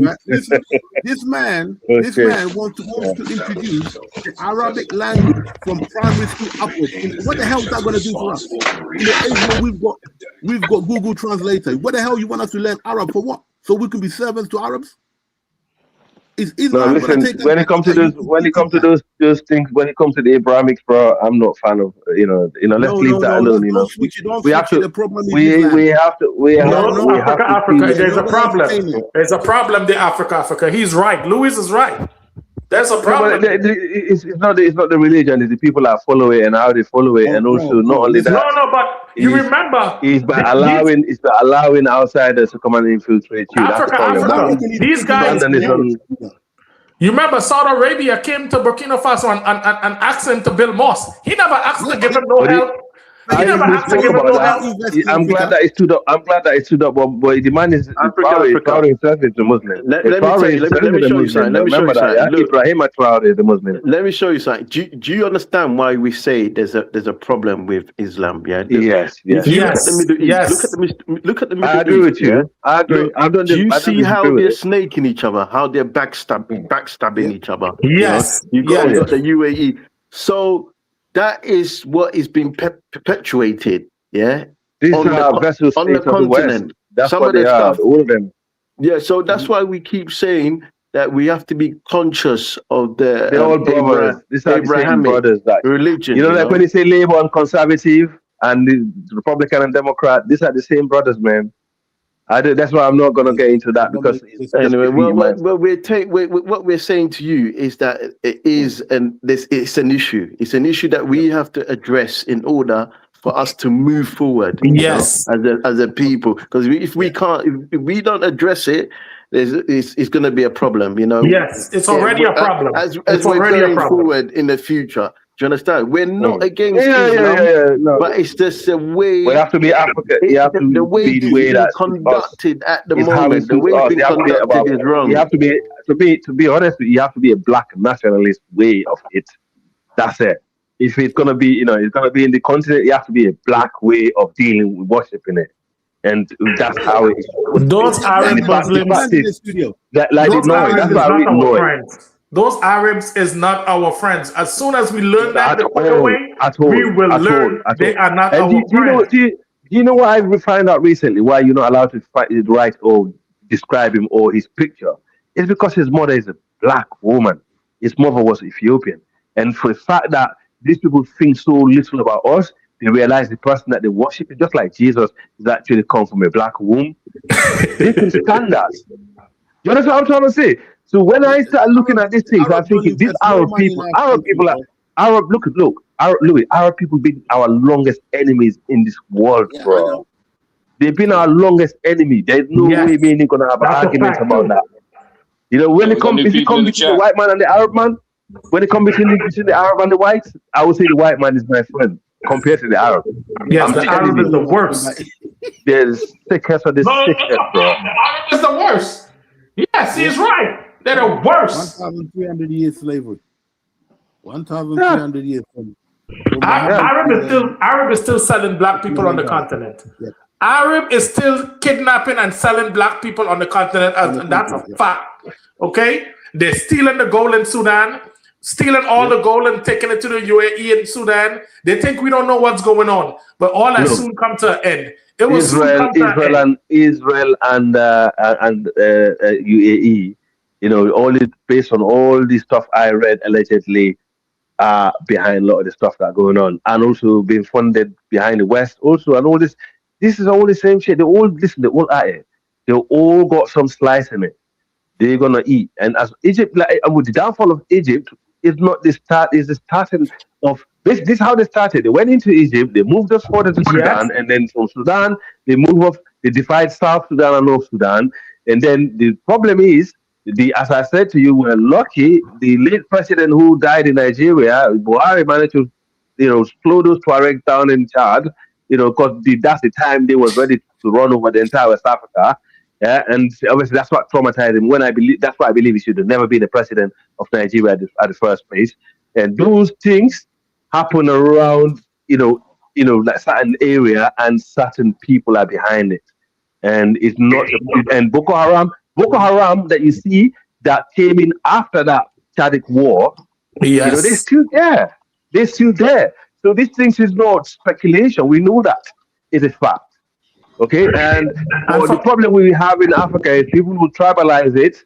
They use religion against it. They use it because this is what the media wanted to do. They wanted to keep fighting one another while they're coming in slowly and slowly. Yeah. And for everybody who said France wasn't in the back of terrorism, you see what happens now. Have you seen the European Parliament? Have you seen have you heard about the European Parliament? The Belgian guy last week. In fact, we got to do a separate show on that. You know that French informant that was arrested in Mali. Yes, Mali just pardoned him. Yep. Daniel, have you seen? But let me pass the mic to Brandon. Go ahead, Brandon. Yeah, I know Brandon.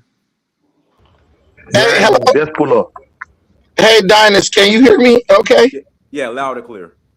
All right, so Dinus, me and you had a conversation about my daughter some weeks ago, and I asked for your advice on some weightlifting technique, all that. You was like, the technique is not good. Brandon, she should have knew this stuff when she was in the 9th grade. She's a senior, whatever, right? I said, I'm going to get her together. I took over her strength and conditioning, fired Orange Theory because that shit was trash. I was paying like $300 a month for that. Man, it was trash. She had no business in Orange Theory as far as for strength and conditioning for volleyball. So since we got the strength and conditioning in order, we went to the national showcase in Irvine. 400 girls. My daughter won top performer at that event in front of 150 schools. Right. Congratulations. This the whole thing. Congrats. You're gonna show and prove. Even if somebody come at you and say, "Hey, this, that, and the third is not right," you're not gonna get offended and say, "Oh, this is racist," or somebody hating and all this stuff. You're gonna look at it, take the criticism, be honest with yourself, be objective. You're gonna make the adjustments. Thank God she has a father who knows how to get strong and big. And I was able to say, look, let's take the advice and the recommendations. Let's start here, start there. Let's use AI to grade the form on every set just to make sure we're perfect. And we made the adjustment. We cracking. This Arday dude after the dead dude out in the UK, that man was a victim of black culture. It wasn't Cambridge that failed him. It wasn't even his parents that failed him. It was the black community and our inability to take real criticism and then use that to empower ourselves to do great things. This dude was slow. He was autistic, right? He was black. He probably was like an idiot savant, right? Very good in certain areas, but not good in other areas. And that's a term, an idiot savant. If you don't know what that is, then go back to third grade. And this is as someone who works with autistic people. It's like Rain Man. He could tell you how many it's like he could tell you how many toothpicks hit the ground, but can't tell you what 1 + 1 is. This is a real thing, right? But the problem was all of the safety mechanisms that exist, right, to basically validate a person as being a PhD or a scholar. Those things were bypassed for fear that black people would say, "Oh, you's a racist. This work is garbage. It's good work." Wait a minute. You're full of crap because, as usual, no one's done their research. There have been professors calling him out for over a decade, and they all admitted one professor got fired for calling him out. And then when they did an objective analysis of his work, they said this is not PhD level work. This is just racial discontent. This has nothing to do. No, Dinas, I'm 100% right. The guy was exposed, and he went and deleted himself because he was shamed, right? When they started to do a review of his work, they found that majority of it was plagiarized, Dinas, stolen from other. Listen. Then why did the Liverpool John Moores University investigate him last year and not find him? I sat here quietly and didn't interrupt y'all. No. Anything.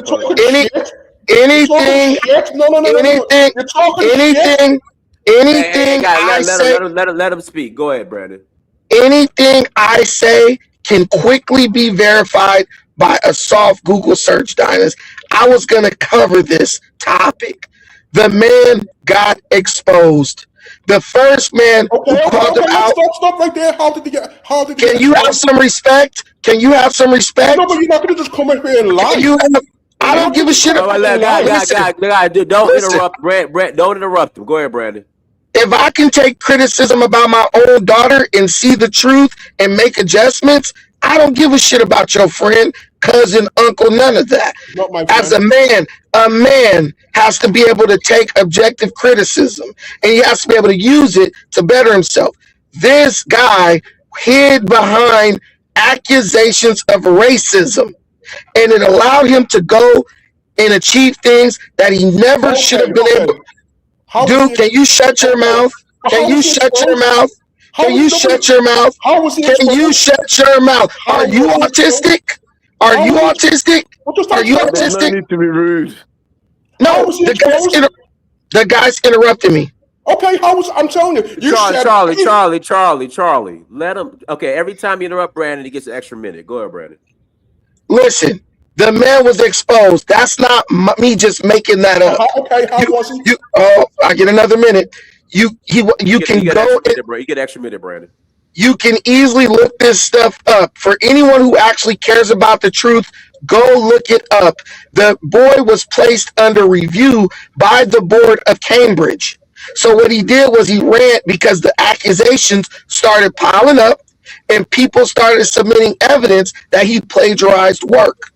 The first time someone challenged him, that guy got fired under accusations of being a racist. That's it. They didn't say he didn't plagiarize. They just said, well, you're a racist, so we're getting rid of you.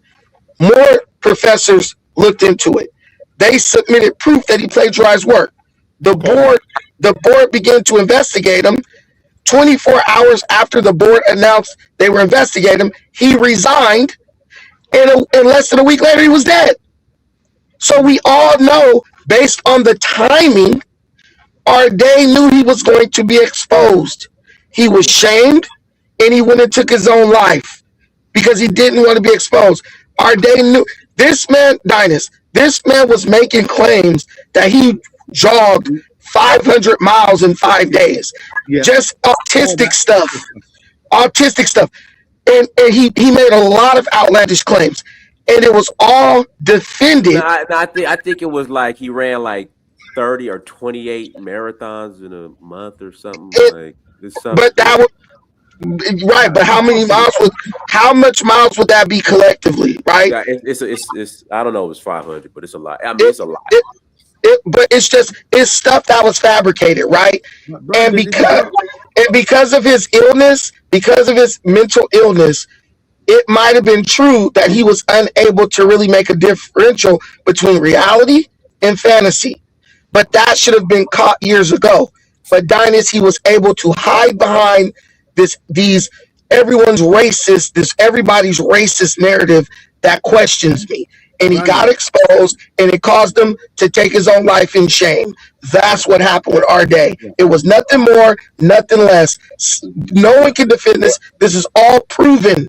I'm not attacking the guy because I don't like him, but the guy was a fraud. That's at the end of the day, he was a fraud. Yeah, he appears that way. Brandon, if I can just say, like I said, my brother who's a professor told me that the plagiarism is not that unusual, but it's the other work, what he was lecturing on.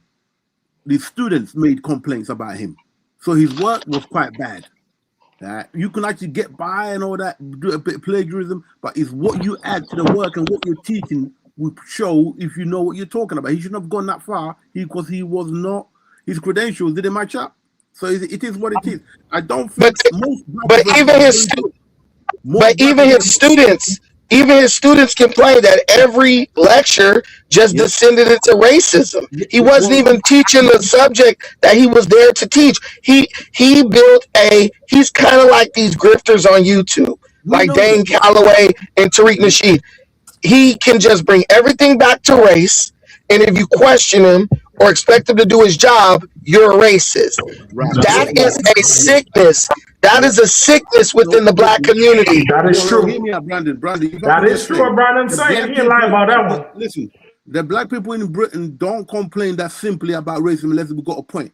He's doing that. But what I'm trying to tell you, the majority of the black professors, they're very good. They don't do that. A lot of them are actually conservative. They take your point of view, Brandon.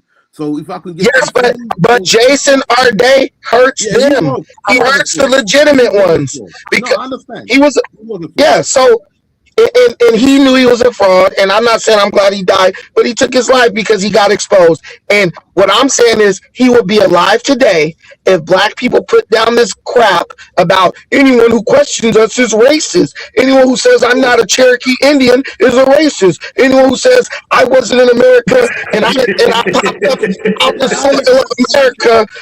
Anyone who says I'm from Africa is a racist. Like, we do this all day.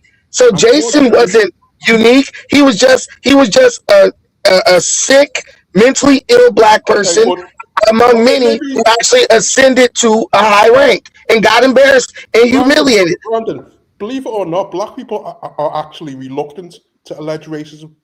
They're actually reluctant to do it. Yeah, they do. We don't You're 100% wrong. Man, please. Did you say black people are reluctant to make accusations of racism? In the UK, Man, you we out your don't. damn Hey, mind. Charlie, that might be a UK thing, but here in You America, out your damn mind. Yeah. Dude, black people No, can in the make UK, we anything don't. racism. I No, saw no, black. Brandon, Look, Brandon, Brandon, look. stop it. Brandon, listen. Wait, look, bro. Listen. I just Brandon. I just witnessed a lady. There's a law in California. If you have over 15 items, you can't go through the self checkout. This is a law in my city where I live in Long Beach, and it's to keep human beings with jobs and not to get replaced by AI. I just saw a black lady act a damn fool over this rule, screaming racism. The guy literally was making anyone with over 15 items go to another line. White, black, blue, green, whatever. It had nothing to do with race. This lady was in there hooping and hollering, racist, racist. They had to call the police on this lady. Couldn't see the sign where it say anything over 15 items, you have to go to a regular checkout. Black people can make a doctor visit racist, a traffic stop, how the lawman cut their grass. We know how to extrapolate everything to racism. Yeah, we understand that, Brandon. In America, you do tend to. In America, you know, no, in the UK, we tend to be more different when it comes to the how we approach it.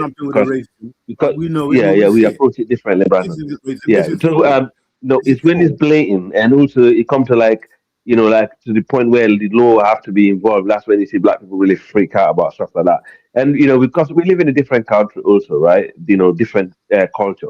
So that is another point. Well, I agree with some of these stuff that you said that, you know, from the you know where you said about the, you know, as you said, because I don't know about the legal issue within this guy. If you, for example, you know, been done for plagiarism, you know, if they find him out to be, because they've said they haven't found him out to be like that yet. If they found out to be he was doing that, then definitely he did not help the black community. Okay, but if he's not, then obviously that might be. They've been finding him out for years. Black people in America have said math. Black people in America said math is racist. Black people in America have gotten to the point where certain schools in certain states don't even do a letter grade anymore. They just do like everyone passes. Everyone you pass. No, this is the truth. It's gone soft. Academia's gone soft. Academia. And look, Black America has literally exported the racism stuff. This stuff is happening all over the world now, where people are just using racism as a way to move up the ladder. So Brandon, you think that black women only know about racism because of black Americans? I know that, yes, because people are watching Black Americans. No, I disagree with that, Brandon. Listen. Black America is the #1 exporter of culture on the planet. Everything we do, listen, bro, this is true. Brandon have a point. Brandon have a point. Let him explain. Let him listen. I know my culture, bro. And when we started televising the race bait, this is racist, that's racist. You can literally see YouTube channels with Africans playing the same hustle as Tariq and Umar and all them. It's just something we're exporting. No. Do you know Umar was in London? He was in London, Brandon. Do you know Dr. Umar was in London? What black culture are you talking about? Yeah. No, just any. No, but Umar is different to Tariq Nasheed. Brandon. Name more of a Pan-African, even though it's, you know. Why? Okay, tell me this. Why are London blacks trying to fly Umar and Tariq Nasheed to there to talk to them? Because they're buying into that culture. We don't see them the same, Brandon. We don't. I don't think you understand the culture here, Brandon. We don't see them the same. We see Dr. Umar as a dodgy Pan-African. Yeah. We see Dr. Umar as a dodgy Pan-African and Tariq Nasheed as That's different, Brandon. That's different. Wait, so why are they flying them to the UK to lecture? Okay, Brandon. Racism is the same thing. Look, those guys are not going to come to the UK unless they can make significant money to do that. Listen to me. Brandon, listen to me. Dr. Omar do have a fame. He do have people in the UK. I agree with that. Come on, bro. Yeah, he does have power. Wait, hold on, Brandon. Let me ask you a question. Have you, in America, have you ever been through any racism from any Indian, whites, or anybody in America? Have I ever experienced racism? Yes. I don't think I've experienced racism. I think I've experienced some prejudice or some bias. Brendan, you can't talk about it. No, I disagree with that. What I'm telling you today, and I will put my life on this. Okay. Very few black people in America have experienced true racism, bro. And what I'm telling you is to call what we experience racism is literally guys.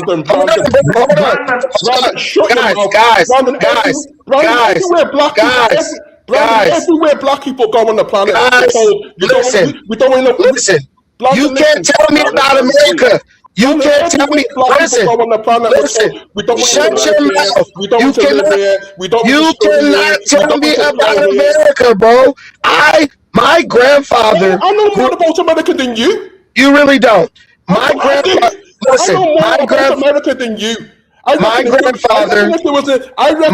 grandfather lived in a time where black people had to go to separate bathrooms. Black people couldn't even be outside at a certain time in certain places. If you're telling me that black people who literally roll down the street drunk driving, be outside hanging out drinking, shooting up neighborhoods, doing all this stuff, are you seriously telling me that the behavior of black people is proof that there's racism that's oppressing them? I agree with that. Black people are doing. Brandon. I agree with that. Brandon, there's different types of racism. There is institutional racism. I agree with that. In major cities, wait a minute, bro. You explain this. You explain. Hold on, Charlie. Hold on, Charlie, hold on, bro.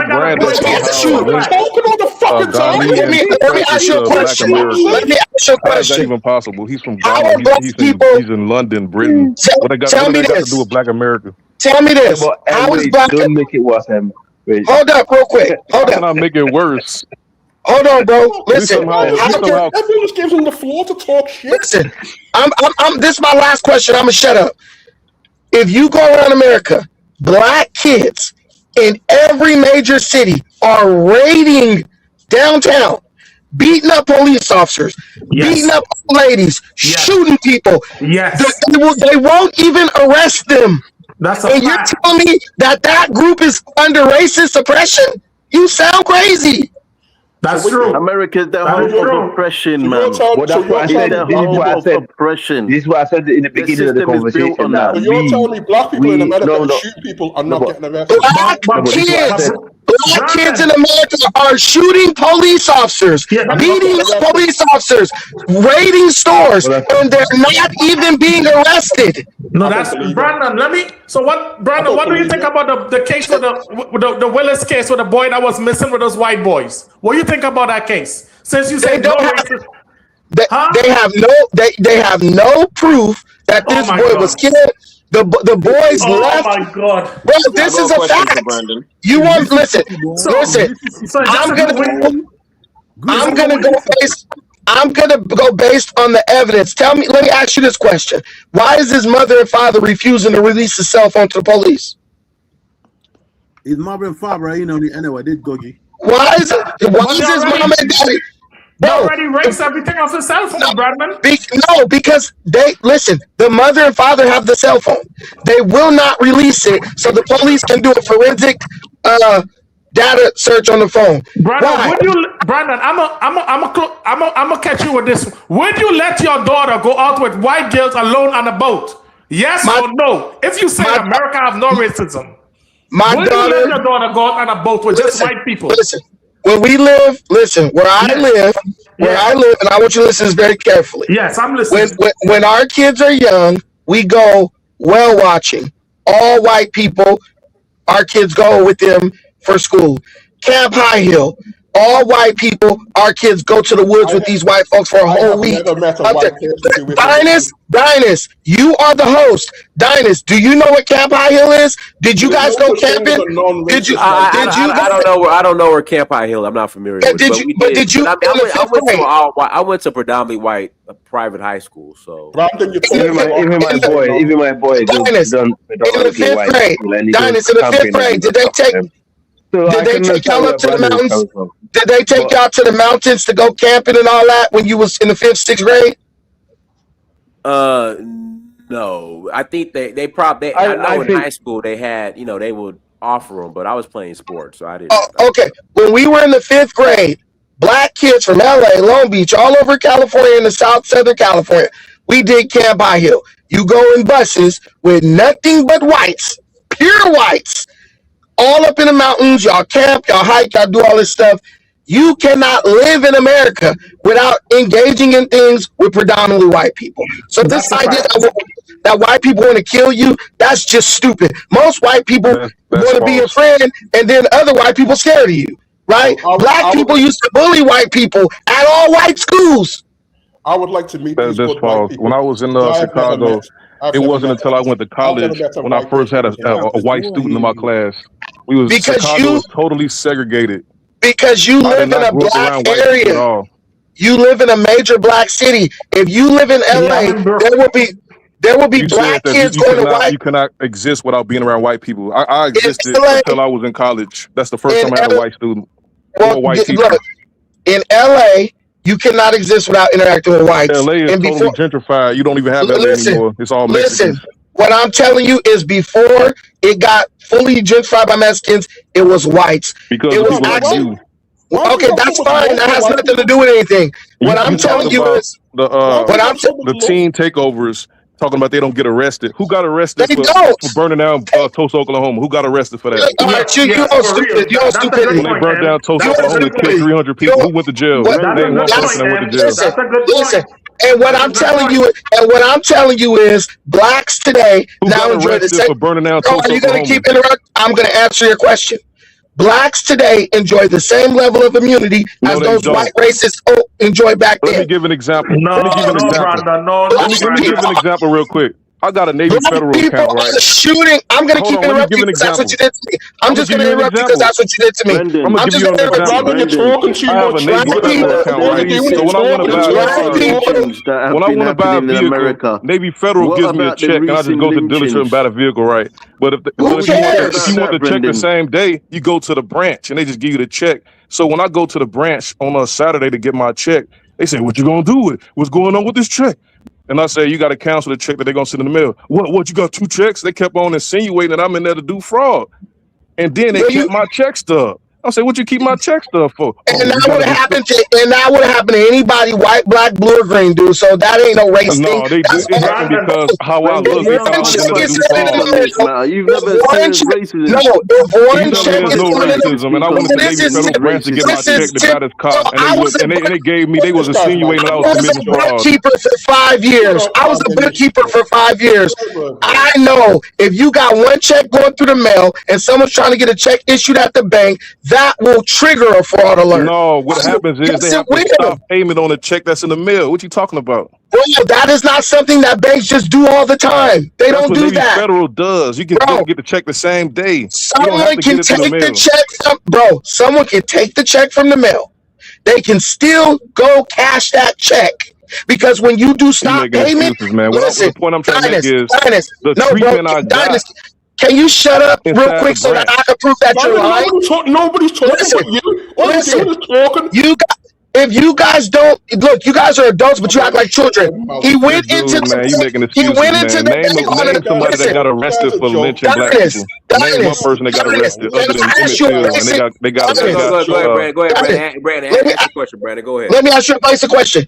If you go in I got 5 white dudes walking past me. If I ask them this question, if you go into a bank on a Saturday saying, please stop payment on this check, they're not going to do it because that check, if you stop payment on a non-business day, the stop payment will not go through till a business day. So if the check arrives Saturday, Monday morning, stop payment might not go through. You could take that check and go cash it.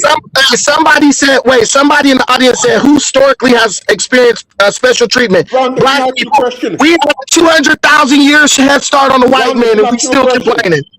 No, that's not true, Brandon. I was watching a video. This black lady put a camera in her son here, and he went to school, and the white man keep beating her son because he can't talk. He got a speech impaired. He can't talk. That white man was beating her son, calling her nigger, calling us, and she sees scratches on his body. Hey, wait a When he minute. came Somebody home, got to pay a fine. Somebody got to pay a fine. They said the N word on here. It was a quote. Brandon, It's context. Go ahead. can I ask you a question? I got you. That's okay. It's okay, Brandon. I got it, Brandon. I will pay. But listen, they was calling her that, right? When she take the camera and see what the white guy was doing to her son. But she sent her son into the majority all white school. They was abusing that little boy. Okay? So you can't tell me, Brandon, come on now. You can't tell me these things. You live in California. Bro, you got it. Look, you don't understand racism. Racism would have been if they would have said, well, he hit him for a reason and just didn't do nothing about it. Those white people then went into action against that white man. When black people experience racism or abuse at the hands of white people, 9 times out of 10 is white people coming to take the white people to jail. So how is that racism? Hey, Brandon, was colonialism racist when the Europeans went over there and conquered Africa? The Berlin Conference was that racist? Oh my God, Brandon! It wasn't. No, because they did it to their own. Listen, they did it. Listen, they did it in their own land. There's a lot of support from African people talking like this. If someone, I don't give a shit. If someone does something in their own land to white people that look like them first, then they do it to you and you happen to be black, that's not racially motivated. That's greed. They'll do it to their own mother. You had African kings who sold their own mamas into slavery. Was that racially motivated? Can I ask you a question, Brandon? You guys just can't separate greed, capitalism, being just a shitty person from racism. There was a racist, Dinus. I was up in Cottonwood, California. That's way up north. That's in your area, Dinus. A white supremacist fixed my friend's transmission for $700 when we got stranded. The dealership was like, tow it to the dealership. It's going to be about $25,000 to fix this transmission on this truck. Brendan, you're showing sentimentals. $25,000. 25,000. Listen, 25. It was a 3,500. It was a 3,500, but it had some type of computer situation where the computer caused the transmission to lock. Dealership was trying to rip bro off, bro, big time. But the white guy said, "Well, here's the thing. I can't reset the computer." He said, but what I could do is I could rig this up to where I can get the transmission to work for you, right? And then you could drive it, but you can't shut the car off. So we waiting for the dude to do it. He comes back in. He said, I got a friend with a computer. He said, they'll come over here and do everything for you. We said, how much? He said, how much money do you have? My friend said, I got about $800. He said, well, you're going to need gas to get home. Give me $500 and I'll take care of everything for you. Listen. This guy's talking shit. Listen, you guys don't know about technology. You guys don't know about technology, but you can do a reading. You can do a reading on a computer and send that to the dealership, and they then could tell you this is what's wrong, and that's how much it's going to cost. 1965. Because look, money talk bullshit. Money talk in America. Money talk bullshit walk. Black people use racism as an excuse to not do shit and not want to try to do things. That's it. Did black people suffer racism in 1965? You said today. You said, did I suffer racism? I wasn't born in 1965. I'm asking you a question. Did black people suffer racism in 1965? Yes, they did. I had said that. Okay, well, how come in 1965 most white people denied that racism was a problem? I don't think the white people denied it. That's why, the only reason you got civil rights is because white people. So what the hell are you talking about? And that takes majority vote. No, Brandon. Black people fought for civil rights. Black Americans fought for civil rights, but white Americans, they just give you civil rights. How many black people was in Congress in 1965? How many black people what?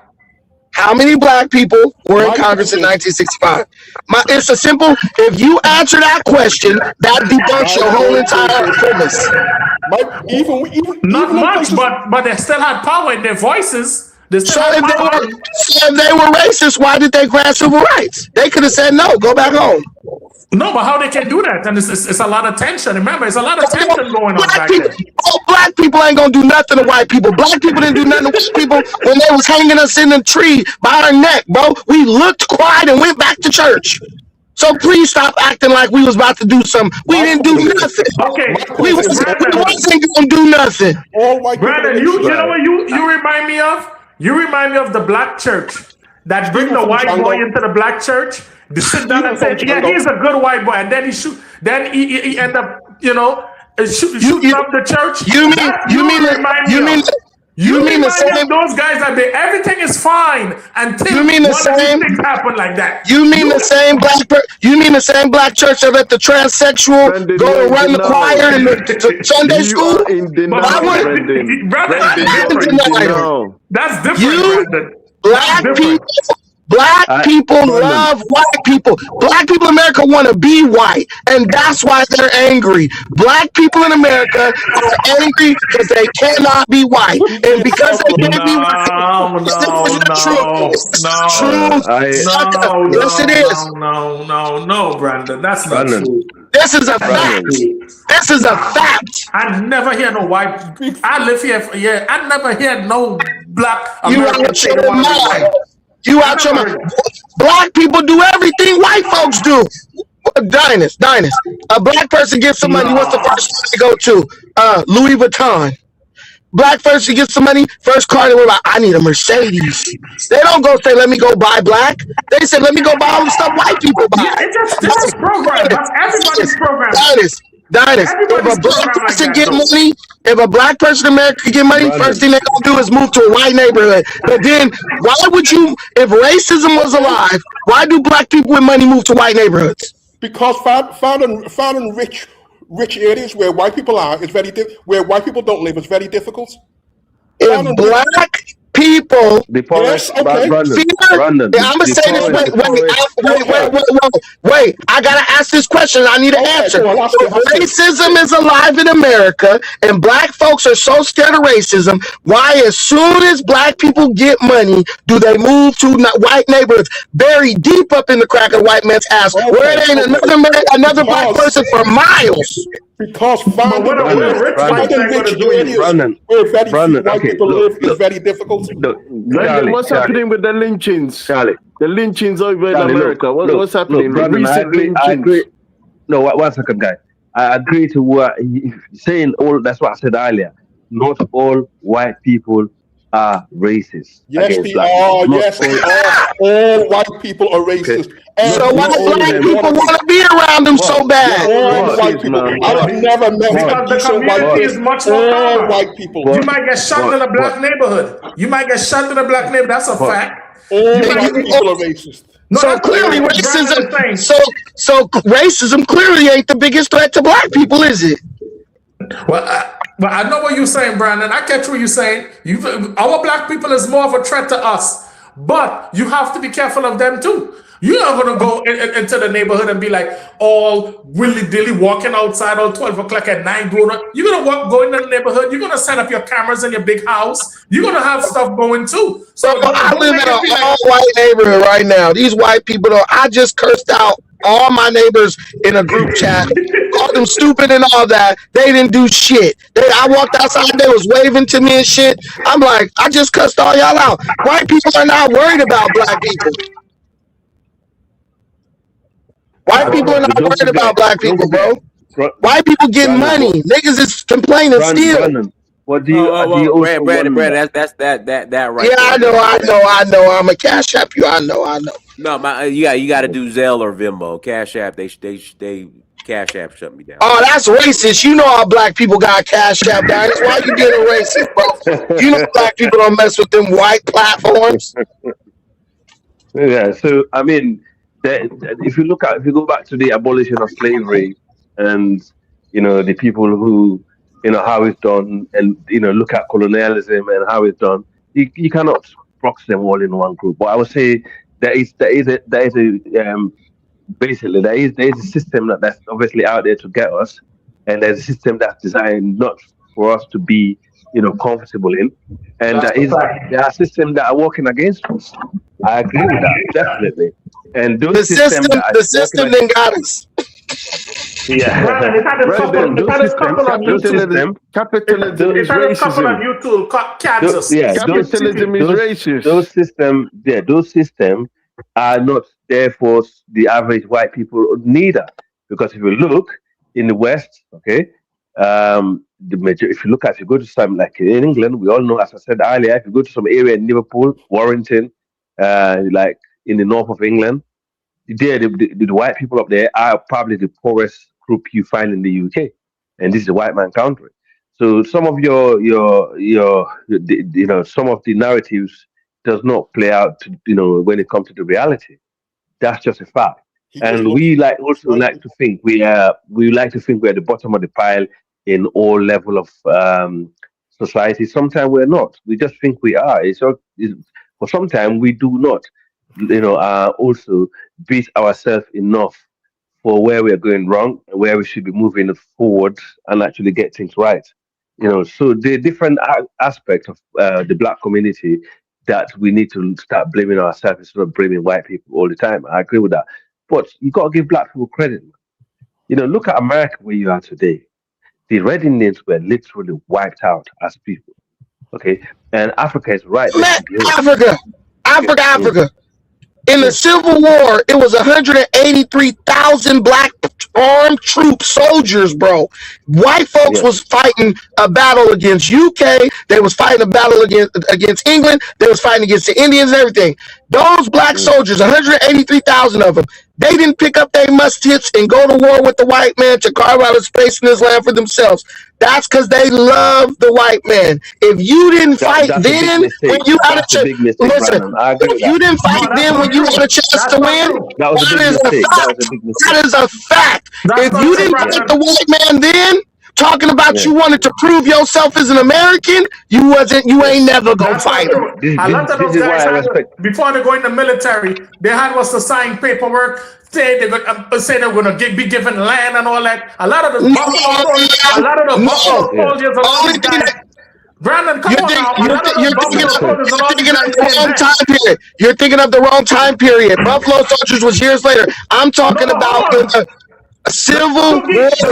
Pilots and all these guys. Remember, they fought and came back and got nothing. They got nothing. They give them nothing. They lied to them. My father told me about this thing. So that's not true, Brandon. If someone was beating your ass, Brandon, look, you're in denial, man. You're delusional, Brandon. African people in the continent fought hard to keep that continent where it is. Remember, we've been fighting, as I said, we're fighting Arab people for decades, and we're still there. And we managed to keep some of our territory from them, keep them away from our territory, and some of our territory has been taken away. Okay, but we're still there as people. In America, in the Caribbean, same thing. If you look at in Brazil, same thing. So we are very spread. If you look at the black population in the world, you can tell we're quite resilient people. In America, your ancestors, same thing. So we cannot just, you cannot just demonize the entire black race to say, oh, we just like to suck up to white people, or we're that, we want to be white, or but that's not what I'm saying. I'm saying that black people love the white man. They love the white man. I'm not saying we suck it up to them. I'm saying these black people are angry with white people because they feel white people never accepted them. So then black people scream racism at any moment. That's exactly what it's about, bro. That's what it's about. God gives. I mean, this is familiar though. Look at the problem we have in the UK. Brandon might not be far from the truth. The reason why we are struggling in the UK is because we integrated too fast and too much.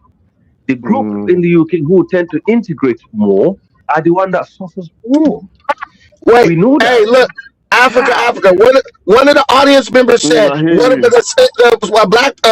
what he's trying to say? Read between the lines. Yeah, go on, Brandon. Look, a person in the audience said the Seminole Wars say something different. Black people ran away in the Seminole Wars. We didn't even fight in the Seminole Wars. We hightailed it and left the Indians to fight for themselves. Go learn your history. Black people said we ain't fighting the white man, and we ran up out of there. That's why to this day there's barely any black folks calling themselves Seminoles. And Seminole didn't even mean you was Indian. You were just welcomed in by the Indians. But when the Indians resisted the white man, the blacks left. They ran to the north. So stop with your fake history, bro. Look, Black folks are like the redheaded stepchild.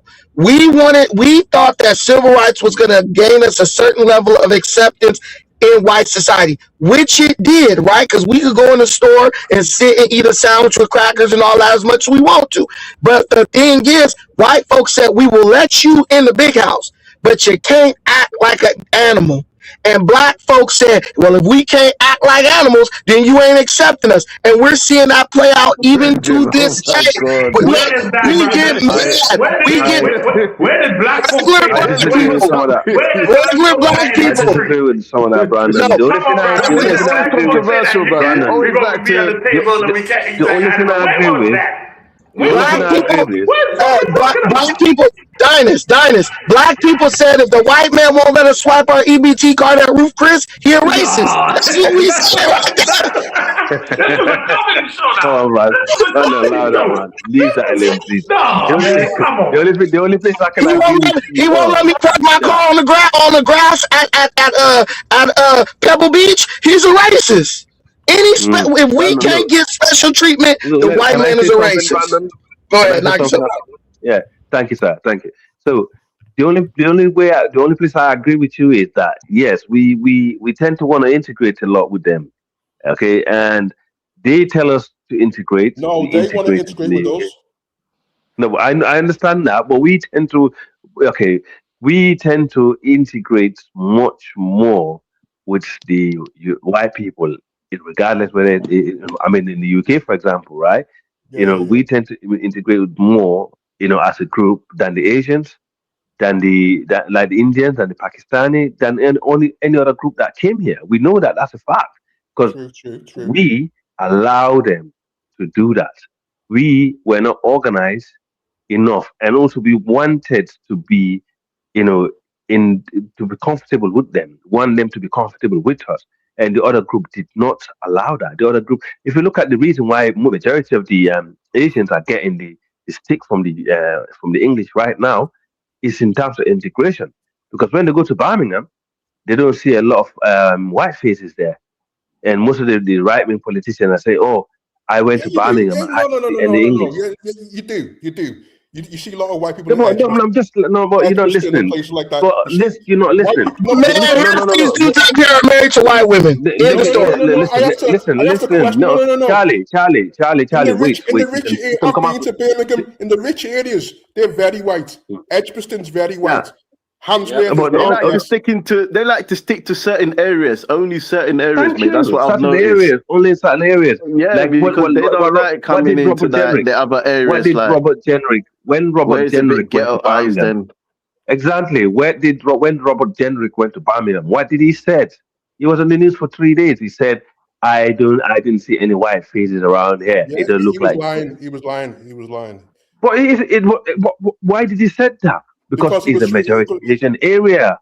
No, because Jenrick likes to go and whip up a whole bunch of garbage because he has no new political He went to the area. Birmingham is the second biggest. Wait, Birmingham is the second biggest city in the UK, right? Let me finish. Guys, black people are. Sorry. Wait, sorry. Birmingham is the second largest city in the UK. It's a city with the second largest ethnic minority. Say one thing. Brother, Charlie, just let me finish. Come on, bro. Yeah, that's right. So he went to the most most Asian part of Birmingham to say that. If you go to Birmingham, I've been to Birmingham so many times. That is a result. That's my point. No. Let me talk. But that's my point. But let me finish. So you can talk, man. Come on, man. You only find black people in 3 places in England: London, Birmingham, and Manchester. And in those places, and Bristol. And Bristol, 3 places. Okay, that's the only place you can find black people. And even then, they're heavily concentrated in the poorer, less deprived areas. That's what happens. There are plenty of places around where I live where you can see which are pretty much whites only. Okay, so there's only 3 places in England: London, Birmingham, Manchester. That's it. Hey, London, Birmingham. why are we talking about white people being racist against black people? We ain't black, we Indians, we Hebrew Israelites, we whatever new No, identity. but they This not yet. is what I'm They not telling yet. you. Brandon, this is a British conversation. Black, This Only the is FBA say black the people Indians, have Brandon. Only the FBA say the Indians. FBB. Only the This is FBA say FB the Indians. conversation, Brandon. Hey, black people are saying that they are the people in a fictitious book, bro. We have transcended race at this point. Black people have adopted a totally different identity. That's how you know racism. Listen, if racism was still alive, white people would be in the streets with ropes reminding black people that they are black. They would be screaming, "Go back to Africa, you N-word. You ain't no Israelite." We've moved so far from racism, we can pretend to be other people, other races at this point, and white people just keep on moving like, oh well, they want to be Indians today. Oh well, they want to be whatever. They ain't saying that to us. Those are white extremists. That's different. The Ku Klux Klan aren't white racists. They're white extremists. You're talking about extreme white people. You never even met a Ku Klux Klan member. Shut your mouth. Most black people in America have never even seen a member of the Ku Klux Klan, let alone met one. You can't see them though, can you, Brandon? You can't see them. There are YouTubers. Look, bro. Come on, man. Listen, there are YouTubers who are that went to the headquarters of the KKK. Black YouTubers have gone to. Listen, bro. I'm talking about white racists. I'm not talking about white extremists. Listen, man. White racists, white extremists. What's the difference? There's a difference between a white extremist and a white racist. Have you ever met a white racist? I've met white racists, white extremists. And what did they do to you? What do you mean? What did they do to me? What did they do to you? The white extremists. The white racist. Yeah? Sorry, the white was racist. it the Zionist? What did he do to you? He gave you a parking ticket for parking at the meter when it was expired up. Racist doesn't have to do anything. How do you know he's a racist? So how do you know he's a racist? The white racist is because somebody has to be racist. How do you know they're racist if they don't do anything to you? Because somebody has to be racist. There isn't no. Because you're looking at them and determining they're racist. No. Somebody has to be racist. Okay. Somebody has to be racist. Yes, and there is you sound like an idiot. No, because there isn't no master list of racism, isn't there? So somebody has to be racist. Somebody has to be racist. See, this is the type of ignorant stuff I be trying to tell y'all. Because racism exists, so somebody has to be racist. No, bro. What did the racist do to you? A racist has to do something to you. My point is, a racist doesn't have to do anything. Do you know the definition of racism? You're talking about individual systematic.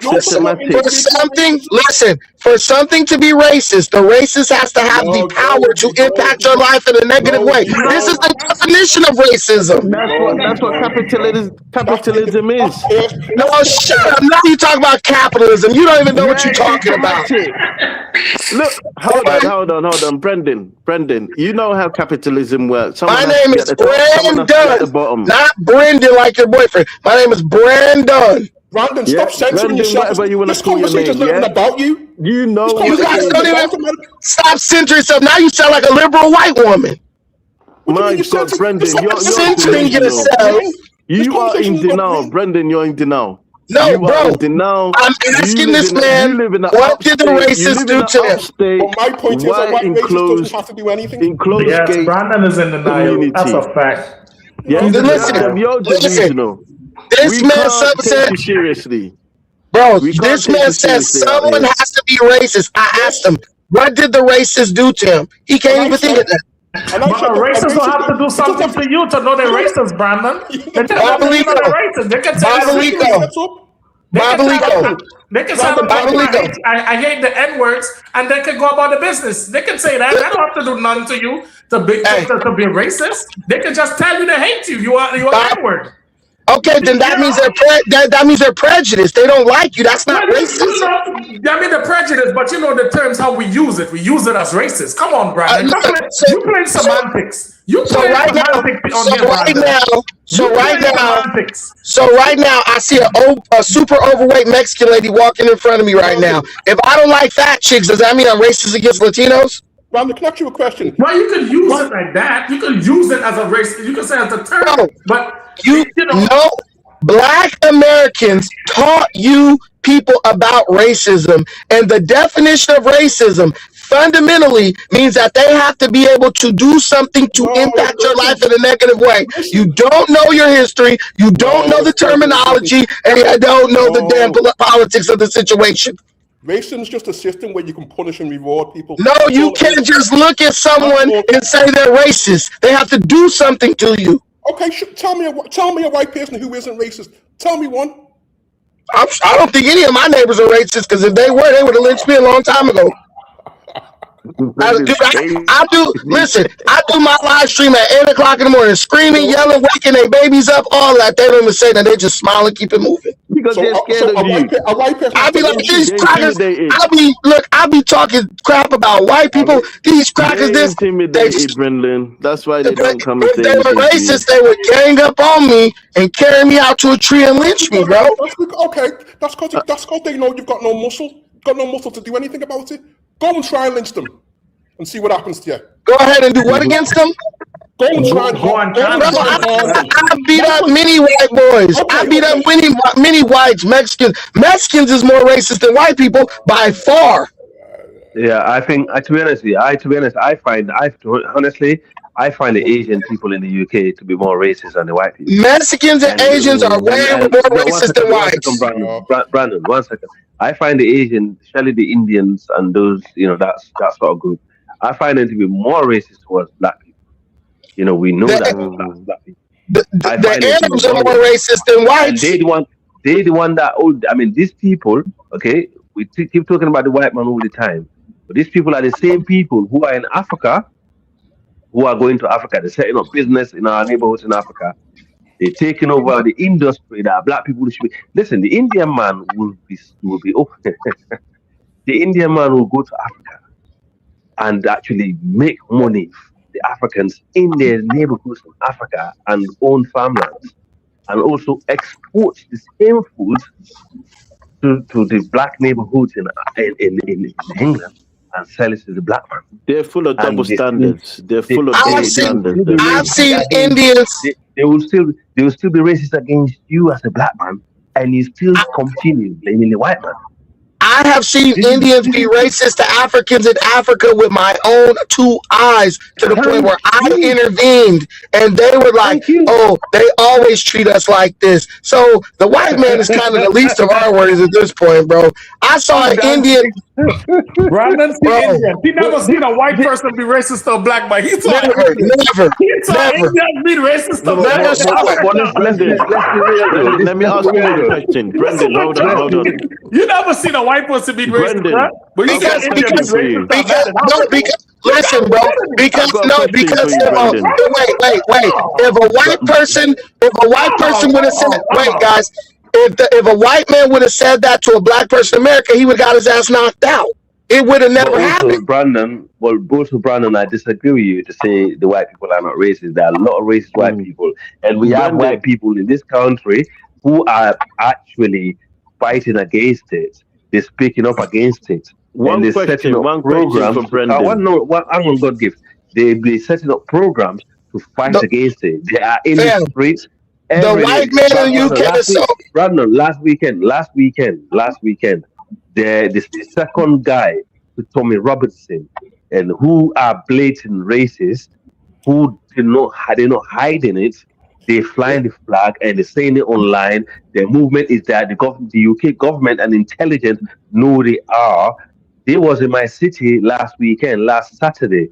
Okay, basically they was escorted into the city by the police and escorted out by the police. Okay, and the white majority of the people who went to counter protest against them were white people.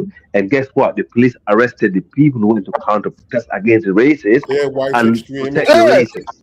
Good. They should. The white man in the UK is so racist. He let a bunch of Arabs take over his country. That don't make sense. That's capitalism. That's money. Brendan, that's Brendan. But if they were that racist, they would have drove the Arabs out. No, but Brandon, you need to be more sophisticated when you're analyzing things like this. You can't just make blanket statements on it, because it won't work like that, bro. Brendan, all the white people them love you, you know. You got all the white people them loving you and laughing at the moment, you know. But yeah, I don't give a damn about no white people. I'm telling you, if the UK white man was that racist, why did he let a bunch of Arabs take over his country? Brendan, what do you think? What do you Brandon, think if you about come the to the lynchings? UK, Yeah, that's been happening. What's your thoughts about the Brandon lynchings comes that's to been the UK happening now, overseas? sorry, my brother. Who did they lynch? Who did they lynch? The recent lynching, that girl that got lynched, that woman, what's her name? Did they determine that to a white person have done that? God gives you just feeding him more red meat. Anyway, I'm just asking you, did a unsolved white person lynchings, do it? though. There's been Did a white person unsolved do it? lynchings. So what are you trying to tell me Bro, then? So unsolved lynching, bro. Listen, is it black people doing the lynching then? That's I'm what you're trying to say. It could be. It could be. I know a black girl who went to Mexico with her black friends and they killed her and stuffed her body in the freezer. Went to where? Mexico, you're Yeah, saying? yeah. She went on vacation with her friends and they killed her and put her body in the freezer. I know a black girl who went on a vacation with her friends to Mexico and her friends beat her to death in a hotel room and they were black. No, okay. So what are you talking about? I agree, Brandon. You know black people kill each other, right?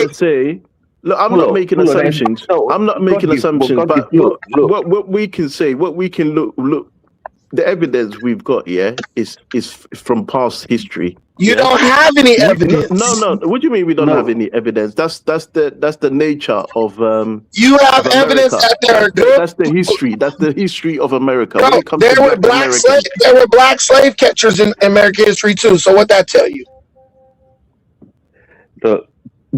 Brendan, but they were aided. They were aided by Brandon, Caucasians. there were independent black. There were independent black slave catchers, bro. No, there wasn't no independent. I've never heard of that, bro. Most slave in American history. By Caucasians. Do you know that most times when a slave was whooped on a plantation, he was whooped by another black person? Yeah, did you know that he was facilitated by the master of the ranch? Did you know there were black slave owners? Did you know there were black slave owners? God give them Brandon. Look, Brandon. If you come to the UK with this, like, if you speak like this, if you have a platform that's a British platform and you speak like this in the UK, you're gonna get a lot of pushback by the white people. I'm telling you, not from us. Because the white people in the UK are weak. That's why they're weak. Oh my God. They don't care about their country. Oh dear. No. Okay, no, I give up now. I mean, if did you know a black woman? I disagree with that. Did you know that a black woman? Did you guys know a black woman owned one of the largest plantations in America with the most slaves? More slaves than 10 whites. There were white and there were black and white slaves in the plantation. Because when you're talking about lynching, you're so sure no black person could have done that. And I'm telling you, we don't know who did it. Okay, let's move on. I mean, this conversation is just getting lower and lower. I mean, let's just move on to it. No, because I know you guys don't understand the deep hatred black people have for each other, bro. When you understand how much black people hate each other, we're capable of doing anything to each other, bro. Brandon, I said that earlier. We need to focus on the problem that we have within our community. We need to solve those problems first before we start blaming other people. Of course, I know there are a lot of things that are out there against us. We need to work. Those things will never go away. We need to work on those things, but we need to focus on the problems that we have in our own, community and trying to solve them. But I will never, in my entire life living in the UK, growing up in this country, knowing what I've been through, deny that the fact that there's institutional racism and there are a lot of people who are racist in this country. And even if I try to do that, Brendan, you're disingenuous, man. You're doing us a disservice. You're doing Black Americans a disservice. You're you know what? I did experience racism one time. God, Brendan, you're unbelievable. Now that I think about it, I did experience racism one time. Oh my God! Oh my God! I was in the beat. Listen, I'm gonna tell you the story of when I experienced racism. We don't want to hear your shit. Okay, then. I guess I won't tell you then. Your fairy tale. He's coming up with some fairy tale. He's gonna come up with. Was it from a black person? No, it was from a white. It was from the police. It was from 2 white police officers. Oh, Brendan. It was the 4th of July. I was in Huntington Beach, California, on the beach. The cops were already on the beach when I rolled up. So me and my wife got out the car. She was my girlfriend at this time, and we start walking on the beach. When we're on our way back, we're walking past the police officers, and they say, "Hey, where are you guys from?" And I say, "Yeah, we're from Long Beach." He said, "Don't they have beaches in Long Beach?" And I said, "Fuck you," and we just kept walking. That was it. Oh my God! I'll bring my wife right here to tell you. I will tell my wife to tell this story, and she'll tell you the exact same story. I said, "Fuck you," and we kept walking. Okay, Brandon. Okay. Just because you was that racism? Brandon, just because you experience less racism than the other black people in the world, does that mean there's no racism? I don't think racism is impacting black people in any way. Just because you experience less racism in the world compared to if there was racism, if racism was still alive, black people would not be acting the way we act, bro. Black people actually have too much freedom at this point because we do a robbery, we go to jail and get out in 5 minutes. Brandon, do you have a white wife? Is your wife? I have a black wife. My wife is black. She's black. Brendan, you're delusional, man. I'm not delusional. You're disingenuous, man. You've always been disingenuous. Dinus, are the black I'm kids? gonna drop out. Peace out, everyone. Yeah. We'll see you later. Don't let the white man get you. Much love, Brandon. Yeah, blessing there, blessing, fam. Yeah, I stay in with good spirits, you know. Brandon, yeah. We always, remember we're in the belly of the beast. Remember that we're in the belly of the beast. Yeah, man. Make sure you don't go outside at night because the white folks gonna get you. Don't be out after sundown. No, it's not like that. In the morning, we gonna run to the north. You have to understand when I don't. You're funny. I know you're trolling people, bro, but it's not. I'm not even trolling. Y'all are crazy. I know you too. You're trolling, man. Come on, like, you're definitely not serious about this today. But all I'm saying is, let me read the super chat. John Zola, thank you for 499. Holla for Brandon. Okay, and guys, we're gonna close out soon. We're gonna close out in about 15 minutes. We've been on for 5 hours. Goodness. Black people want special treatment. If you don't give black people special treatment and you white, you a racist. If you don't give black people special treatment and you black, you a self-hater, you a coon. If you don't give black people special treatment and you're Asian, you hate black people. Remember little Latasha on in the riots and rooftop Koreans. Let's be real. Black people in America have become entitled and spoiled, and it has ruined us. It has ruined us. And now we look around trying to point out every flaw in every other racial group to justify our ignorance and inability to stick together and build anything as a community. No, but Brandon, look, I understand that, in America, because I don't want to speak for. I speak for the UK, right? I understand black people in general. We have suffered a lot from, institutional racism, and historically and presently, and also, physically, where we find ourselves. Yes. However, I would not generalize saying all, group of people are the same, because, if you look back on history, there are, in fact, from the UK, William Wilberforce was a white man who actually came together, to stop slavery in West Africa. He built a base in Freetown, Sierra Leone, to stop black people selling their own. And some of the people that we have in Freetown today, who are not really from Sierra Leone, they are not really people of the Guinea region, who find themselves there today in Freetown. Diners know that. These are like mixed up of Yoruba, Igbos, Hausa, other West African group. They were free slaves that we resettled in the region. Thank God to a white man called Wilberforce, who freed them as slaves, where we know Africans were still selling their own, and most of these slaves were coming from Nigeria and Ghana, and they were rescued by white men. I don't disagree with that. When I say I don't blame all white people from slavery, you know, for about racism. I mean that because I'm saying this as a factual, you know, event.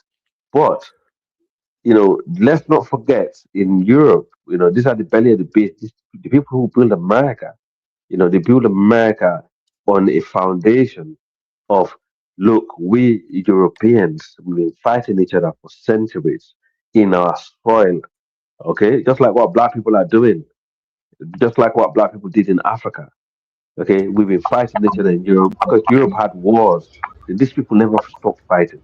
And they discover America based on an idea of newfound land where they could all go there together and live in peace and build a new world for themselves as a pan-European, a new world. That's what Can America I come was there? Can founded I for. come there to get away from Yeah, these black let me people? just finish. You can make. Well, Let me just finish. guys, make it quick. We got to close out. So after 30 seconds, then Brandon, you got a minute to retort. We got to Yeah. close out. So that's the idea America was founded on. So whoever find himself in the middle of that, you know, let's be fair, they're gonna find themselves in the middle of that, ain't they?